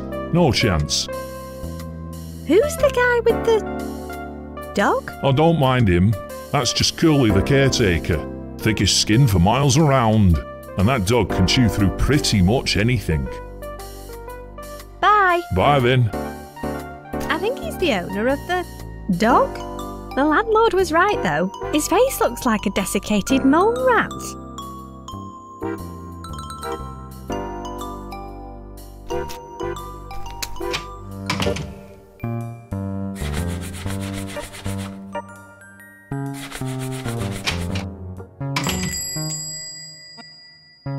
Turnip puffs. Turnip puffs. Your Your boss said I could go and have a look at the storeroom. Cool, if he said it was okay, I believe you. You're very trusting, aren't you? Oh, I think I'm clever enough to spot a dishonest customer when I see one. Can you help me with some local words? Words aren't really my thing. I'm a man of action.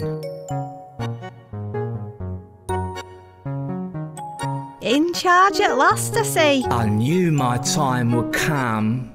Just don't go giving stuff away, that's what he said. Pfft, do I look like a complete idiot? Your boss also said I could have a free lolly too. Oh really? Is that right? Well, if the boss said so, why don't you just help yourself? Sorry, did that come across as sarcastic? Seriously, just take one if you want it. How did your boss like your new pricing structure? He wasn't keen, bless him. I don't think he's great at numberology.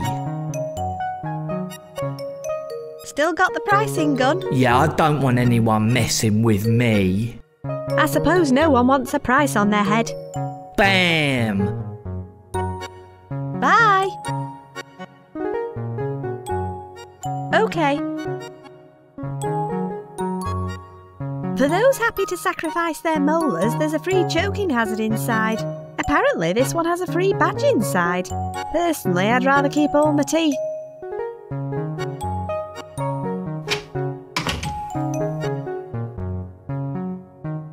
I think they use it in emergencies when the toilet's out of action. Wow, someone's had a really bad time in here. There's tons of stuff here. Bernard Mayhew's chicken drumsters. Shouldn't these be in the freezer? These look like they've been here for years. Lowland toffee. Hubba Hubba gum. Ah, genuine dead rat pelts. The shopkeeper sure knows how to cover up in style. There's even more graffiti behind it. I'll read a bit that isn't covered up. My sister is a spongoose. I recognise that handwriting. Flump the police. This shop smells like wee. Can't argue with that. Brian hates tits. He probably hates people who steal cameras too by now. Figgington sucks bottoms. Ne'er a truer word was scrawled. Lloyd is all cockles. That's definitely false advertising. I'll read a bit that isn't covered up. My sister is a spongoose. I recognise that handwriting. I can't reach the hook. Ah, genuine dead rat pelts. The shopkeeper sure knows how to cover up in style.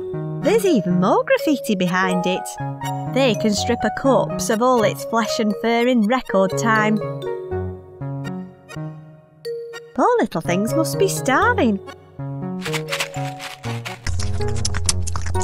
Wow, they made short work of that.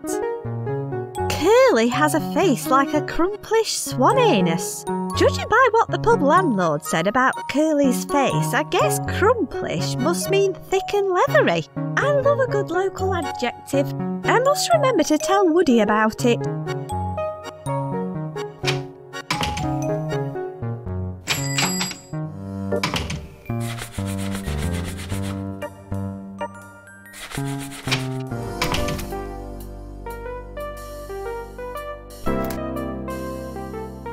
I think I have a new word for you. Great, let's hear it. Crumplish. I think it means thick and leathery, and also possibly like a swan's anus. Oh, good work. That'll describe the texture perfectly. I must remember to never eat here. What local words do you need? Let me see. I need good local words for insipid, caustic. Bye. Bye.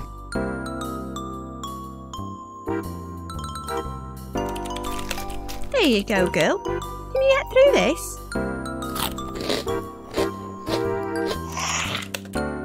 Lovely.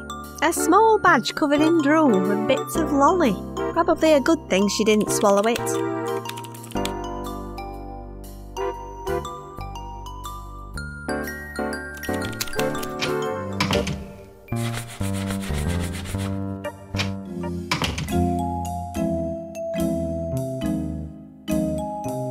I'm looking for some local words. You mean like loitering? I'll ask someone else. Anything new? No, none of it's new. But there have been some more weasel incidents added to the map this week. Bye. See ya.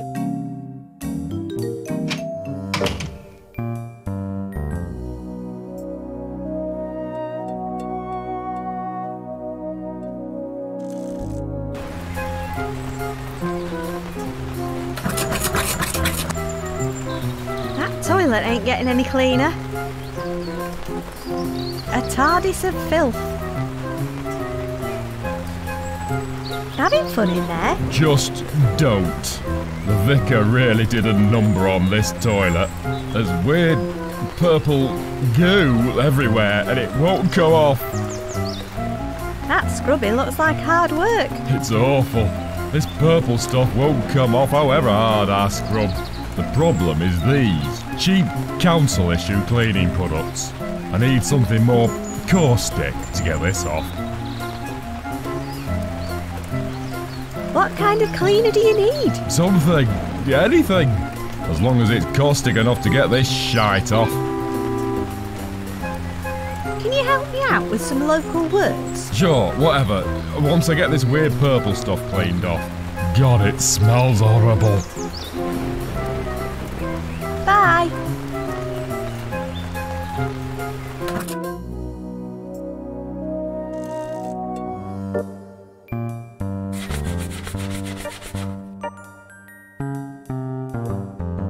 Mind if I borrow your fruity shooty? What the hell for? I know someone who needs a good corrosive cleaner. Well, there's none better than this stuff. Take it, I've got loads more in the shop anyway. Thanks. I'm getting through a lot of these today. Apparently this stuff is great all-purpose cleaner. I kind of feel bad giving it to that small child now.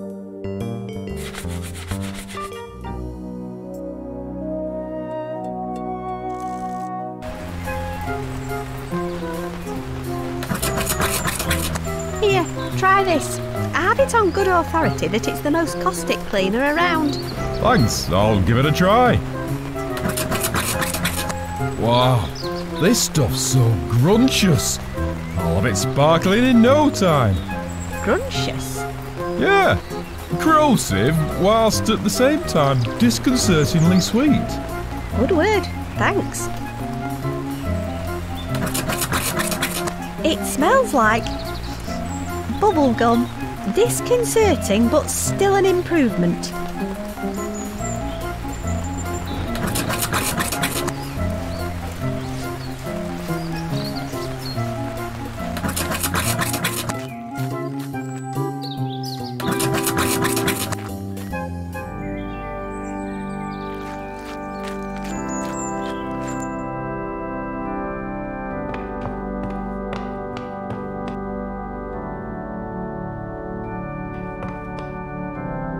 Do you know a good way to describe something insipid? Sounds like every cup of tea I've had in the past 10 years.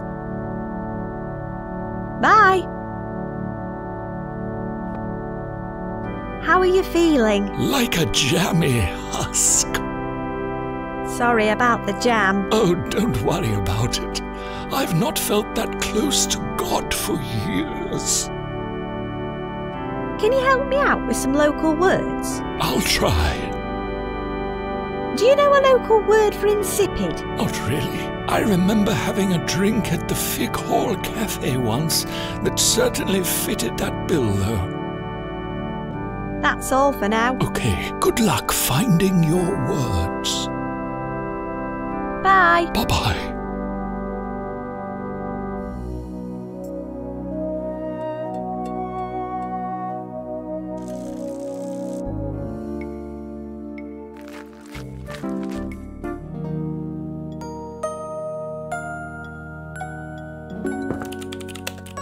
Are you any good on local terminology? What's that, young wimple snuffer?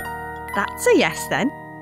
What's a good local word meaning insipid? I'm not sure what that means. Have you got a dictionary? Actually, I do.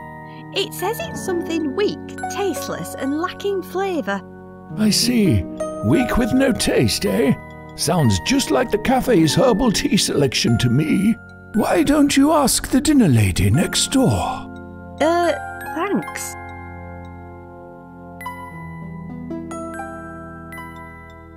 Bye.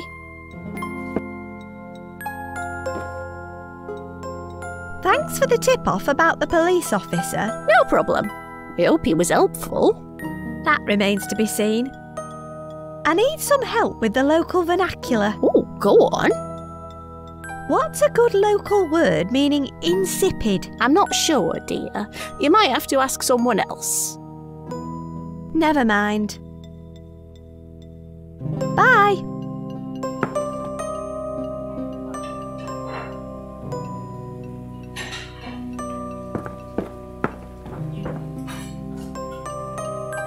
I hear you offer a selection of herbal teas. We do, but no one ever orders them. They taste slightly less exciting than hot water. Proper natcock, if you ask me. Come again? Natcock. You know, weak, with bugger all flavour. Great word, thank you. Do you want any tea or not? No. Thanks anyway.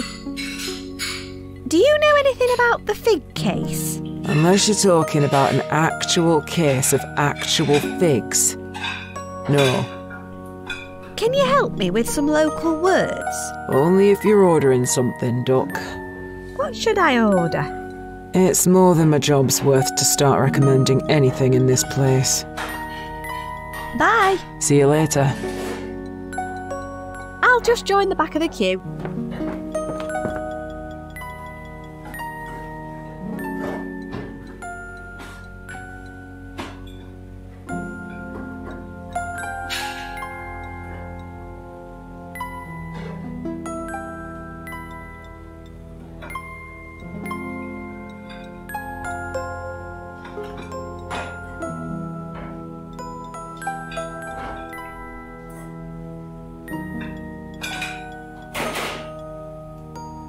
I bloody love queuing me.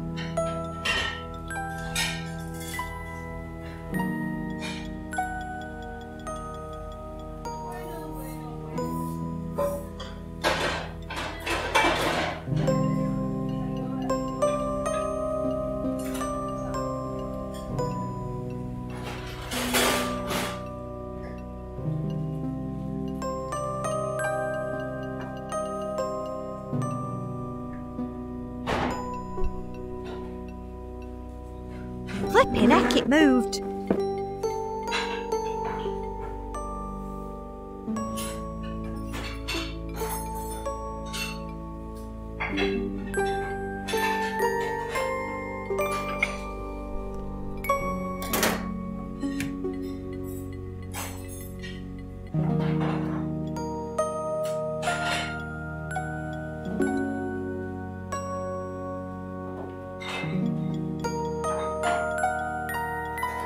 This queue is awesome.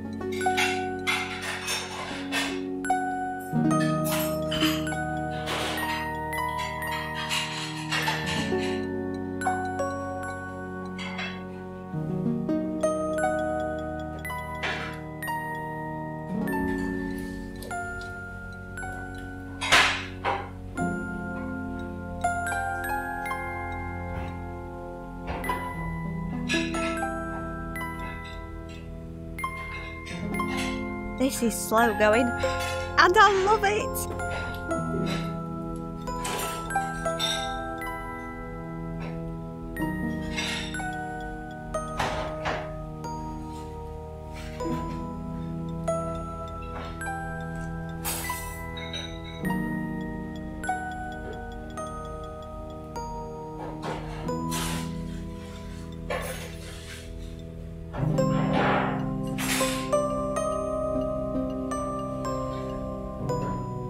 Us British sure know how to have a good time.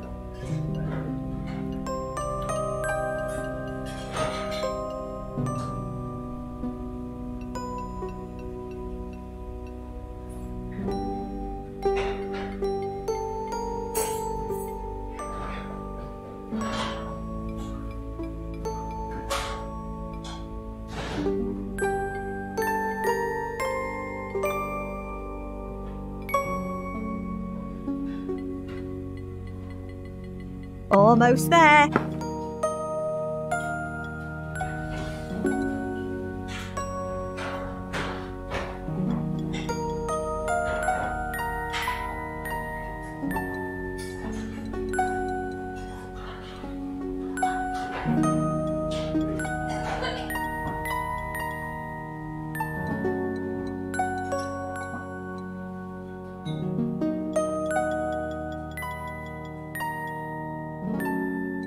I love playing Q Simulator at home, but nothing quite beats the real thing.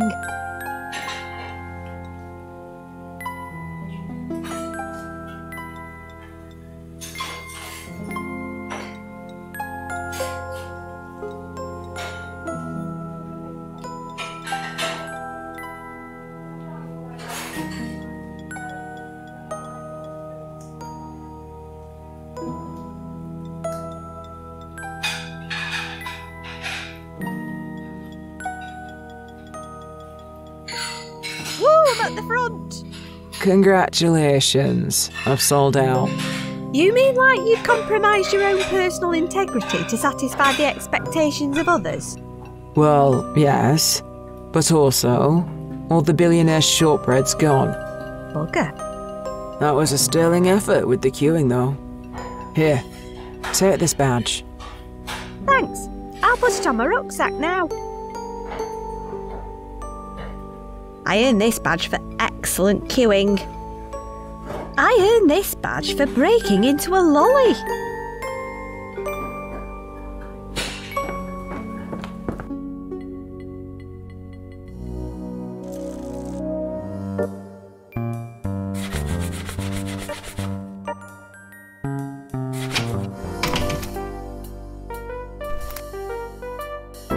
I think I have a new word for you. Great. Let's hear it.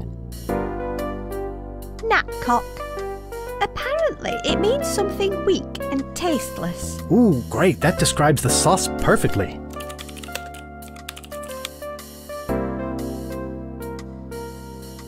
Grumptious. It means corrosive yet disconcertingly sweet. That is exactly the feeling I have in my mouth right now. Nice. Right. Let's get this published to the blog. Done. Okay, what do you need to know? Can you tell me about the Fig Brothers case now? Oh, sure. It all started 10 years ago. It was my first week on the force when we got an anonymous tip-off about the body. We brought the victim's brother in for questioning, but had to let him go due to a lack of evidence. That night, he skipped town. And when we searched the hall, he'd hidden an antique sword with his fingerprints on the hilt and Fergus's blood on the blade. Then there were the DNA traces found at the scene. It was pretty compelling, I suppose, and the chief was convinced that he'd done it. What do you think?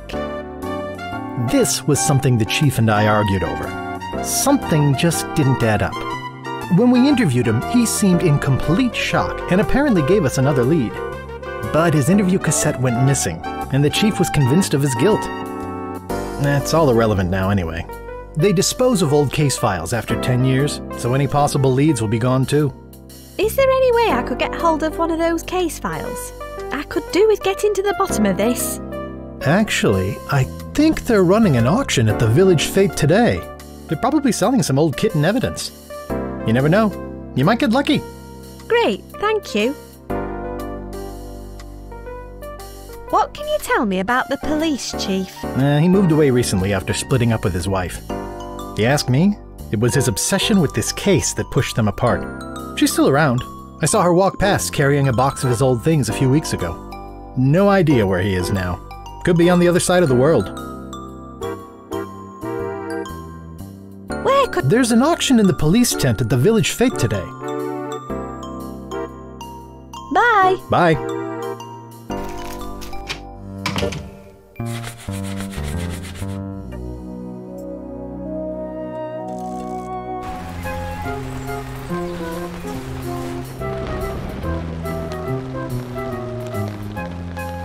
Hello. Hello, hello, hello. How does this auction work? Just take a seat when you're ready and start bidding. Minimum bid is £1, though. What should I do if I don't have enough money? Maybe you're better off playing Goosey Wallop. I thought you had to pay for goose walloping. Apparently there was an incident and now it's free wallops all round. Good to know, thanks. Did you ever work with the old police chief? Briefly. He left a couple of months after I joined the force. Did he ever mention anything about the Fig Brothers case? Oh, we never mentioned that case around him. He had an obsessive nature. If you knew what was good for you, you'd keep the conversation light. You know, the weather or pop music or something. He never missed the chart show on radio. He used to record it religiously onto meticulously labelled cassettes every week. I remember one time he couldn't find a blank cassette at home and almost had a meltdown. He even came into work after hours asking everyone if they had one he could use. See what I mean? Obsessive about pretty much everything. None of us were entirely surprised when his wife left him, to be honest. She gave boxes of his stuff to charity after they split up. But what about the Fig Brothers? Like I said, we all avoided talking about it. Didn't want to trigger him.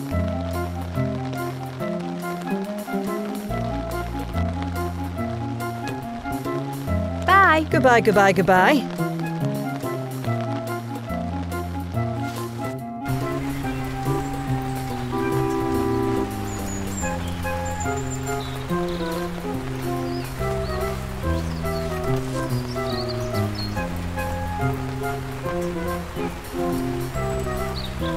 How did the toilet cleaning go? That pink gruncher stuff worked like a charm, thanks. Please, can I have a go? Go for it. It's free now anyway. How come it's free? We were charging £1 a go, but some old dear wanted a turn and dropped her purse in the mud. Then the cash all fell out of her purse. Then she slipped and fell on top of the cash. Then the mallet slipped and fell on top of her. I stopped charging in case she tried to sue us or something. The vicar's looking after her now, although I'm not sure who's looking after him. What money did she drop? No idea. The tits came and picked up most of it. Anything else will be under all this mud.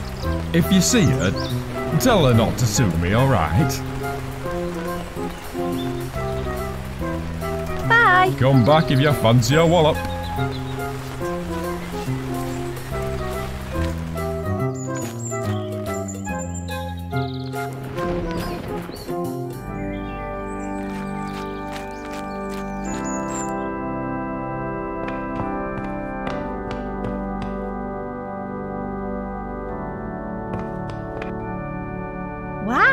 What happened to you? That idiot at the Goosey Wallop stall dropped a ruddy grey mallet on me. Maybe he thought you were a goose. I used to be a champion walloper in my day. I went down to the Fay to show that goose what for, but I dropped my purse. I slipped in the mud, and the lights went out. Bloody steward. What money did you drop? Not a lot, just a bit of brass. Brass? You know, pound coins. I wouldn't mind betting the tits have picked most of it up by now. I should sue that steward, you know, parading around like Timmy Bloody Mallet. The steward said not to sue him. I bet he did, little upstart. I think he's at least 50 years old. I knew him when he was in nappies. He was a silly little prat then, and he's an even bigger prat now. I'll tell him not to get his hopes up. Bye. Bye. Bye-bye.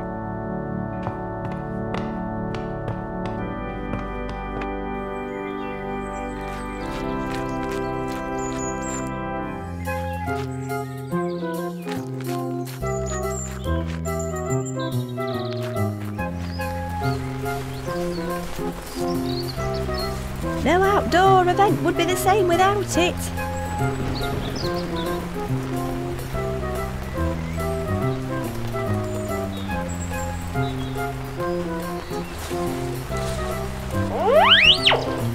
Ooh, I just found £1. Ooh, a whole £1. Looks like they were expecting a slightly larger turnout.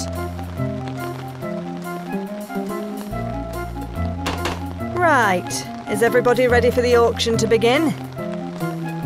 I said, is everybody ready for the auction to begin?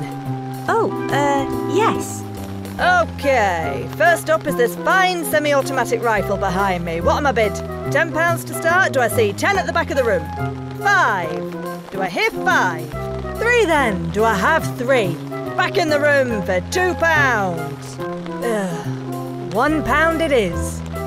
I have £1. Is that a bid from the young lady who presumably has a gun licence at the front?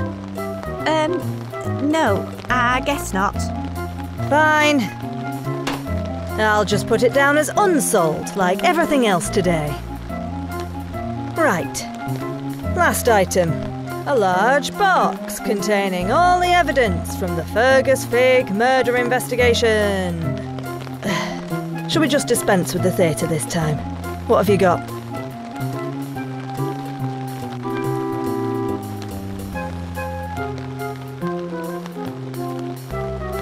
£1. I suppose it'll buy me a Twax bar at the shop. Going, gone. Sold to the young girl with the already bulging rucksack at the front for £1. Yay! To say that today has been grossly unprofitable would be an understatement. I'm going on a break. That'll be £1, please. Thank you. Don't, touch the guns and stuff, alright? Wouldn't dream of it. Atta girl.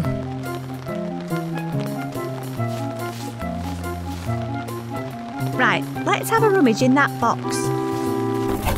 There's loads of stuff in here, all bagged up. It's information that I'm after, though. Here's the case file. Let's take a look inside. It looks like some of the pages are missing. It doesn't even tell me the date of the murder. It has the details of 2 crucial pieces of evidence, though. The DNA sample found at the scene, and the sword with blood on the blade and fingerprints on the handle. I agree, it's pretty compelling. But something tells me there's more to it. It mentions Horatio's interview recorded on the night of the murder. Shame the interview cassette's not here too. I bet that would shed some more light on the case. I wonder if I can discover what happened to it. Apparently, the DNA sample was hair retrieved from the fist of the victim. It looks like Fergus yanked a clump of it off his attacker. The DNA match to Horatio was 89%, with a 99.9% likelihood that it belonged to a close blood relative or sibling. So it was definitely a close family member. I wonder if there's anyone else who fits the bill. I'll ask around. According to the coroner's report, the murder weapon was a sharp blade exactly like the one found hidden at Fig Hall. It appears that Horatio had attempted to hide it up the chimney. There's a photo of the scene, and you can even see the dried blood on the blade. Forensic analysis confirmed Horatio's fingerprints on the hilt, and that the blood was 100% matched for his brother Fergus.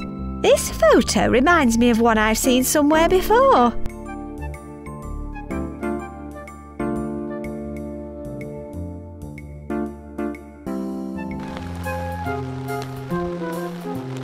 What kind of crimes involve a cup of tea?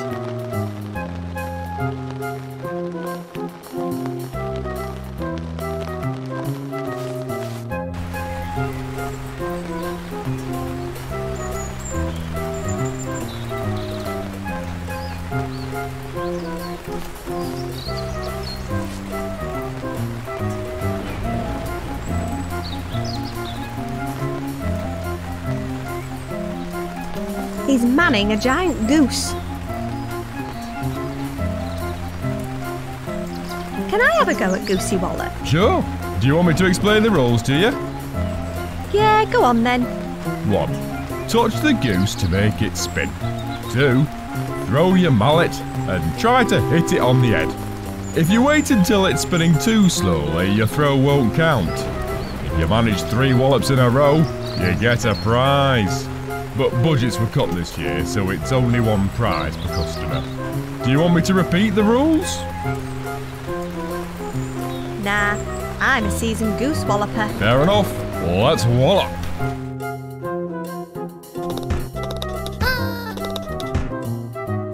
That's all your spins for this go. How did you do? I only managed one wallop.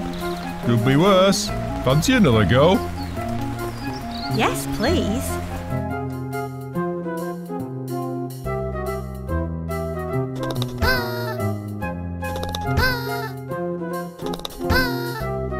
That's all your spins for this go. How did you do? 3 wallops. I got that goose proper. Oh, nice one. Here you go. Take this badge as your prize. Thanks. Fancy another go? No, I'm all walloped out for now. Fair enough.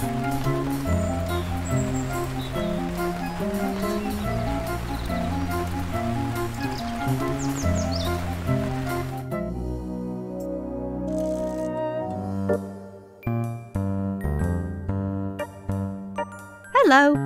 Hello, hello, hello. Enjoying your twacks? It's okay. I'm sure they used to be bigger. What can you tell me about Horatio's interview? Well, that was a long time ago, love. It was recorded on the night of the murder. When was that exactly? Look, I don't mean any offence, but could you just drop it? Leave the detecting to the detectorists. There's no need to lose any sleep over it. That's precisely my problem. I just know there's more to it than the case file suggests. What was the exact date of the murder? This case is closed. What if I could prove that the original evidence isn't strong enough to support the case? Then you'd tell me? There's something about this case. Brings out the obsessive nature in people. Something tells me there's more to it. I can't explain why. Whatever. In the unlikely event you can cast serious doubt on both pieces of evidence in the case file, I'll throw all caution to the wind and tell you, like it'll make any difference. So you won't tell me the date of the murder? Nope, that case is closed, unless you can prove otherwise.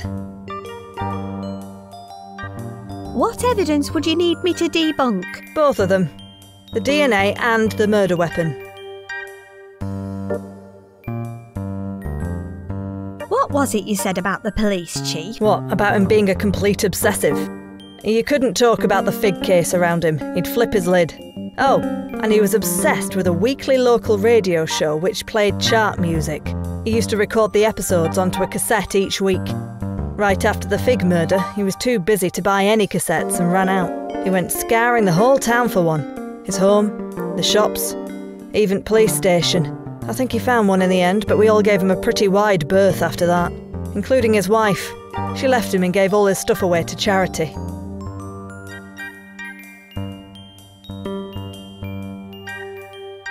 Bye. See ya.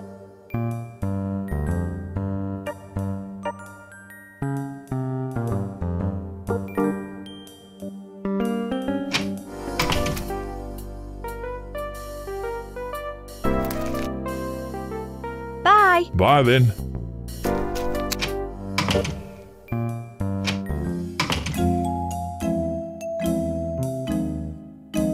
What are you doing? I'm entering a competition in this kid's magazine. The grand prize is a lifetime supply of fish and chips. What does a lifetime supply of fish and chips even look like? I don't know, I don't even like fish, but I can't resist a competition. What do you have to do? It's for kids, really. You need to name your favourite chip toppings. How many have you got so far? 2. Salt and vinegar. Does that count as 2? I'm not sure, but I need at least 6 more and my mind's gone blank. In my day, I used to enjoy a nice bit of tripe on my chips. I don't know what kids today are into. You're the youngest person I've seen in here by about 40 years. Can you remember any? The only time I ever had fish and chips was on holiday. I'll have a think and see if I can remember any.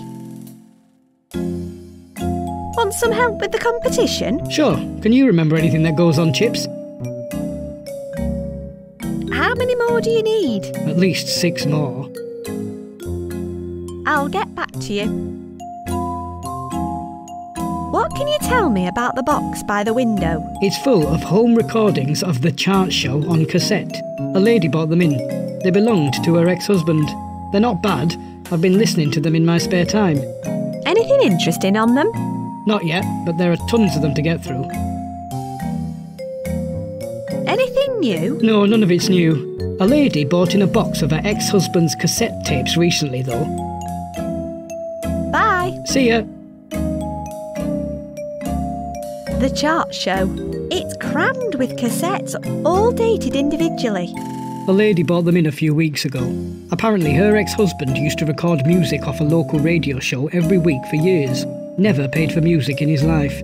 She tried to give us his hi-fi too, but the pause button was completely worn out. So I've been listening to them on my Talkman instead. No prizes for guessing who these belong to. The police chief was looking for a cassette to record onto the day after Horatio's interview, but the exact date doesn't appear in the case file at all. I reckon the police officer from the auction probably knows it. I'll take a look. Oi, don't touch anything. I was only looking.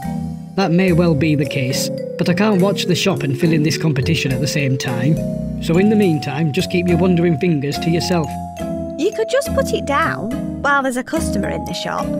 Oh, so you're planning to buy something now, are you? Just leave everything alone until I'm done.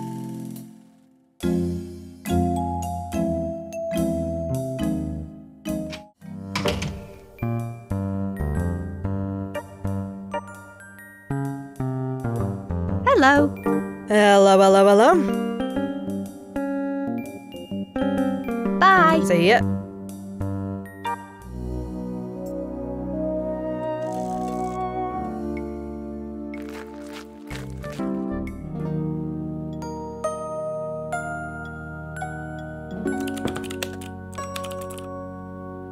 Bye. Oh, come again soon.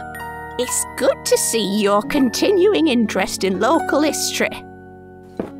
I guess it stands for fig. Or maybe flammable. Doesn't look like there's much to see now. It's all been cleaned up. I wish I could go back in time. There are some photos showing how it looked 40 years ago, if that helps. Thanks. I'm looking into old events, but not that old.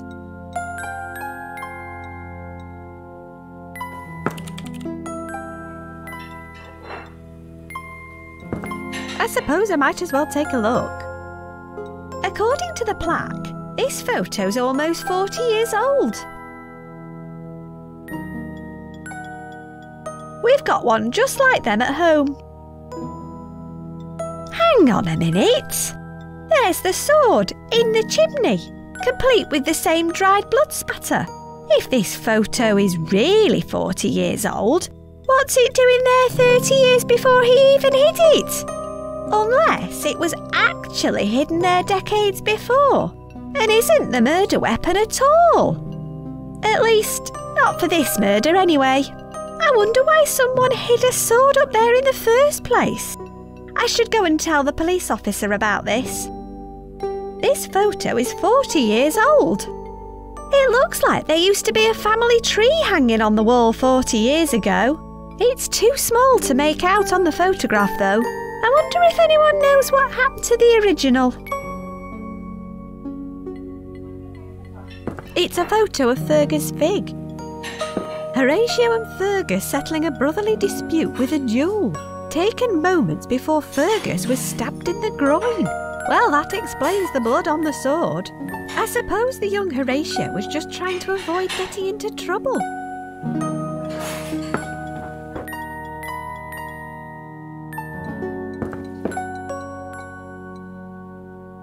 Where's the family tree now? Your guess is as good as mine.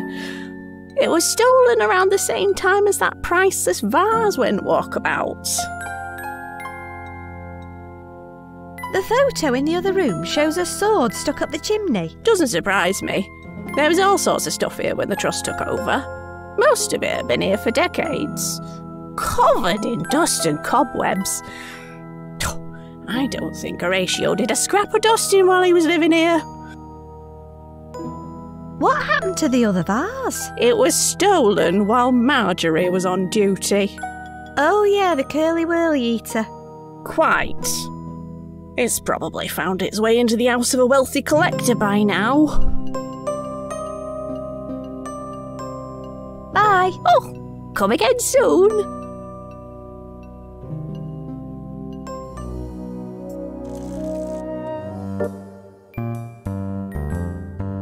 Hello. Hello, hello, hello. I found some evidence. Which piece? The sword was hidden in Fig Hall fireplace 30 years before the murder. Well, that sounds highly unlikely. Show me some proof. Like what? Photographic evidence is always nice. Bye. See ya.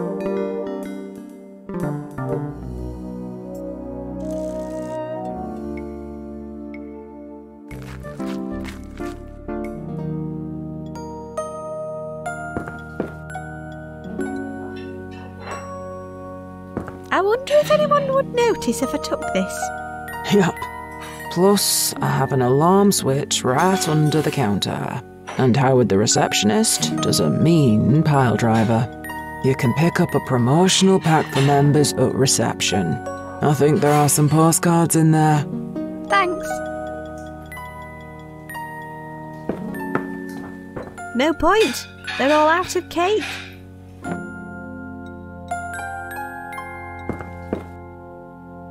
Guides to Fig Hall. Do you have a set of postcards for members? Oh, yes. And not only that, I'll even throw in a free branded tote bag containing promotional literature from our specially selected third-party partners. Joy. I know, right? Here you go. Thanks. Here, let me take that visitor pass, too. I recognize you anyway. It's got some postcards and promotional junk in it. I'll take them out. One of them shows the sword stuck up the fireplace, and the other shows the Fig brothers duelling 40 years ago. The joy of crabs. Crabbing is an inspired pastime enjoyed for generations. Make the most of your trip to the seaside by luring crabs into a bucket with rashers of juicy, full-flavoured prime-bat bacon. Create succulent memories with your family this summer. Created by the Guild of Bacon Marketeers.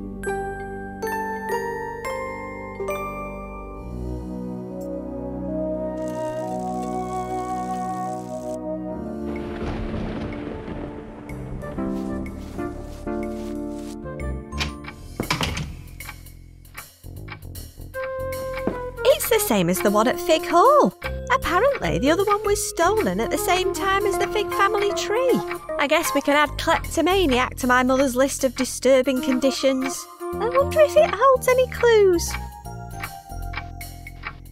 So, it was stolen at the same time as the family tree. I'll take a closer look. Oh, there's a large piece of canvas rolled up inside. I can't get it out, though. It was stolen from Fig Hall and has a rolled up piece of canvas inside. I need to find something long but soft to get it out with.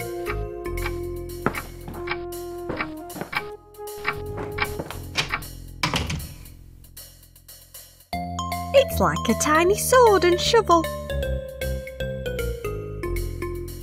I wonder if the poker will fit in the vase. I'll need to wrap it in something soft though. It's too hard. I need to wrap it in something soft first. It's empty. Good plan. I don't plan to do any toting anyway. Soft, strong, and long. This is going to take some serious care. I hope it's not just a receipt in there. Okay, here goes. Don't look.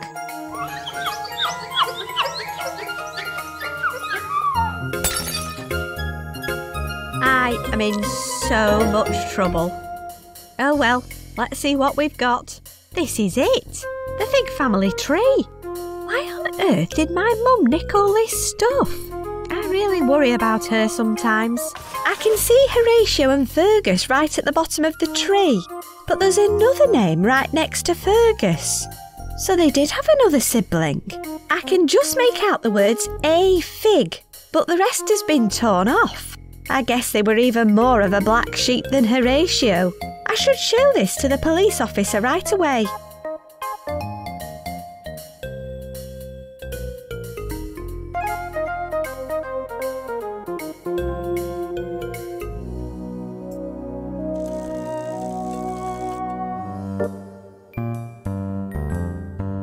Hello.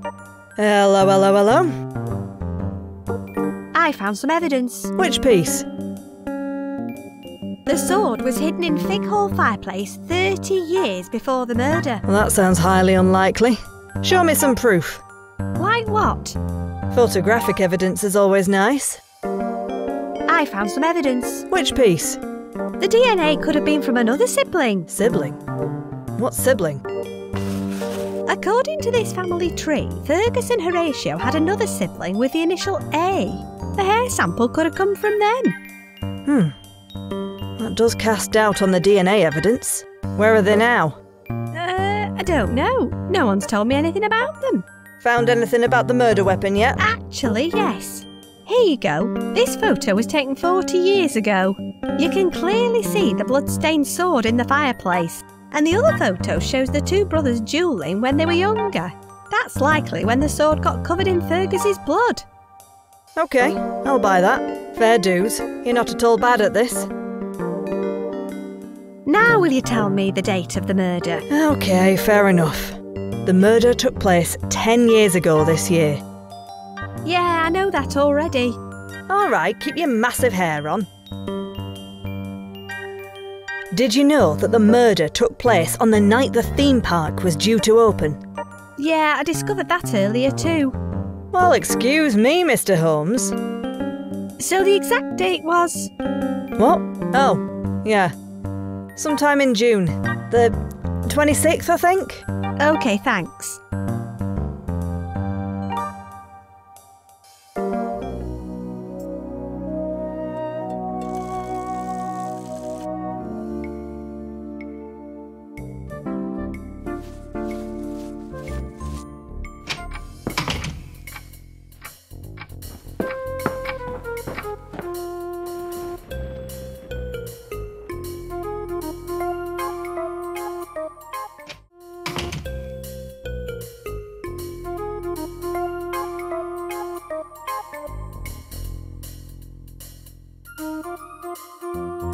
OK, let's see what this one does for me.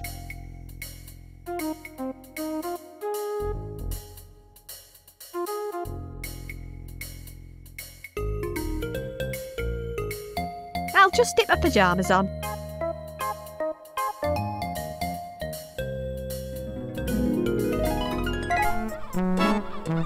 Ah, this is more like it. I love the seaside. That makes one of us. Looks like the tide's out. It's a puddle of congealed brown. Who knows what it is? Actually, thinking about it, the owner of the chip van probably knows. He's got a prime location.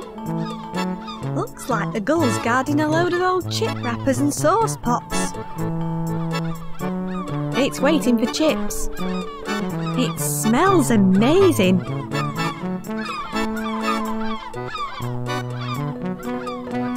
She's cleaning the fryer. There's a clog in me nozzle. Not much you can say to that. Salty. What's the red sauce? Oh, I call that red sauce. Genius. Is it a table? Is it a stool?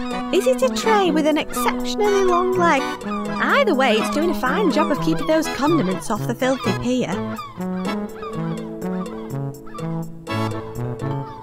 You can see loads of stuff on the beach when the tide's out. Looks like he's been decorating the pier.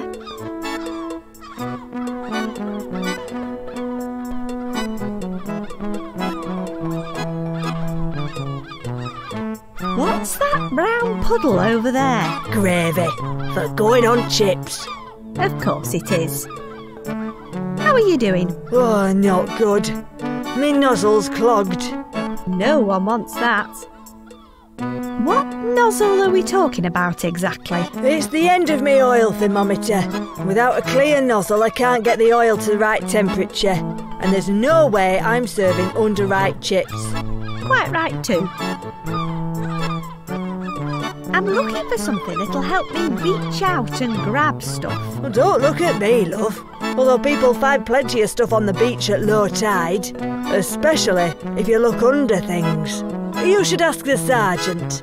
He hides away on a rock formation out in the bay. Oh yeah, I see it. Who's the sergeant? He's not really a sergeant. Well, obviously. He gave himself that title and likes to lord it about the place. That was until he almost got himself eaten. That brought him down a peg or two. Now he's in hiding and spends his time combing the beach. He collects all sorts of rubbish that the tide leaves behind. What's the rock formation in the bay? It's an island at high tide. That's where the sergeant is living now. That's if he's still brooding over his capture. His capture?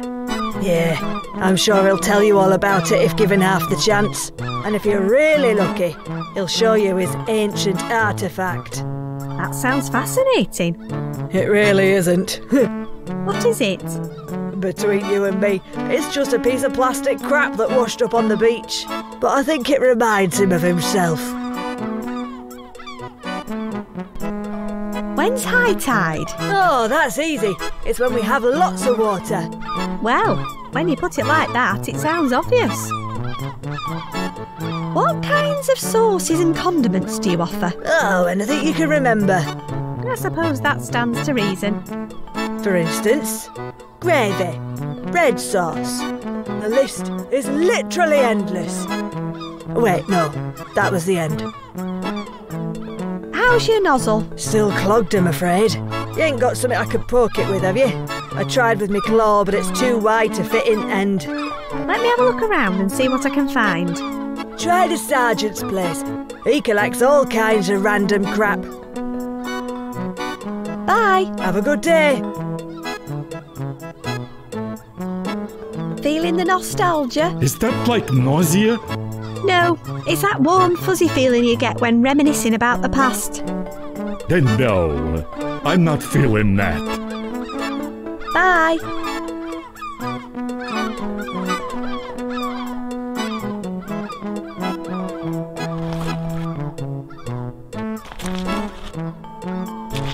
You can find loads of stuff under seaweed at low tide. Nothing under there.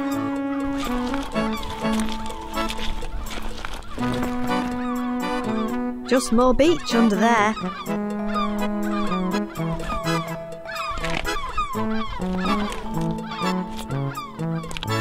This place is a dump. Not sure what that says about me.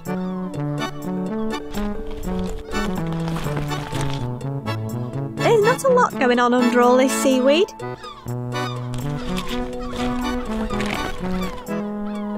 Great, more brightly coloured litter. I don't think this will help me much with my nightmare, but it looks like it's in good working order. It's a telescopic plastic fishing rod. Okay.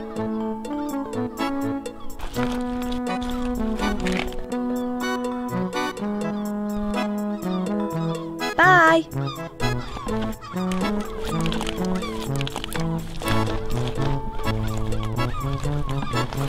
It's taken a very keen interest in the giant cone of chips. The top will just be an island at high tide. I can just about make out a sandcastle on the top. Looks like there's a rope up to the top, but I can't get to it with this chap in the way. It leads up to the top of the island. I'd need a good reason to go up there before we start scaling any rocks. It's probably easier to get across at high tide, for me at least. I can't reach him with this crab block in the way though. He's blocking this end of the beach, and he appears to be wearing an old chip cone for a shell. Wow, that must have been hugely disappointing to whoever dropped it. There's a beautiful shell behind it. It's a beautiful giant shell, the perfect home for a delicious squishy organism.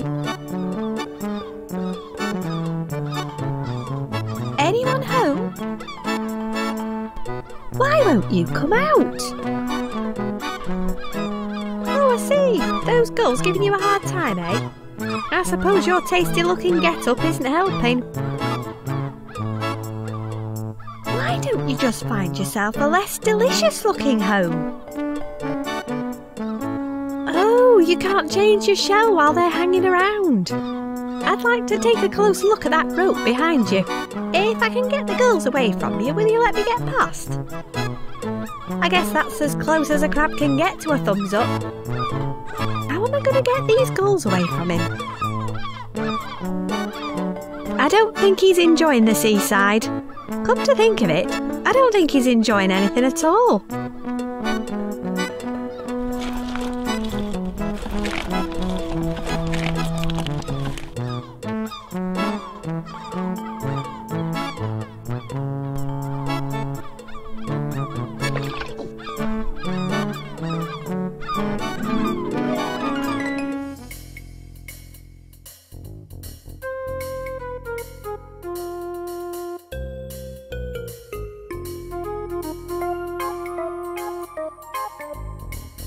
In you go, crabbies.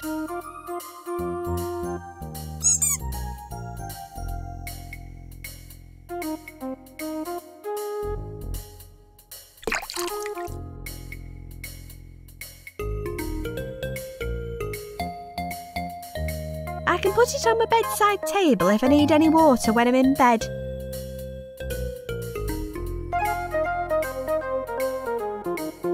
Okay.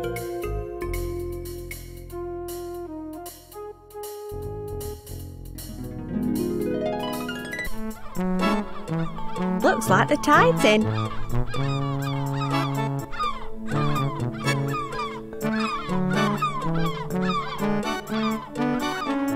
He's having a nice bob. He's so soft, I just want to sit on him.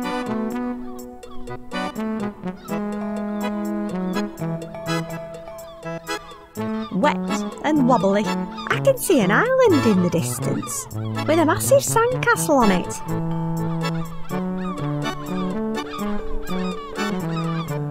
I doubt I'd catch much in there. Good plan, but I need some duck bait. Okay, let's go catch something that likes bread. Okay, I'm sure this is safe.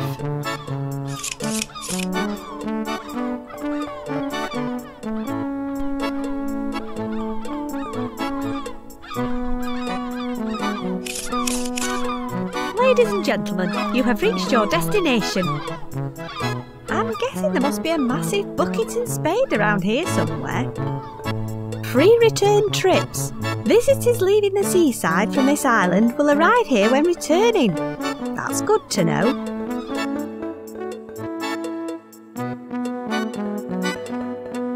That is one enormous crustacean. Oh, woe is me. Is it? It certainly is, young limpet, for I have upon my claw a ring of pure shame. It looks like a pure rubber band to me. What is a mere rubber band to you is a badge of humiliation for a glorious creature like myself. A crustacean's claws are a symbol of his potency, his strength, his virility, his, nippability. I have been emasculated, crippled in my prime. It's why I have hidden myself away in my dazzling palace. The drapes are pure bladderwrack, by the way. But where are my manners? Let me introduce myself. I am Sergeant Crabulous. Before my claw was bested, I commanded the respect of all the other crabs in the area, and some of the prawns. But I will rise again, if I can get this blasted rubber band off. Hello? Hello, little scallop. What? What? What? Is this all stuff you found on the beach? Quite the collection, eh? Found any gold? Only that pen on the floor over there. But it's too puny for my tremendous claws. Do you have anything that'll help me to reach out? That's a very profound question. But if it's reaching that you want to do, you can't get much better than the ancient artifact on the wall behind me. Looks like you enjoy your chips. Oh, they are my absolute Achilles heel, especially when covered in delectable chip spice. OK, and that is... what exactly? Oh, my dear, you simply haven't lived if you've not sampled the salty fire of chip spice. A subtle blend of aromatic herbs, spices, and monosodium glutamate. What I want to know is, how come you remember something like that if I don't? The subconscious works in strange and convenient ways. How did you get that rubber band on your claw in the first place? Interesting story, actually. I was out one day patrolling the perimeter for the usual do-badders, keeping the area tickety-boo, what, but I was overcome by the delectable scent of bacon. I was drawn inexorably towards the source of the aroma. I found it almost immediately, of course, due to my heightened and fabulously perceptive senses. But the bacon deceived me. I was a victim of my own uncommonly tenacious disposition. I was incarcerated. Within a minute, I was being unceremoniously hauled from the waves and paraded on a platter of crushed ice with only a sprig of parsley to hide my shame. That must have been some massive parsley. A veritable forest, my little Winkle, but this is where I triumphed. They shackled one of my claws with this wretched band, but before they could finish the job, I gave them the old 1-2. They were caught off guard by my remarkable strength and flung me far into the ocean. I landed here, and I haven't left since. Can't have the troops seeing me like this, what? What will you do for me if I help you get that rubber band off? What is it that you want? Well, I could do with something to help stop me from drowning. Something that'll help me to reach out and grab opportunities. I don't like the way this is going. Something a bit like that ancient artefact on the wall. Well, isn't that just flipping typical? Of course, you could just wait for the rubber band to decompose. It'll only take 50 years or so. Oh, okay, fine. Just get this band off me. How can I get the rubber band off? If my own mighty strength can't get it off, you're certainly going to need help. Do you have anyone who could help you? You know what? I think I might. If I can find a way to get him onto this island.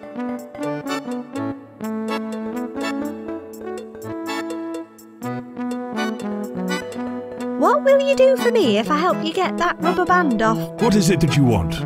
Well, I could do with something to help stop me from drowning. Something that'll help me to reach out and grab opportunities. I don't like the way this is going. Something a bit like that ancient artefact on the wall. Well, isn't that just flipping typical? Of course, you could just wait for the rubber band to decompose. It'll only take 50 years or so. Oh, okay, fine. Just get this band off me. Bye. Goodbye, my little barnacle. What's this? Ah, an ancient and revered artifact. The mighty claw of Dainch Ina. It represents humankind's desire to harness the fortitude and vigor of the mighty crab. To be fair, they didn't do a bad job, but the springs are beginning to go a bit.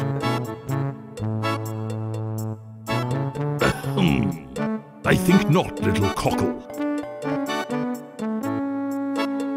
There are chip wrappings everywhere. I can't help myself. I suppose this must be chip spice. Yum, yum, yum, yum, yum, yum, yum, yum, yum, yum, yum. They're pure bladder-wrack, apparently.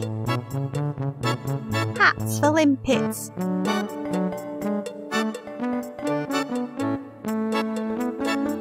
This place is full of plastic. It has a big rubber band around it. Hours of fun for chimpanzees and toddlers the world over. They're pure bladder-wrack, apparently.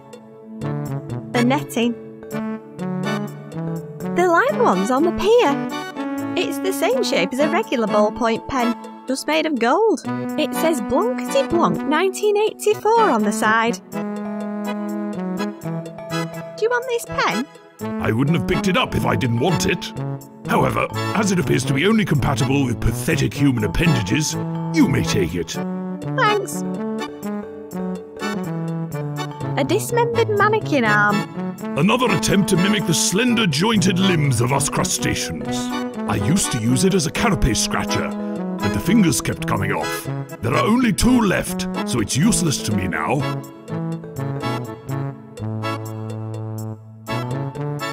Mind if I take this?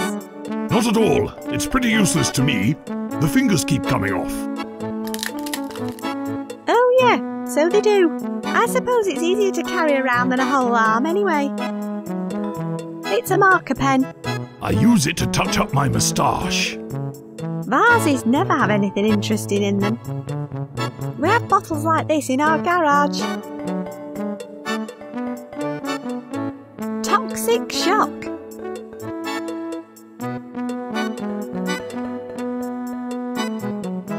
There are chip wrappings everywhere.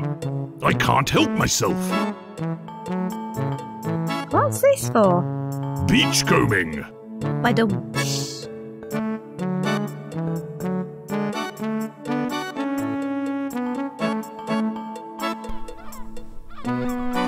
He's having a nice bob. I think I have everything I need to motivate him.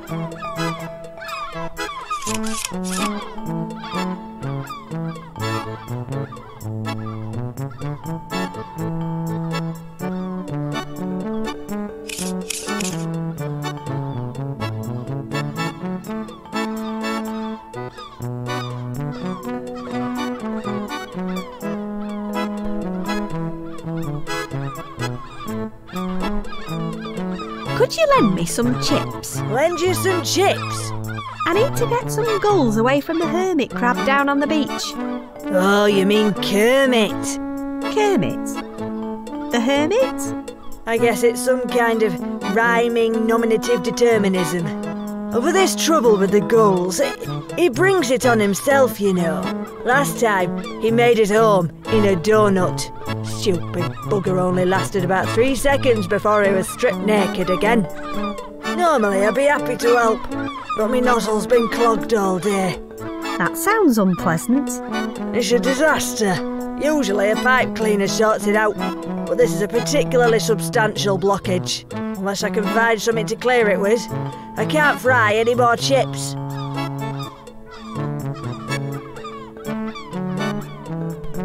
Bye. Have a good day. I found this thing. Do you reckon it's compatible with your nozzle? Frankly, anything's worth a try at this point. Pass it over. Righto, let's see what this little chap can do.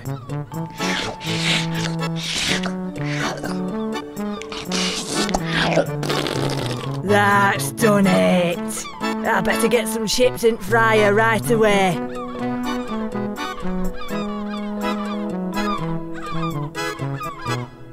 Could you lend me some chips? Here, take a small bag. Stand still long enough and the gulls will find you. Thanks. I'm not sure I fancy being mobbed by gulls. Your choice, love. You want cheese on them? Not today, thanks. No point wasting good cheese on the gulls. There you go. Bye. Have a good day.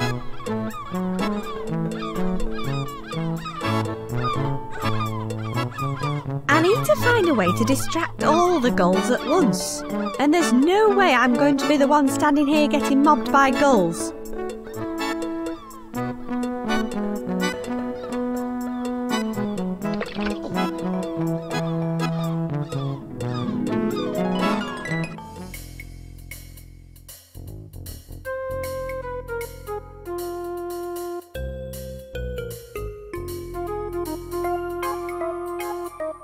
Okay.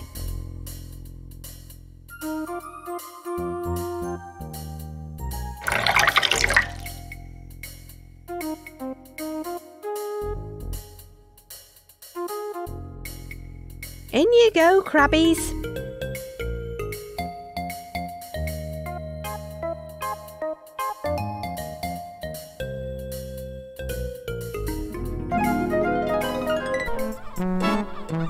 Looks like the tide's out.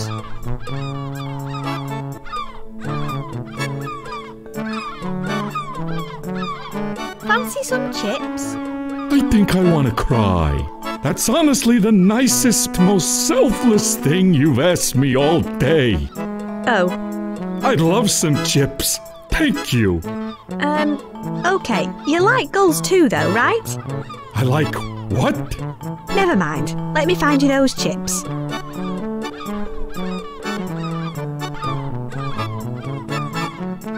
I need your help to get the rubber band off a giant crab's claw. Why am I not even vaguely surprised? What do you think about that rope? What rope? The one leading from the seabed to the island. You'll have to show me. Bye. Fancy some chips? That's so kind and selfless of you. Thank you. I'll eat them over here.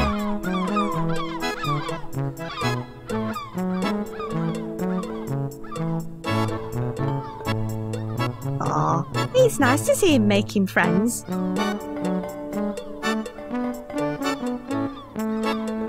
He's covered in gulls.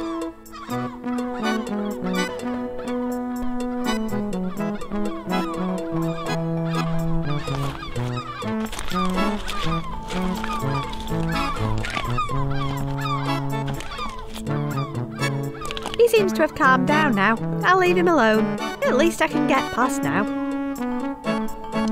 It leads up to the top of the island. It's probably easier to get across at high tide, for me at least. It's too slippery for my hands, but I know someone who loves climbing ropes.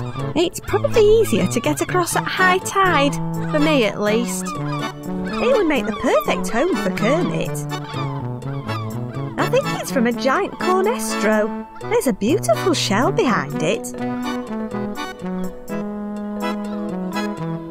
Okay, let's see if I can move this thing. Go on, little fella. That shell's just perfect for you.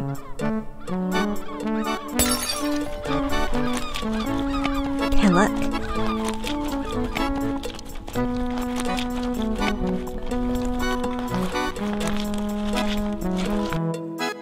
Did you enjoy your chips? Just, don't. At least your new friends all seem to have gone now.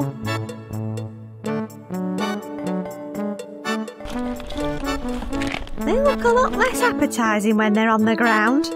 And that's saying something. Yeah. No. Lots of little bits of shell. It's no use to me. It's Kermit's old house. I'm happy in my dungarees.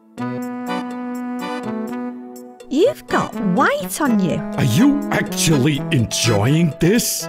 Honestly, I don't even know anymore. How do you think you could get up onto the island? Got a trampoline? Nope. Good. Do you reckon you could climb that rope? What, so you can leave me hanging there again? Oh, come on, please. This is the last time I'll ask you to do anything with a rope. I promise. You know, I'm only doing this because I have literally nothing better to do.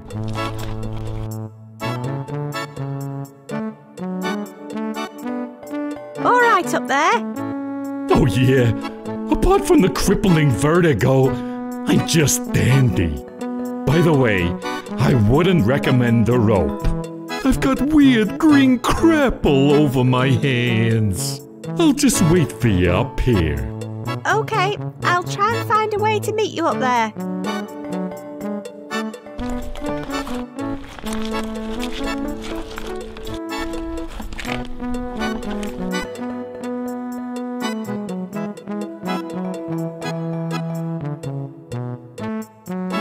It's the barman's own special wake-up juice.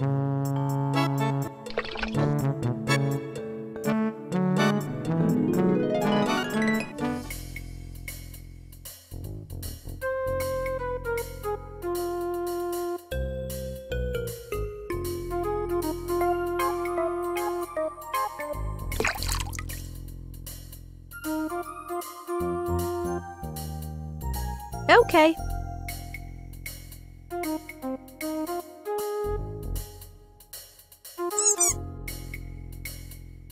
go, Crabbies.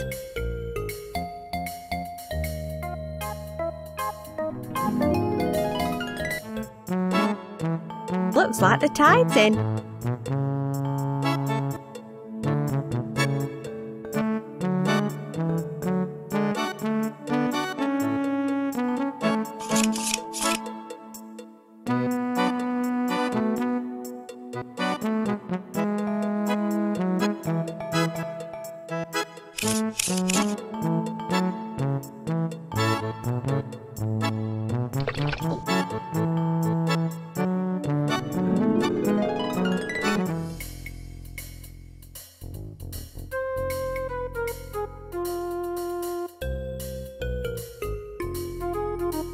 Okay.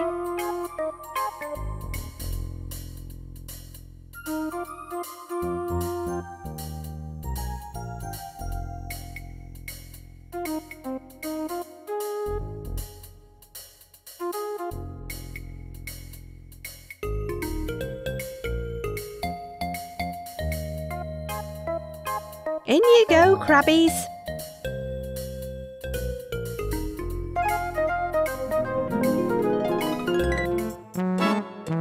Looks like the tide's in.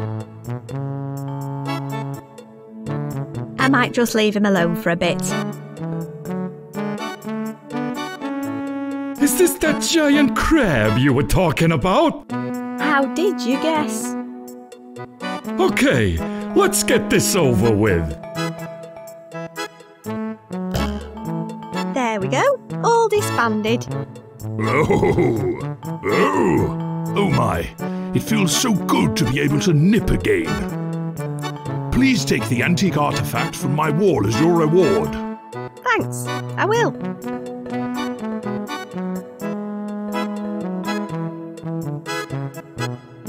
I've asked a lot of him already. I'll give him a break. I'll leave him alone now. It's for grabbing at things out of reach.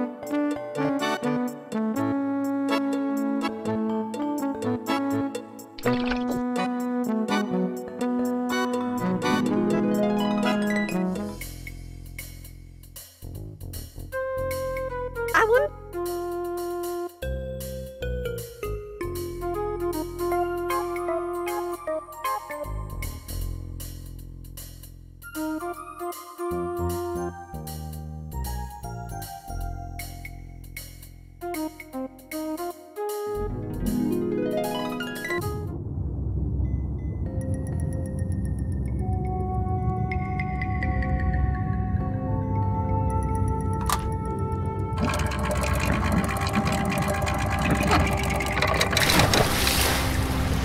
Hooray, I'm saved!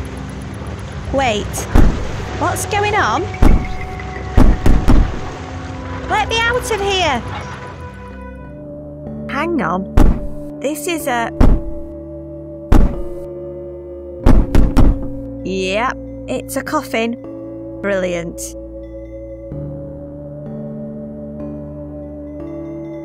It's too dark to see anything.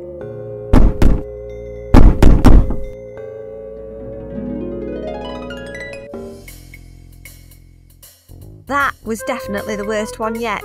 This psychology book is utter bobbins.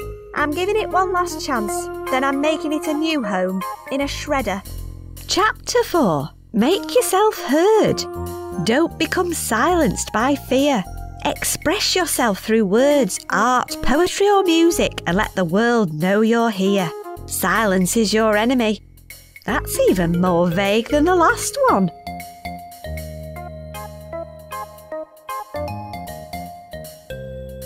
Wait, all this trauma's triggering another repressed vision. Lucky old me.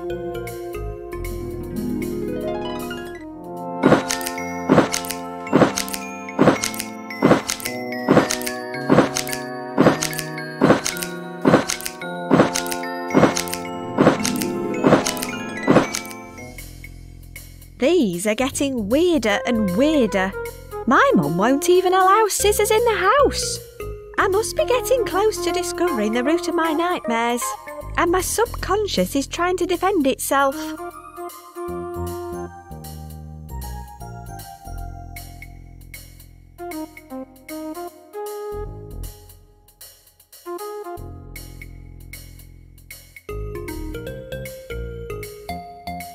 Not while I'm in my pyjamas.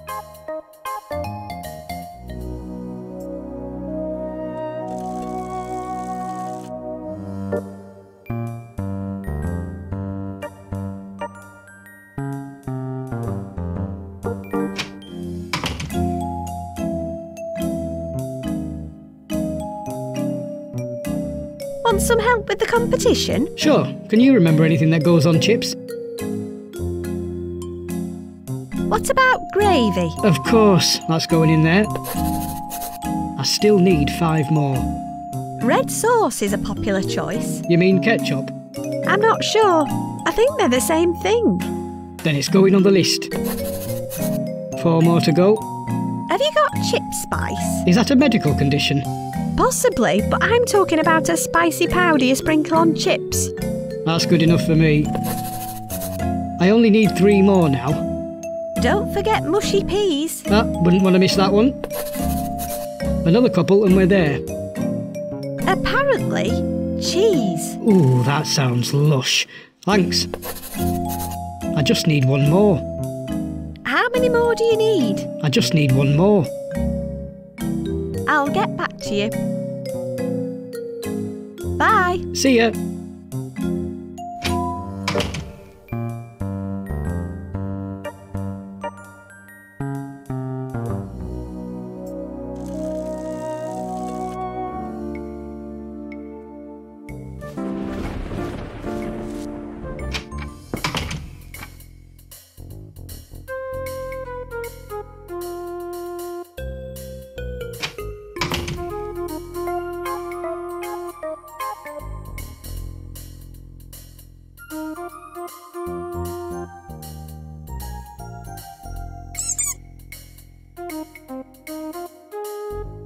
In you go, crabbies. I'll just stick my pyjamas on.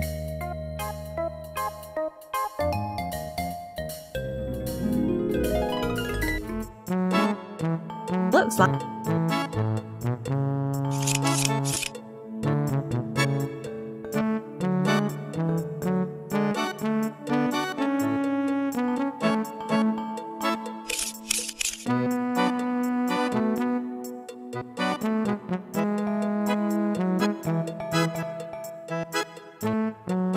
imaginatively named the red sauce.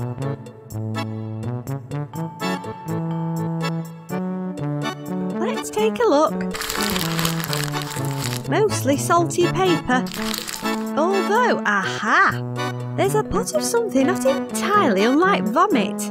It's curry sauce. It's curry sauce.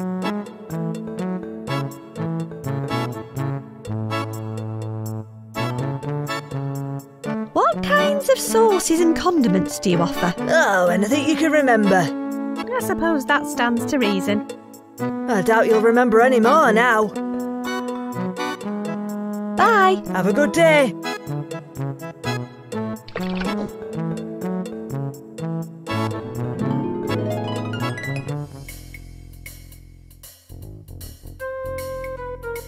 Not while I'm in my pyjamas.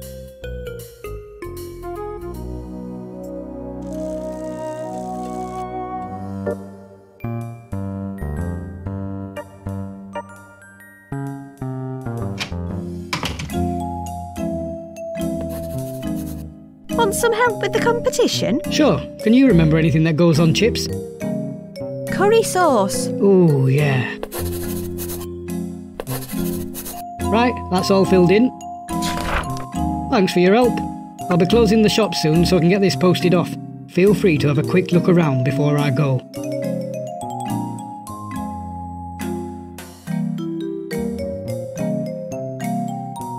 The chart show. It's crammed with cassettes, all dated individually. No prizes for guessing who these belong to. The police chief was looking for a cassette to record onto the day after Horatio's interview. I'll take a look. I'll take this elaborate brick off the top first.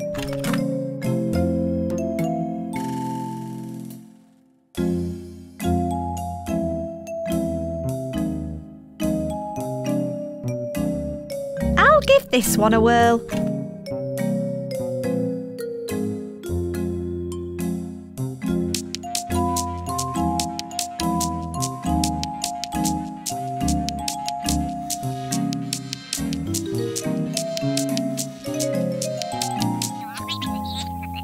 Wait a minute, there's something after the chart show recording.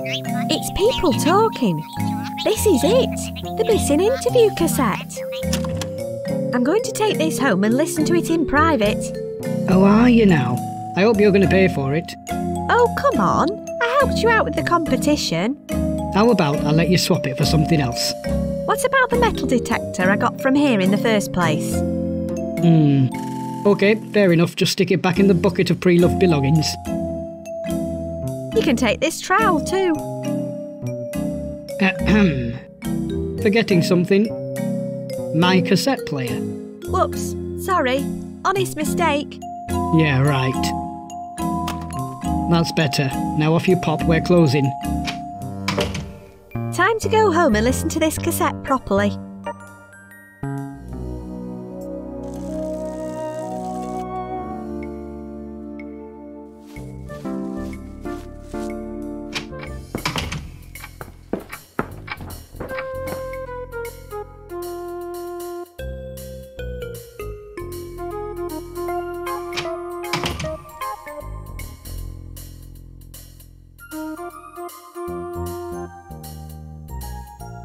OK, let's have a proper listen to this.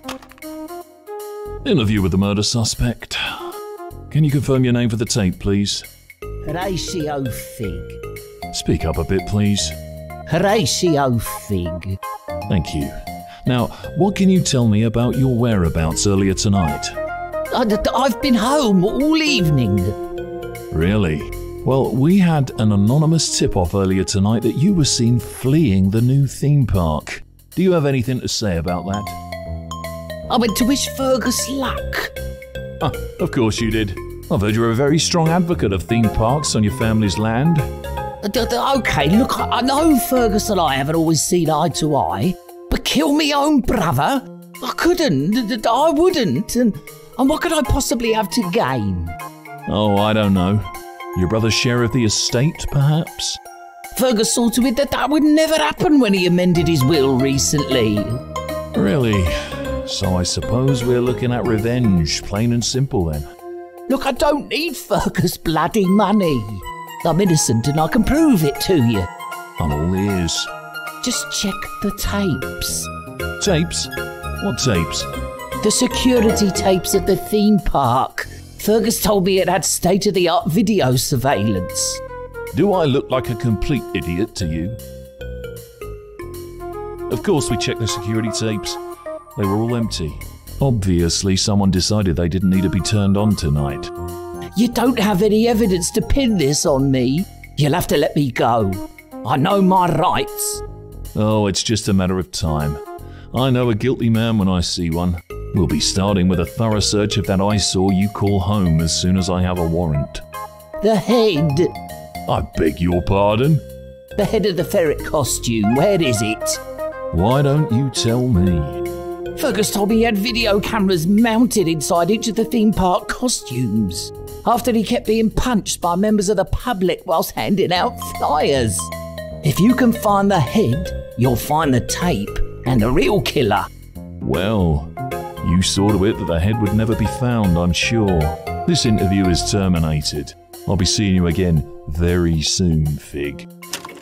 Wow, that was intense. I guess they never found the ferret head or the security tape.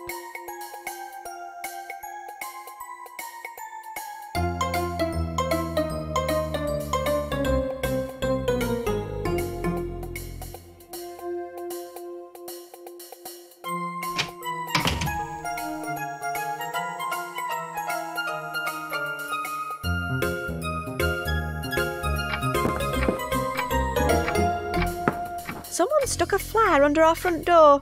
Live music at the Ferret's Head. Join German electro-pop sensation Gronk for an interactive music extravaganza. Bring this special invitation with you.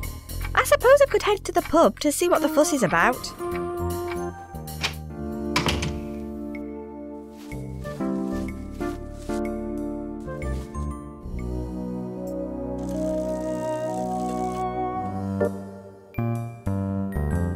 It's my friend Arnie reading his comics. Hey, Arn. All right, Luce. How you sleeping? That That seems to change almost hourly. In the meantime, I'm trying to solve a decade-old murder case, in the hope that it will somehow help me understand or otherwise purge my troubled mind. Well, good luck with that. What do you know? What? You want to know literally everything I know? No, it's a greeting, like, how are you? Oh, right. So you don't want to know what I know? No, not really. Not unless you know where to find a giant ferret head. I like you, Lucy. But you and your family are all certifiable. You do know that, right? You have no idea. What are you reading? I managed to get some comics before they closed the shop. Anything good? I'm working through them. I'll finish this one if you want to borrow it. I'm not really into horror comics. I only bought it because it had a free bag of dweebs on the front. The Phantom Organ. Enter the inspired, spine-tingling world of a deformed maniac and his enormous pipes. That's pretty niche. Thanks. That sounds like just the inspiration I need right now. I wouldn't get too excited about it. Bye. See ya. The Phantom Organ. Enter the inspired, spine-tingling world of a deformed maniac and his enormous pipes. This should provide some useful inspiration.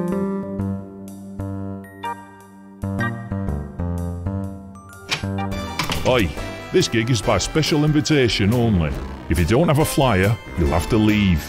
Hang on, do you mean this thing someone shoved under our door? Let's have a look at it. Aye, that's the chap. Enjoy the show. And next time, bring your parents with you or something. They look well sat on. I'm not sure I could even get up onto it. Cool music. I'm glad someone likes it. Too bad you're not a paying customer. Bye. Bye then. He looks like he loves playing for a crowd. Shame, really. Looks like Kirby left in a hurry. I prefer squash.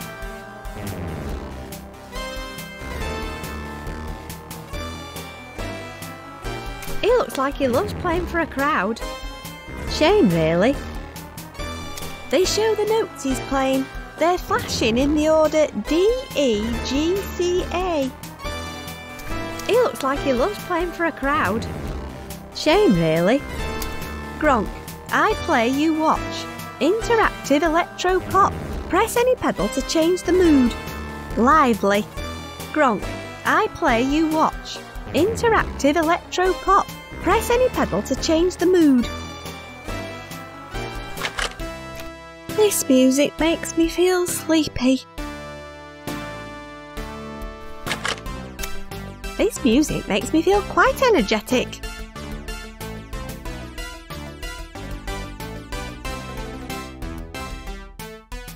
Better not. He's in the zone.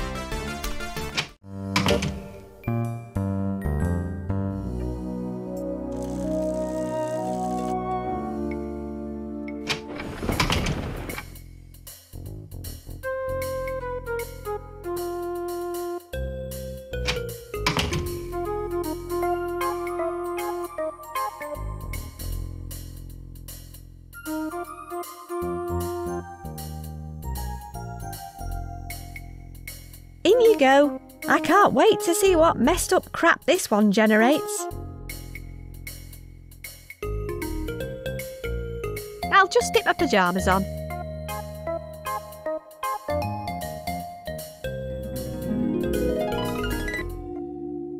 Ooh, spooky. I hope there's something here that can help me with my latest nightmare. According to my dad's book, I need something to help me make a lot of noise. Although I can't help thinking that a crowbar would be somewhat simpler. There's water at the bottom. There's no bucket on it. Even in my dreams, this stuff grows everywhere. It's a small hole in the wall. It just screams, "Stick something in me." It's coming out of a hole in the wall. Apparently, I now dream about milk delivery services. No point leaving it out here. Someone's clearly making an effort. It's an empty goldfish bowl. OK. It looks petrified. There are some lovely curtains hanging up. I think that's a newt inside it. We used to have a stuffed pheasant on our wall at home before it met with an unfortunate accident. It's a long branch. I'm not strong enough to break it off. Don't you think this place is spooky? Not compared to some of the horrors I've witnessed today. At least all the bird poo seems to have come off now. Could you get that branch for me? Just get the branch? Yeah, it looks handy. Why'd you ask? Oh, I don't know. I was expecting you to ask me to climb up the tower, or jump down the well, or otherwise risk my own neck for no good reason. Can you get me the branch? Just get the branch? Just get the branch. You won't want me to impale myself on it or anything afterwards? No. Promise? Promise. Okay. Here you go. Thank you. See? That wasn't so hard, was it? I'm dreading whatever's coming.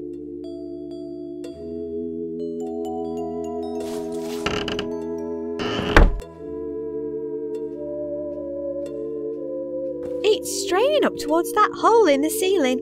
I hope it stays that way. It keeps the prickles out of my way.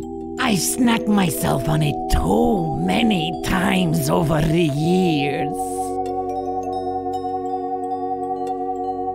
It's covered in instructions and loose bolts. He's wearing nothing but a sack and a piece of string. There's an old key attached to it. I like your hanging baskets outside. I'm glad somebody does. You hear that, Master? Somebody likes the hanging baskets. The ones I spent hours arranging. He's not listening. He never listens. What you building? Oh, it is my new monster. The latest in Swedish self-assembly abominations. It looks like a work in progress. Some of the parts were missing from the box. Without them, I fear it will never walk. What's up those stairs? The Master. But he must be left alone. Is he asleep or something? Oh no, the Master never sleeps. I've been there. No, he is playing with his organ. You mean like a pipe organ, right? Of course. He is a great musician. The only thing he loves playing with more than his organ is his giant horn. Again, this is a musical horn? Naturally. When he puts his lips upon it, you can hear it across the whole land. Now, that sounds like just the kind of thing I'm after. Is there any way up the stairs? You wish to disturb the Master? Why? Is that a bad idea?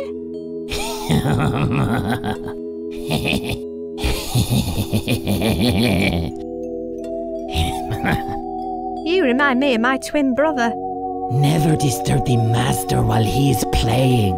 Even I avoid going up there. That is all academic anyway.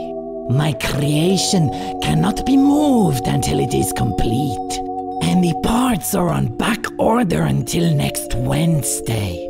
How's your master supposed to get down the stairs if you're blocking them? The Master never leaves his room. He has everything he needs. You don't want to go upstairs? Well, if he's playing, I sometimes brave it. But if I need to get near him or the organ, he gets really mad. Under those circumstances, I make him a nice cup of tea and give him a chucky bicky. As long as the tea is made correctly, he loves to dunk a chucky bicky in it. Then he sits back, closes his eyes, and just enjoys the moment. At least it gives me a few seconds to get in and do what I need to do.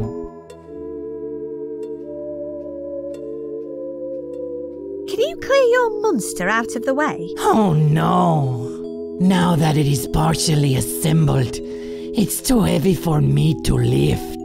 The only thing that can move it is itself.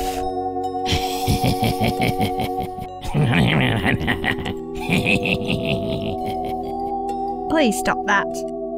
Is there no way you can finish building it? Not unless I can find lungs, a brain, and a 6mm hex key. What's a hex key? Whoa! The hex key is a legendary device for unlocking powerful, dangerous mojo. Whoa, really?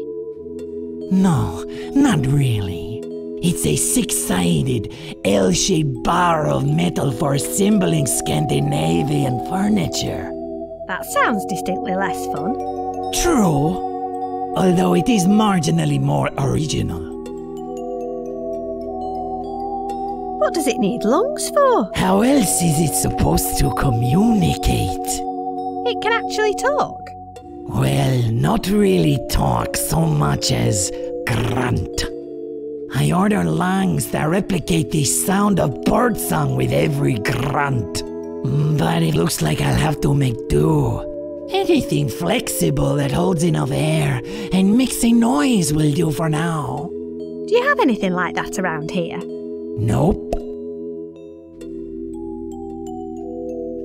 What kind of brain does it need? It doesn't actually need one to function. It's purely aesthetic. So it just needs to look pretty. Have you never seen an abomination being built before? It needs to appear impressive and futuristic, whilst adding no real scientific value whatsoever. To be honest, even a nice-looking lamp would probably do. Okay, leave it with me.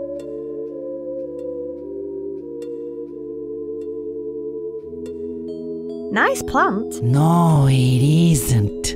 I keep snagging myself. Why do you think I wear this sack? All of my other clothes got caught on the bloody thing. It's not so bad since I trained it to grow upwards, though. Bye. It's straining up towards that hole in the ceiling. I hope it stays that way. It keeps the prickles out of my way. I snagged myself on it too many times over the years. It looks like Lloyd's first hamster. He was adorable, submissive and placid. He never really fitted in with our family. He looks just like our old cat. I can't remember his name, but my mum loved to watch him dismember rodents. They had a lot in common. He's got a lovely floral pattern all over him, but I think some assembly is still required. Perfect for screws. It is. Unfortunately, all of the included fittings require a hex key. It could be an arm, or a leg, or something else. How many legs does a piece of furniture need? Munster, self-assembly 3-in-1 indentured slave, consort and chiffonier.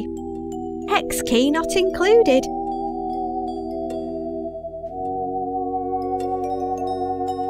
I don't need it. Neither do I, apparently.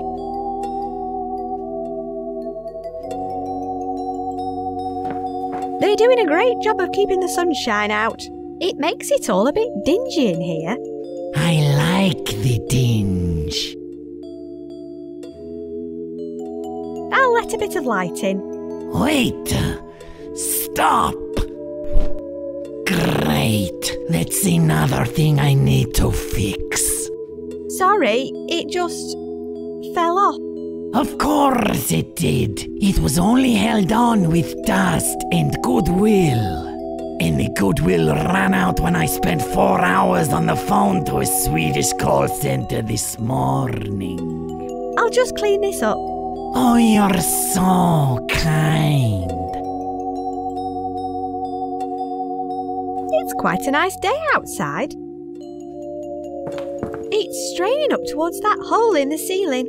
I hope it stays that way.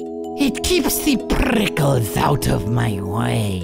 I snacked myself on it too many times over the years. I love my organ. Okay. Boil master. Stays hot for up to 6 seconds. It's empty. It looks irrelevant to my quest. Someone's quite the homemaker. Thank you for noticing. I wish the master appreciated my efforts. It's closed. What was that noise? Close that cupboard at once. Sorry. Tea leaf. The hinges on this door are really squeaky. Good thing, too.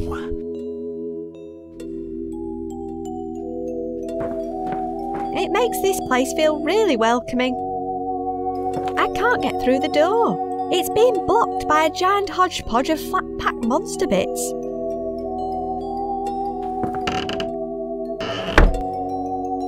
A 6-sided gold pen.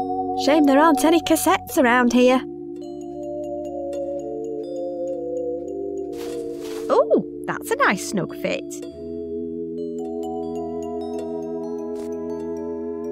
Could you bend that pen I stuck in the wall? Your requests just get weirder and weirder. To be honest, I don't think I have the dexterity. You're probably better off just whacking it with something heavy.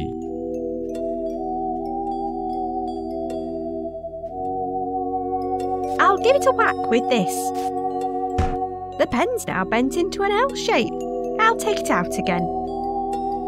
We have about 30 of these in a drawer at home.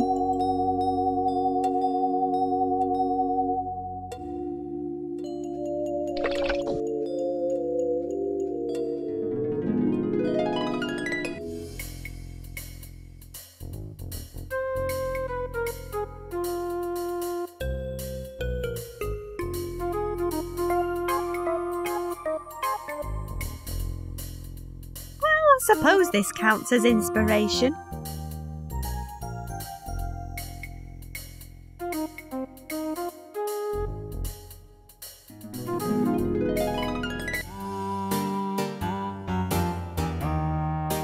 They're packed full of comedy. It's a silicon chicken with a lever in the middle.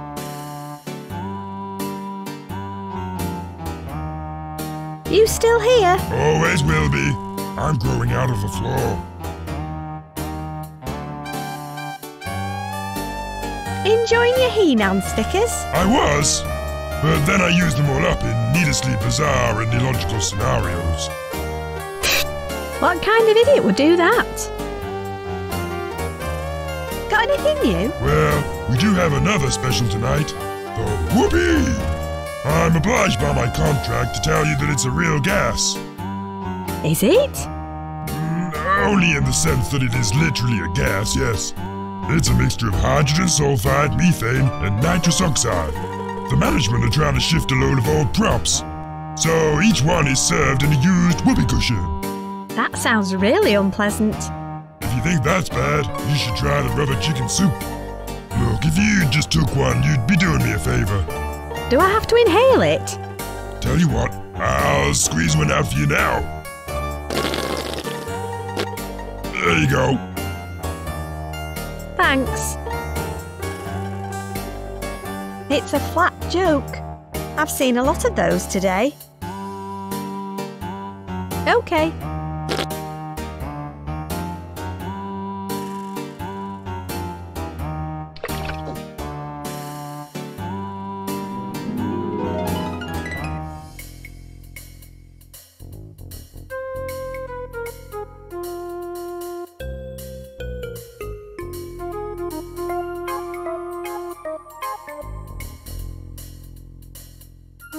There we go.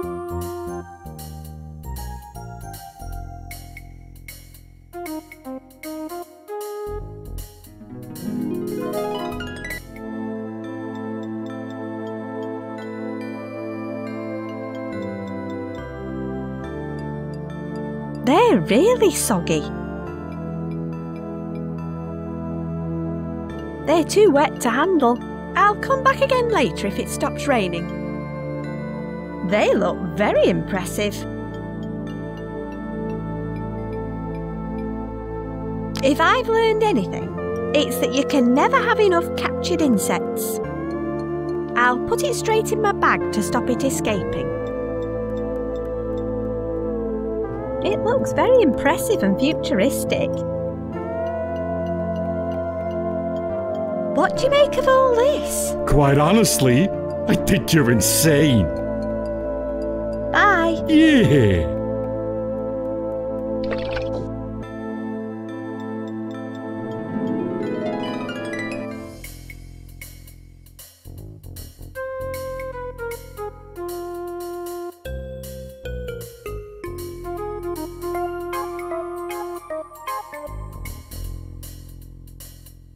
In you pop.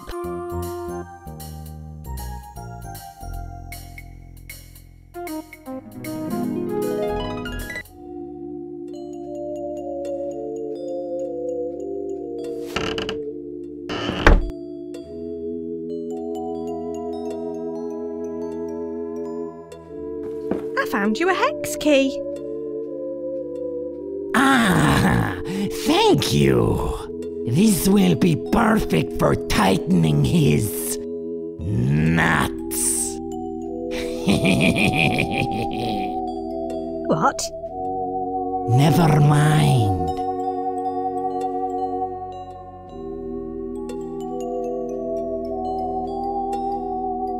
Could you use this for the lungs? I suppose it might work. I wonder how my monster will sound with this in its chest. Loud and proud. Oh, I do hope so. What was that noise? Squeaky floorboard.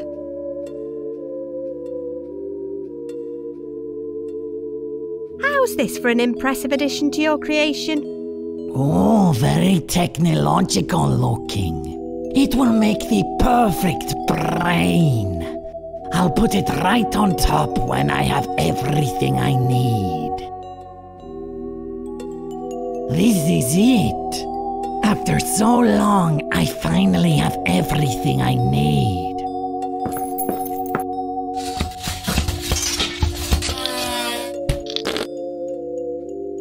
It is complete. Together, we can finally clean this place up.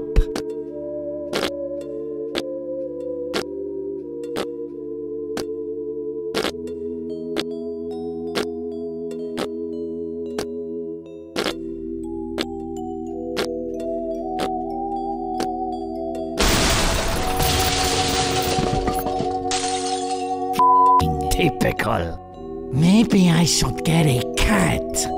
Yeah, that would probably be better company. I meant for lunch.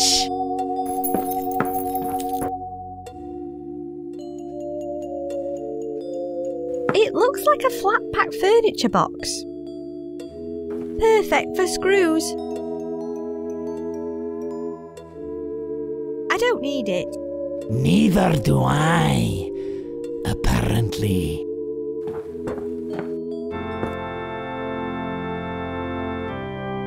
A healthy collection of bat droppings. It almost looks like they're flying in time to the music. It's covered in tea stains and crumbs. Very organish. He's busy playing at the moment. I can't get close enough. There's a big hole in the floor. The sunlight's shining into the room downstairs. This'll block the light coming through the ceiling and make an excellent death trap at the same time. There's sunlight streaming through it. A big brass horn. It's only held up there by a single nail. It looks like the slightest little shake could bring it crashing down. Judging by the large heap of droppings underneath it, the local bats have been using it as a roost. All in all, I'd say that standing directly underneath it is a pretty bad idea. I wonder if I could encourage the bats to knock it down. It provides access to the pipes inside the organ, but it's locked. The lock has a little musical note carved onto it. I think I'm better off not being noticed.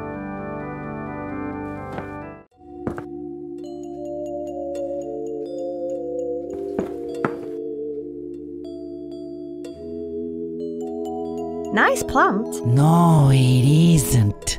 I keep snagging myself. Why do you think I wear this sack? All of my other clothes got caught on the bloody thing. It's not so bad since I trained it to grow upwards, though. Bye.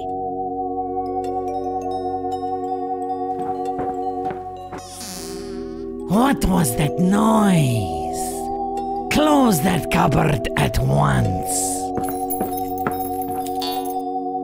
Ow! Bloody plant! Sorry. Tea leaf! The hinges on this door are really squeaky. Good thing, too.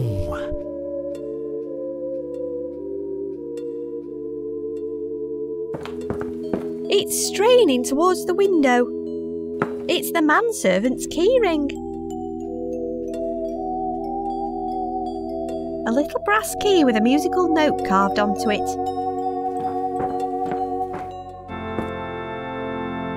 It provides access to the pipes inside the organ, but it's locked.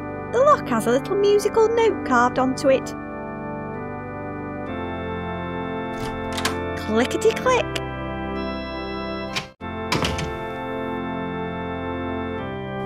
Each one plays a different note from the organ. Someone's been cleaning the pipes. After cleaning, please put pipes back in the correct order. C, D, E, F, G, A, B. Heavy duty organ oil. I guess someone's been trying to lubricate the organ. I can't reach it. There's no point picking my own pocket. OK, let's see if this'll get it down. Got it. I'll leave the branch here. OK. I can't get close enough without him seeing me. It's a nice sunny day outside.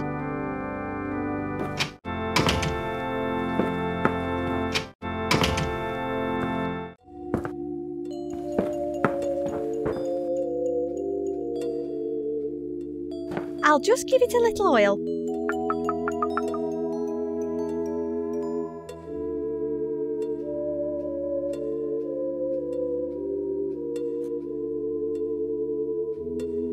I wonder what these are for. They look like a set of ESP cards. I guess this isn't my lucky day.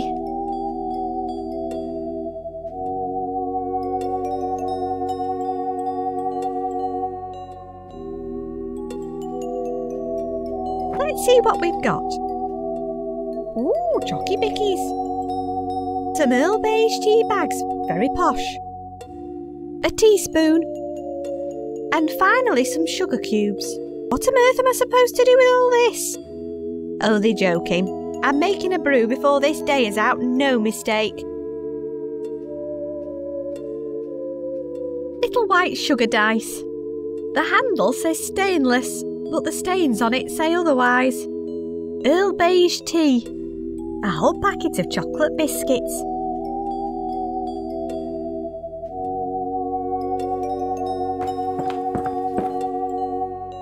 You don't want to go upstairs? Well, if he's playing, I sometimes brave it.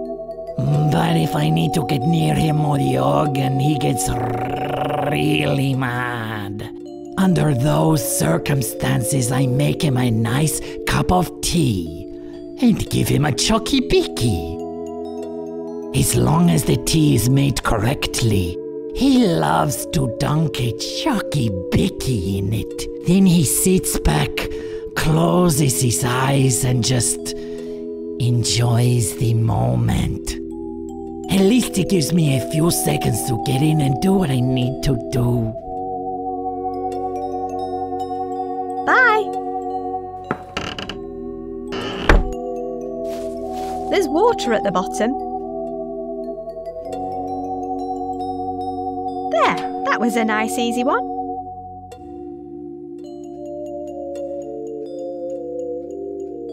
Okay, let's give this a dip.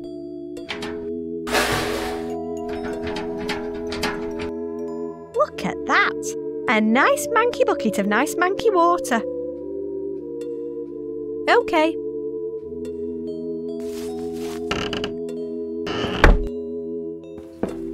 Boil master. Stays hot for up to 6 seconds. It's empty.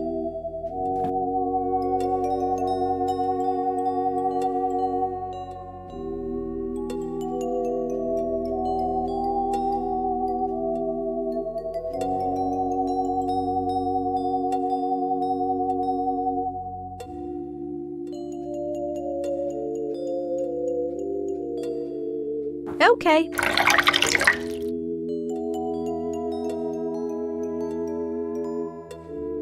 I'll stick a bag in. I'll turn it on.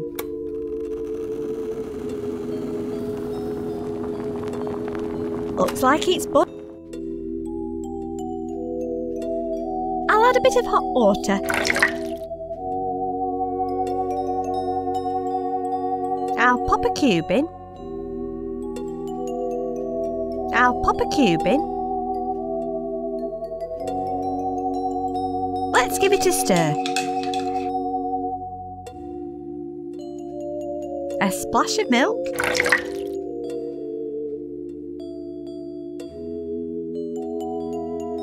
Let's give it a stir. I think I've done all I should to this cup of tea.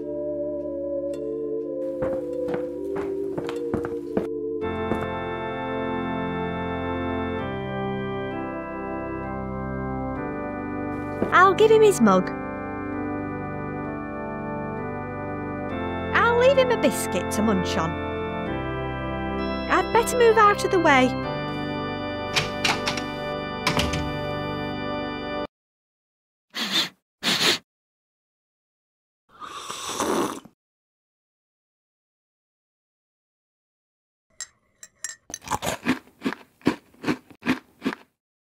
Sounds like he's enjoying his brew and biscuits.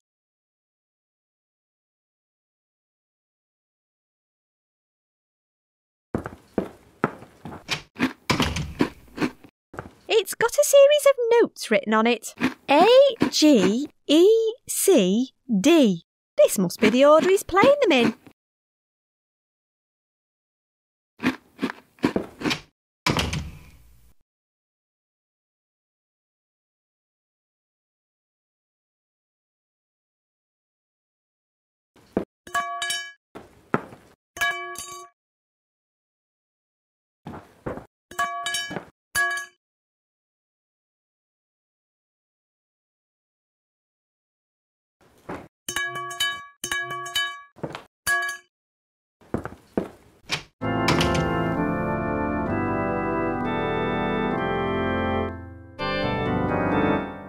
I don't think he's really feeling that combination of notes.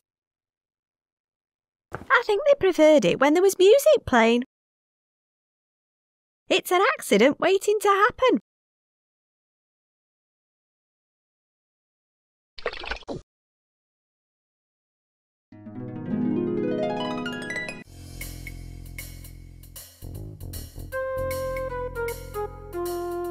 Not while I'm in my pyjamas.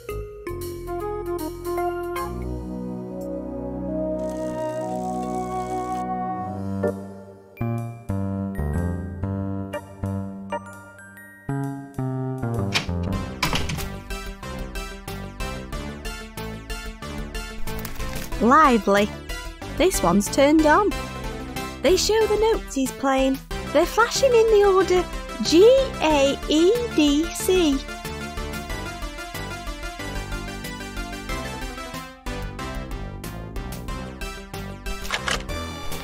This music makes me feel a bit shaky. Paranoid. Gronk. I play, you watch. Interactive electro pop. Press any pedal to change the mood. This one's turned on.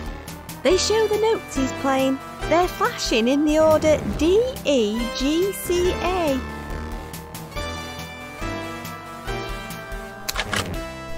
This music makes me feel sleepy. Soporific. Gronk. I play, you watch. Interact. Press any... This one's... They show the notes he's playing. They're flashing in the order E-D-A-G-C.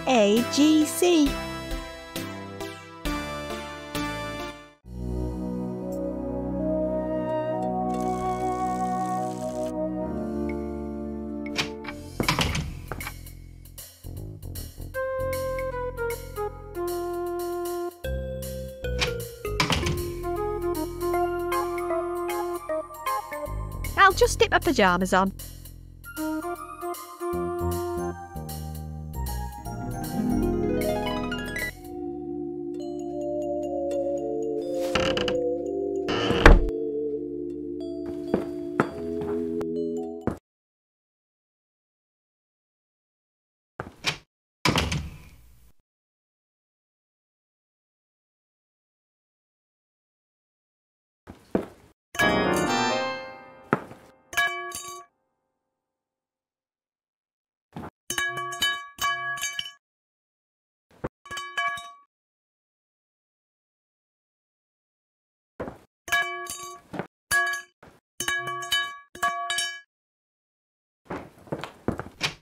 This tune seems to make the bats all shaky.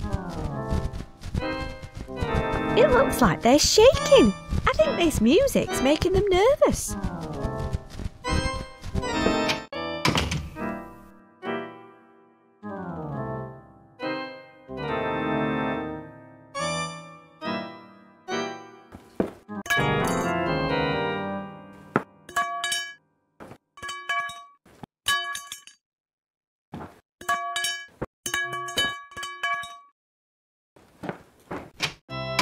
Looks like this tune has made the bats all sleepy. A big brass horn filled with roosting bats. It's only held up there by a single nail. It looks like the slightest shake could bring it down. I'll move out of the way.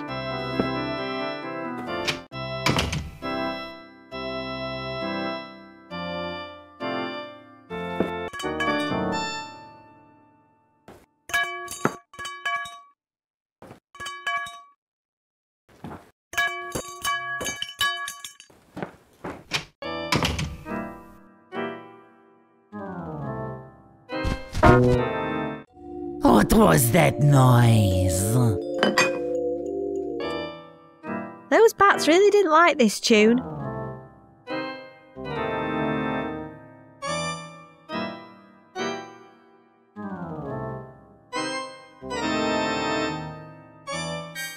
It's an enormous horn. Okay. Wow, imaginary rucksacks are even more spacious than regular ones. I bet this can make a really loud noise.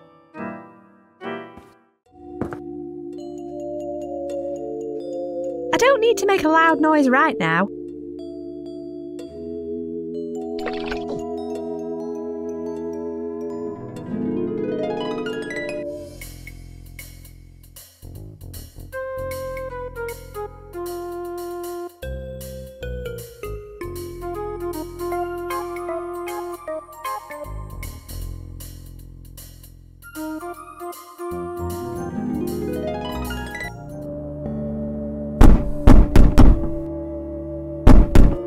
I'll just wipe some of the bat droppings off first. Wait,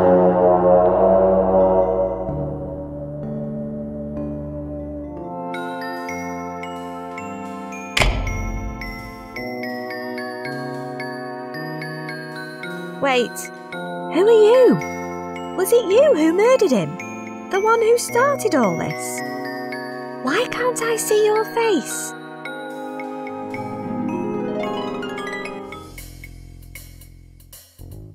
It's all connected. The flashbacks, the nightmares, the strange men contacting me via email, which, in retrospect, I should probably have just ignored. I feel like I'm missing one final piece of the puzzle. I need to find that security videotape. Chapter 5. Accept your fate. This looks like the last chapter.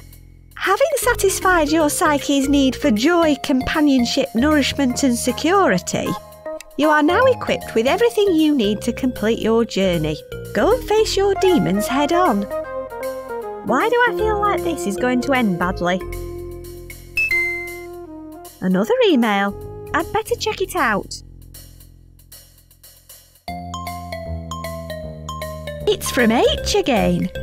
Speak to Curly. Well, that's going to be tricky. Wasn't he the deaf caretaker who reported the murder? He wasn't in the pub last time I went in.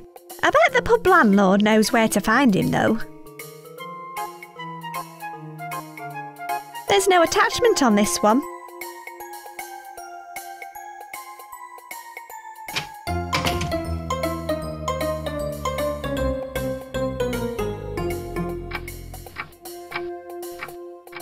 I'm not going out there in my pyjamas.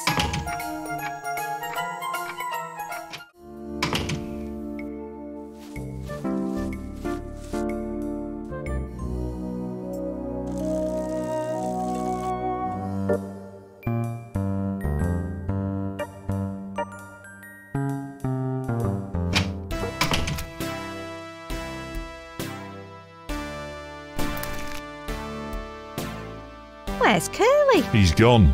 Can't stand modern music. Any idea where he'll be? Probably at the school. But the school's closed today. He likes to get stuff done while the kids aren't there to tease him. I don't blame him. OK, I'll check it out, thanks. Don't go taking the piss. He's a nice bloke and he's been through a lot. I'll add the school to my map now. You do that, crazy girl. Bye. Bye then. Apparently, patrons of the Ferret's Head pub can enjoy live interactive electro pop today. It says specially invited guests only.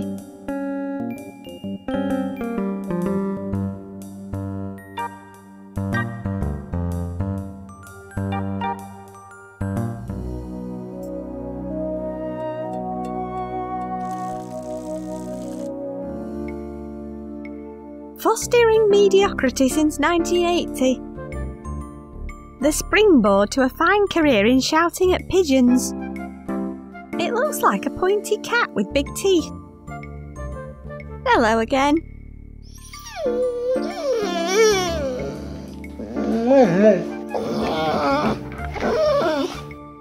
I now have a happier soul, but a smellier hand. He's cleaning the window. I can hear you, you know. Wait a minute, I thought you were deaf. Yeah, everybody does. You'd be amazed what people say when they think you can't hear them. So how come you're talking to me now? It seems we have a lot to talk about. What are you doing here? Your wazzock of a twin brother has been applying his myriad talents on the school building. Hey, come on. How do you even know it was Lloyd who did it? Oh. I don't really blame him, given the things he witnessed. What do you mean? I figured your parents wouldn't have told you. Hey, that's their decision. I'm not about to tell people how to bring up their kids. So, what was it that Lloyd witnessed? Not just Lloyd. You were there too. What? Where? Does this have anything to do with that theme park? That was a bad business. Cost me my job. Cost a man his life. and cost his twin their sanity. I can empathise there. Guilty or not, Horatio must be slightly unhinged. Horatio? Horatio wasn't Fergus' twin. No, it was his sister. Oh, I thought... Annabel Figg, her name was. I used to have a bit of a thing for her when I was younger. That was before she went nuts and ran away from home. What can you tell me about Annabel? Well, in a nutshell, with a capital nut, she was Fergus' twin sister. Horatio was a few years older. He acted like he was lord of the manor after the parents died. When she was about 17, Annabel had a big argument with Horatio and ended up running away from home. No one ever saw her again, which is probably just as well. If she had ever wanted revenge, it would have been all too easy. She was a crack shot, and her skill with a machete made Conan the Barbarian look like a spork-wielding toddler. She sounds a bit like my mum. What exactly happened at the theme park? That's what's weird.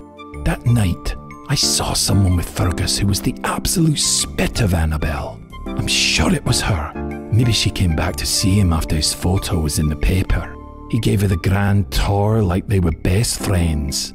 Showed her the ceremonial ribbon, practiced his speech, even let our kids go on a couple of rides.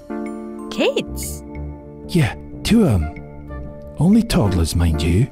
Anyway, I had to go and get me plunger to sort out a particularly hefty blockage in the gents. I really miss that plunger. The kind of suction you could really... Anyway, I heard a scream. When I got there, Fergus is lying on the floor dressed as a giant polecat. There's blood all over the place and his head is, well, not on his neck. Then I hear a noise by the gate and I see Horatio running away from the park. So I get the hell out of there, leaving my plunger behind. When anything like this goes down, everyone always blames the caretaker. It's an occupational hazard. I wasn't about to stick around and wait to be arrested. I gave the police an anonymous tip-off once I got far enough away. I found evidence that sheds doubt on Horatio's guilt. Oh, well, I never actually saw him murder his brother. But if he didn't do it, who did? That's what worries me. Apparently there was a security camera hidden inside Fergus's ferret costume. If I can find the tape, I can finally discover the truth. What happened to Annabel after the murder? She'd scarpered by the time I got there. Only, get this, a few weeks later, I went back to the park to get me plunger back. It was a genuine double-ended luxury pump and squelch. They don't even make them anymore. Best plunger I ever owned. But anyway... Right, so I turn up and they've already started building houses. Right on top of the theme park. There's some guy with a hard hat on looking at plans. And guess who's with him? Ed the Duck? Annabel. That land was all owned by the Figg family. My guess is she inherited it, along with a tidy sum when her twin brother died. She changed her name, and she's lived there ever since. That's where your house is now. Yeah, I gathered. Her kids are grown up too. I suppose so. They say twins run in the family. What are you getting at? 1 boy, 1 girl she had. Oh no. They'd be your age now. I can see where this is going. You know what I'm going to say, don't you? Just spit it out, will you? Can you get me plunger back? What? They didn't even level the park before they started building. So my pump and squelch is still underneath your house somewhere. I've waited over a decade to get it back. Seriously? You've basically just revealed I'm the niece of a murdered aristocrat and witnessed a life-changing horror committed by my own family. Admittedly, that bit's not a huge surprise to me, but it definitely warranted a little more sensitivity, don't you think? It was a really good plunger.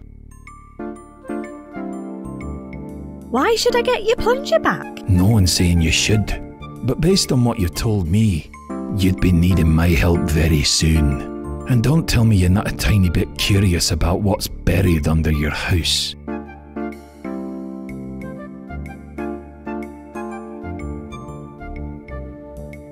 How am I supposed to get underneath my house? My mate worked on the construction site.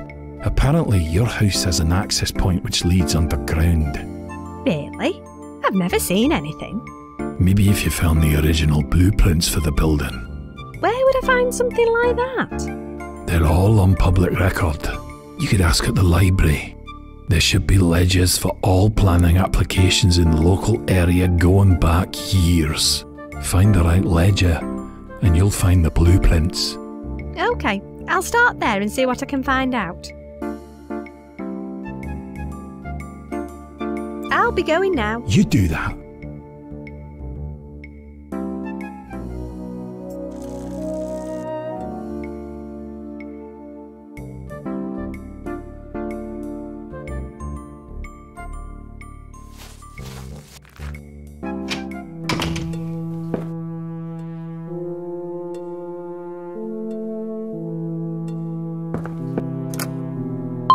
I should probably return the book I'm borrowing first.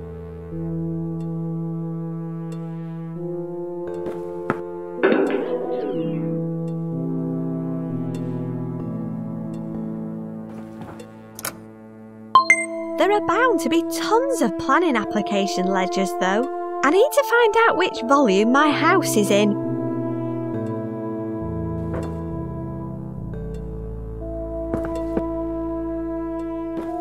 I'm looking for the ledger of local planning applications. Oh, really? How long ago do you need to go back?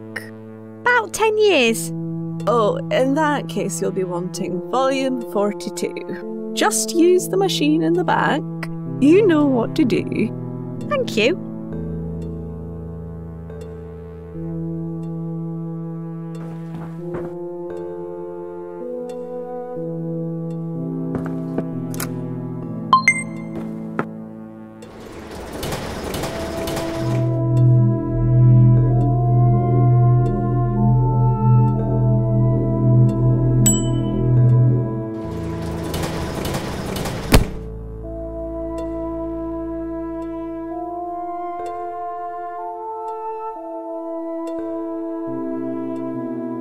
Right, let's have a look. Ah, here they are, the original blueprints of our house. Yoink!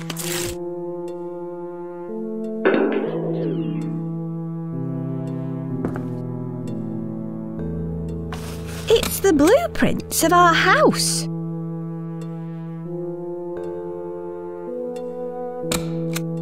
It's our garage. This is the lounge.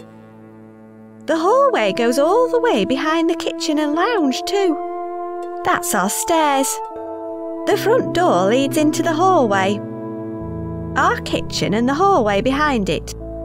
This is our landing. That's the bathroom. That's where my bedroom is now. That must be Lloyd's bedroom. This is my parents' bedroom. I don't recognise this room. It must have been bricked up. There's a huge void underneath our whole house. It's the roof.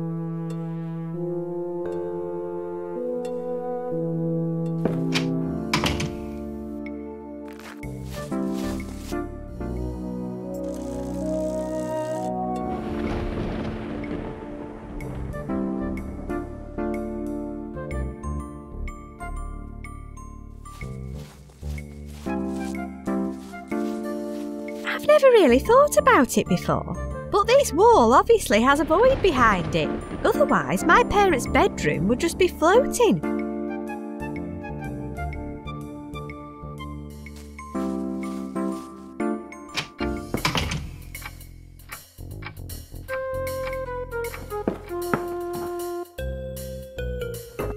I'll just take a closer look.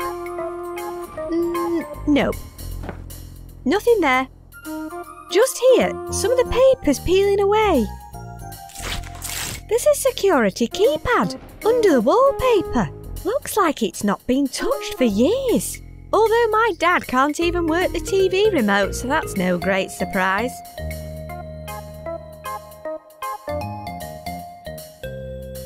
It's asking for a password. I'm guessing it's one my parents came up with.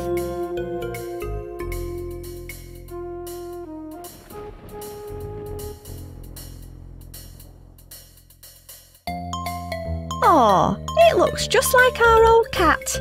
I dreamt about him recently.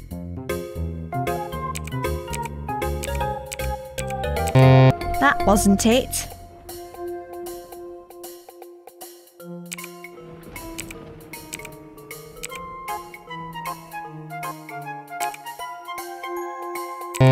My parents aren't that tech savvy. It will have been something they could easily remember.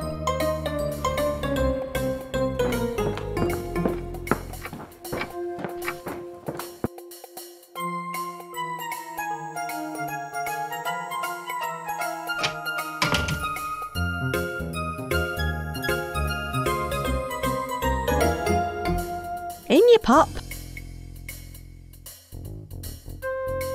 I'll just stick my pyjamas on.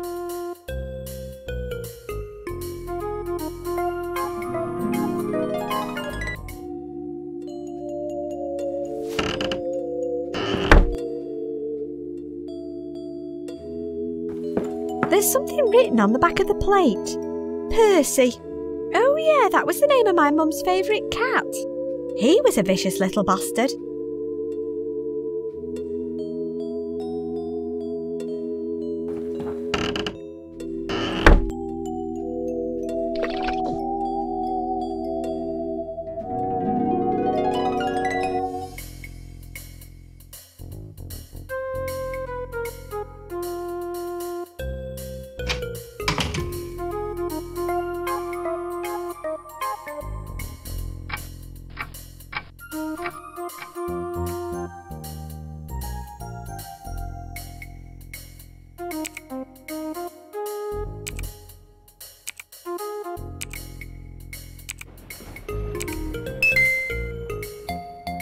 Is that it? No hidden doorway? I feel ripped off. Ah, now that's more like it. Part of me always wanted to believe his body was on the other side of that wall. Call me strange, but I just don't want to go in there in my pyjamas. OK, in we go.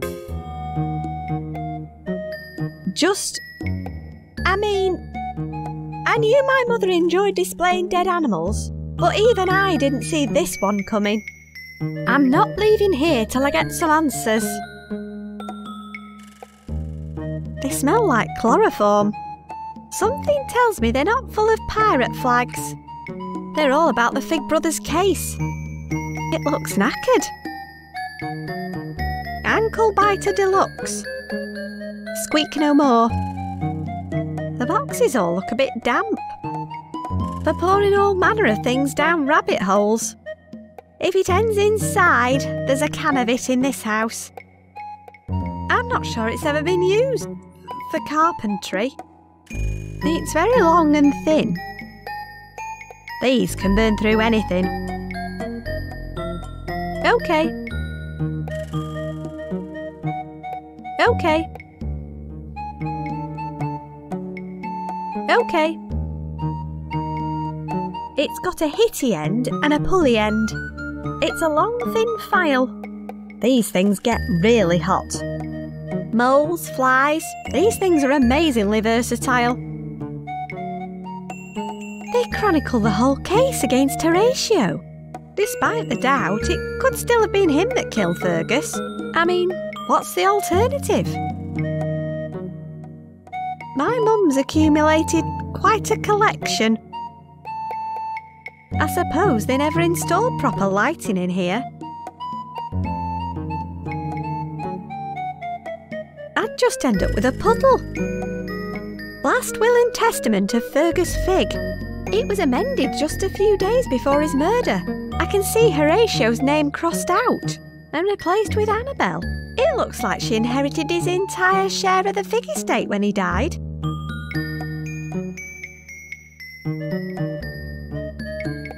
It's a photo of Fig Hall. Weird to think that's where my mum grew up. Well, here it is, right underneath my parents' bedroom. Please, can anyone who doesn't think that's weird leave now? I suppose I should at least take a look at it. Well, thankfully there's no disembodied head in there. But what's this? It feels like a brick. Oh, wow. It's a giant cassette.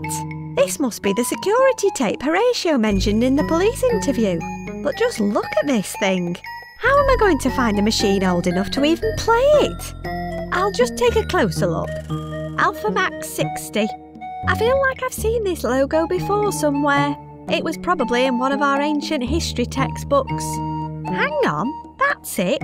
This is the same make as the video machine at school.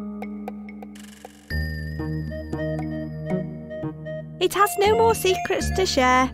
At least, not any that I want to hear. They're like those massive novelty scissors you get for cutting ribbons. My mum never allows scissors in the house. What a hypocrite. They chronicle the whole case against Horatio. Despite the doubt, it could still have been him that killed Fergus. I mean, what's the alternative? They chronicle the whole case despite... I mean... It's Fergus. His glasses are just like mine. Horatio and Fergus duelling again. I guess violence and sadism run in the family. That doesn't bode well for me. You never know when you might need a length of rope. It's made of genuine... animal? There are some lumps underneath it, and I don't think they're dead wood lice. At least not all of them at any rate. It's nailed down. Let's get some of those pesky nails out. That should do it. What's underneath this thing? Oh, don't you open that trapdoor. You're a fool if you dare. Actually, I can't open it because it's got a mahoosive padlock on it. It's padlocked shut. This thing is heavy duty.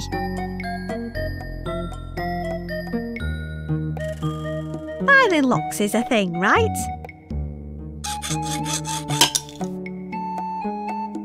Damn it, now the file's broken. Okay, let's burn this thing open.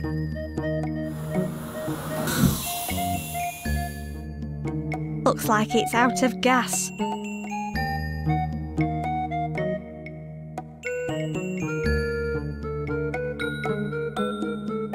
Stand back. Me? Great, that just broke the hammer. This thing is heavy duty. Oh, hang on. It's not actually locked. What a muppet.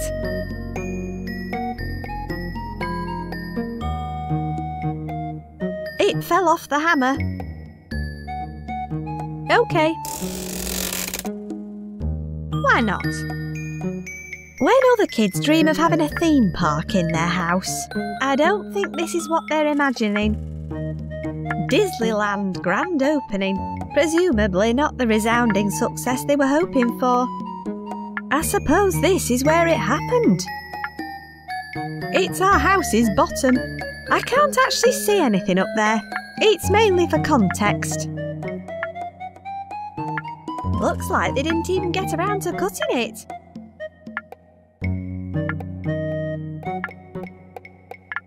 They've survived pretty well down here. I guess it was much higher before it had a housing estate built on top of it. The drop. A terrifying plunge you'll remember for the rest of your life.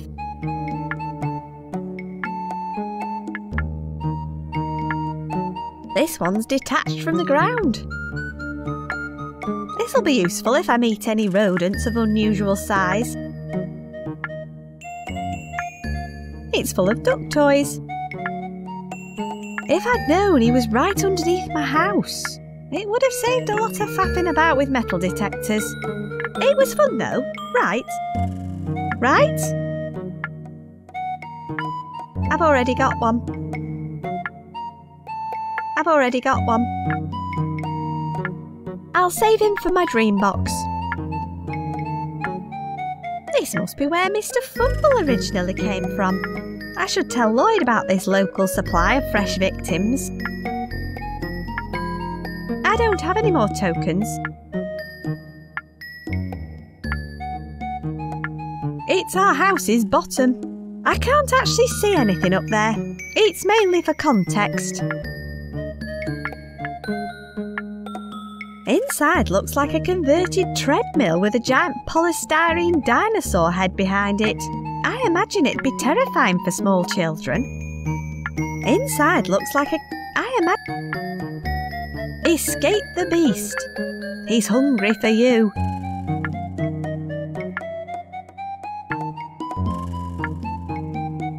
Free dive experience. You'll never get over that sinking feeling. I can't even see the bottom, although the raw sewage runoff and algae isn't helping with the visibility. Buried alive, deep underground, no one can hear you scream. It looks like a lift crossed with a coffin, crossed with 100 health and safety violations. I think it makes the lift go up and down. I don't want to interfere with the rides. There's no way you get me on a ride like that. It says engaged. It's the gentleman's lavatory. I can't move it, it's jammed shut. I might be able to lever the door with this. Hooray! Now there's nothing to stop me thoroughly investigating an abandoned underground lavatory. On second thoughts, maybe hooray wasn't what I meant at all. Up close, it's even more lavatorial. There's something stuck inside. Looks like a double-ended luxury pump and squelch to me. I don't want to unclog the toilet. I'll just pick it up. Nice. I think I've discovered all I can in here now. A genuine double-ended luxury pump and squelch.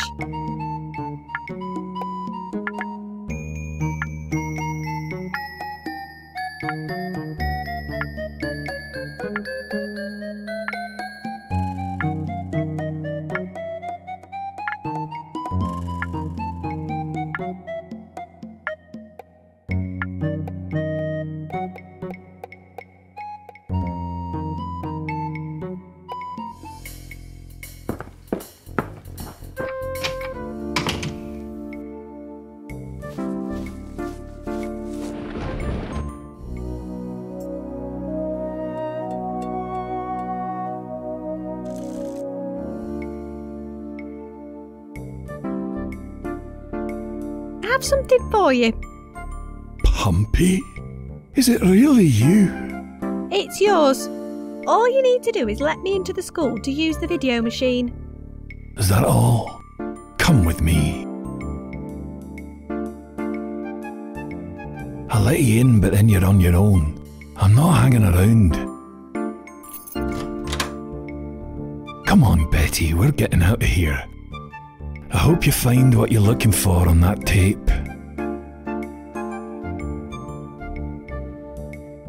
No going back now. Right, where's that video machine?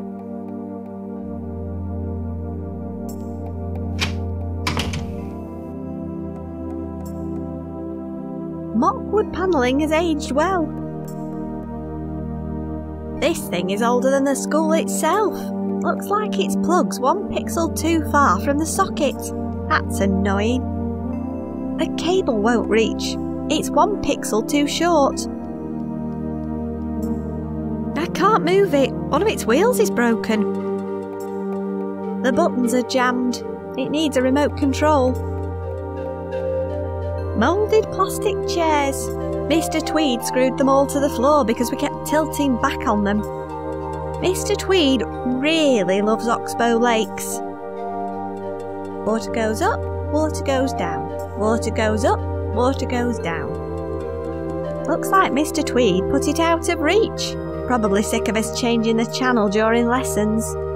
They're all about Oxbow Lakes too. Makes a difference from cold tea. There's no way I'm drinking that. It smells like the staff room. Marker pens, chalk, an unopened roll of breath mints, and a small screwdriver. I think the screwdriver in here's the only thing worth taking. Here be dragons. There's no point. Most of the countries on it don't even exist anymore. It belongs to our geography teacher, Mr. Tweed. I don't need to protect my elbows. Question 1. What kind of lake can be formed through erosion and deposition of a meandering river system? I wonder. Question 1. What? They're full of Oxbow Lake worksheets.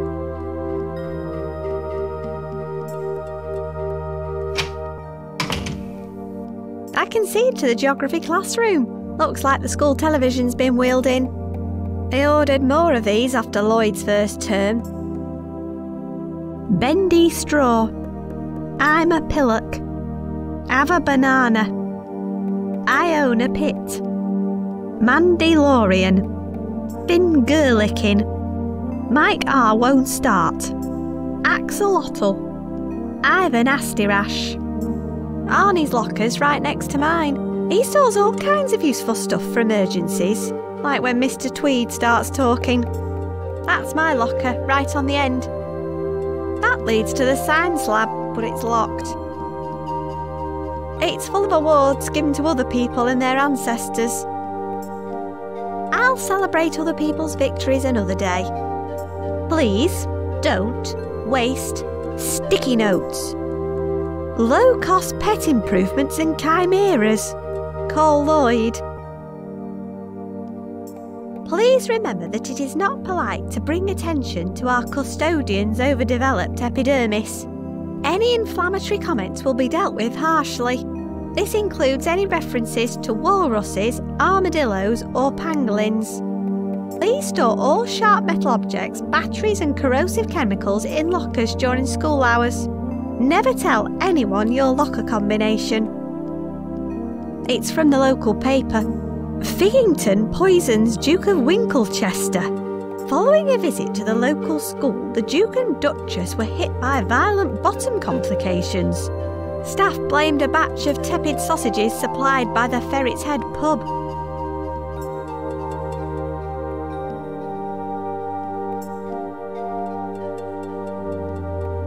Remote controls are not toys. Do not interfere with the school television during lessons. The remote control will be kept safely out of reach. Short of members of staff can request it from Mr. Tweed. Join the Oxbow Lake Club. Plenty of space is still available. Speak to Mr. Tweed. Don't worry if you didn't win a goose walloping badge at the village fete. You can always have another go next time. It's full of bleach and mops.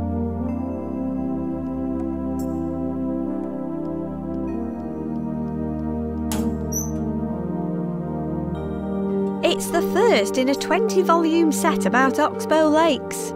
That's one thick tome. If it's a book, I'm having it, apparently. It's open. I can't. It's locked and I don't know the combination.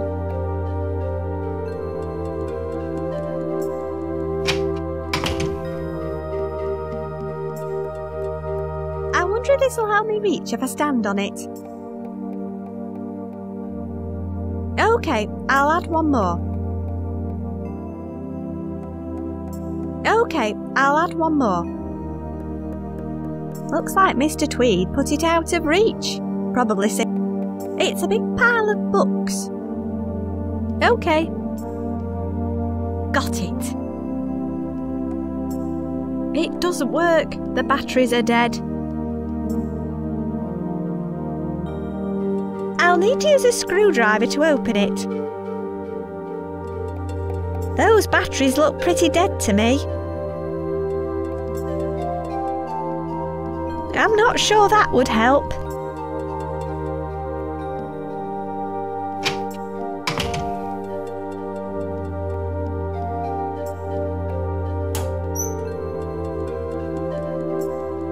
It's screwed in to stop all of Arnie's comics and video games leaking into my locker.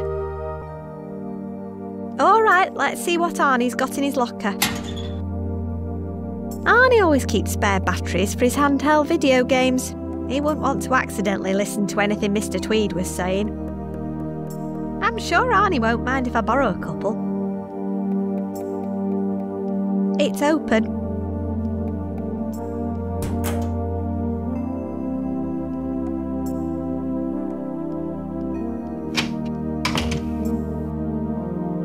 It doesn't work. The batteries are dead.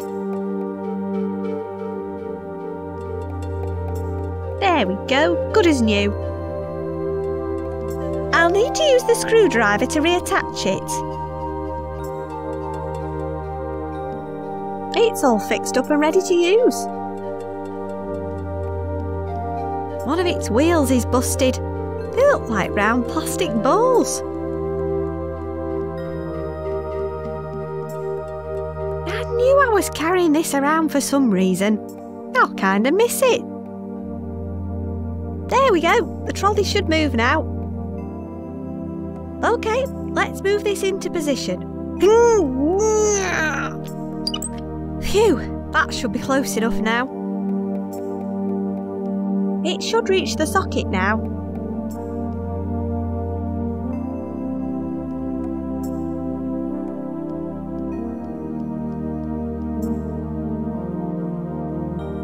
Right, it's going in. Now I just need to turn on the TV.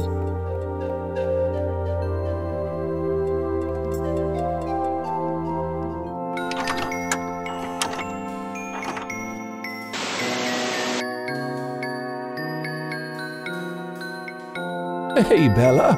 What do you think of my new look? Bella? Where'd she go? Probably chasing after Lloyd. He's a chip off the old block. I do hope Horatio can make it tonight. Those two really need to patch things up after so long. Oh, hey, Lucy. Careful with those scissors now. It's slippy. Lucy, you shouldn't run with...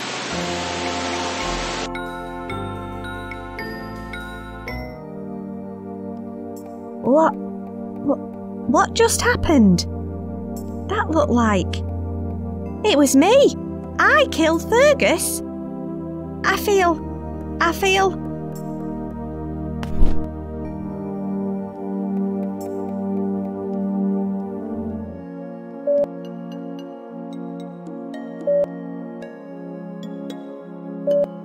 What?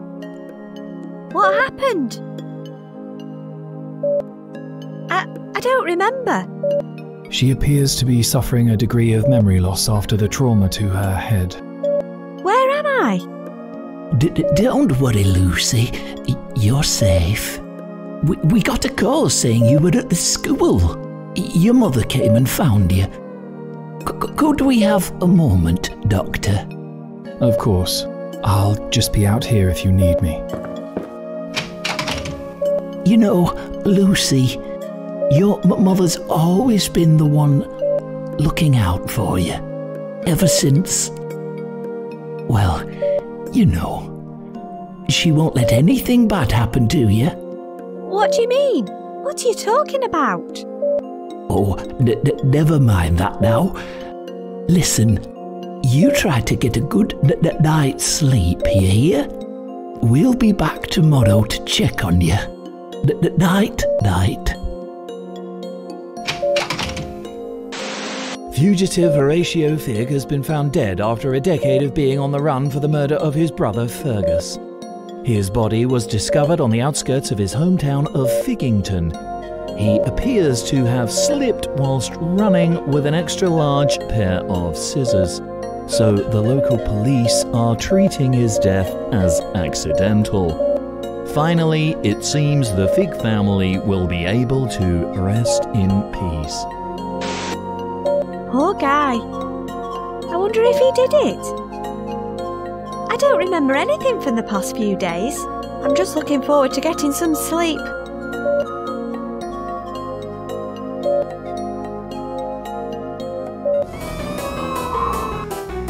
Hi, I'm Lucy, and this is my brand new nightmare. I wonder how it will end.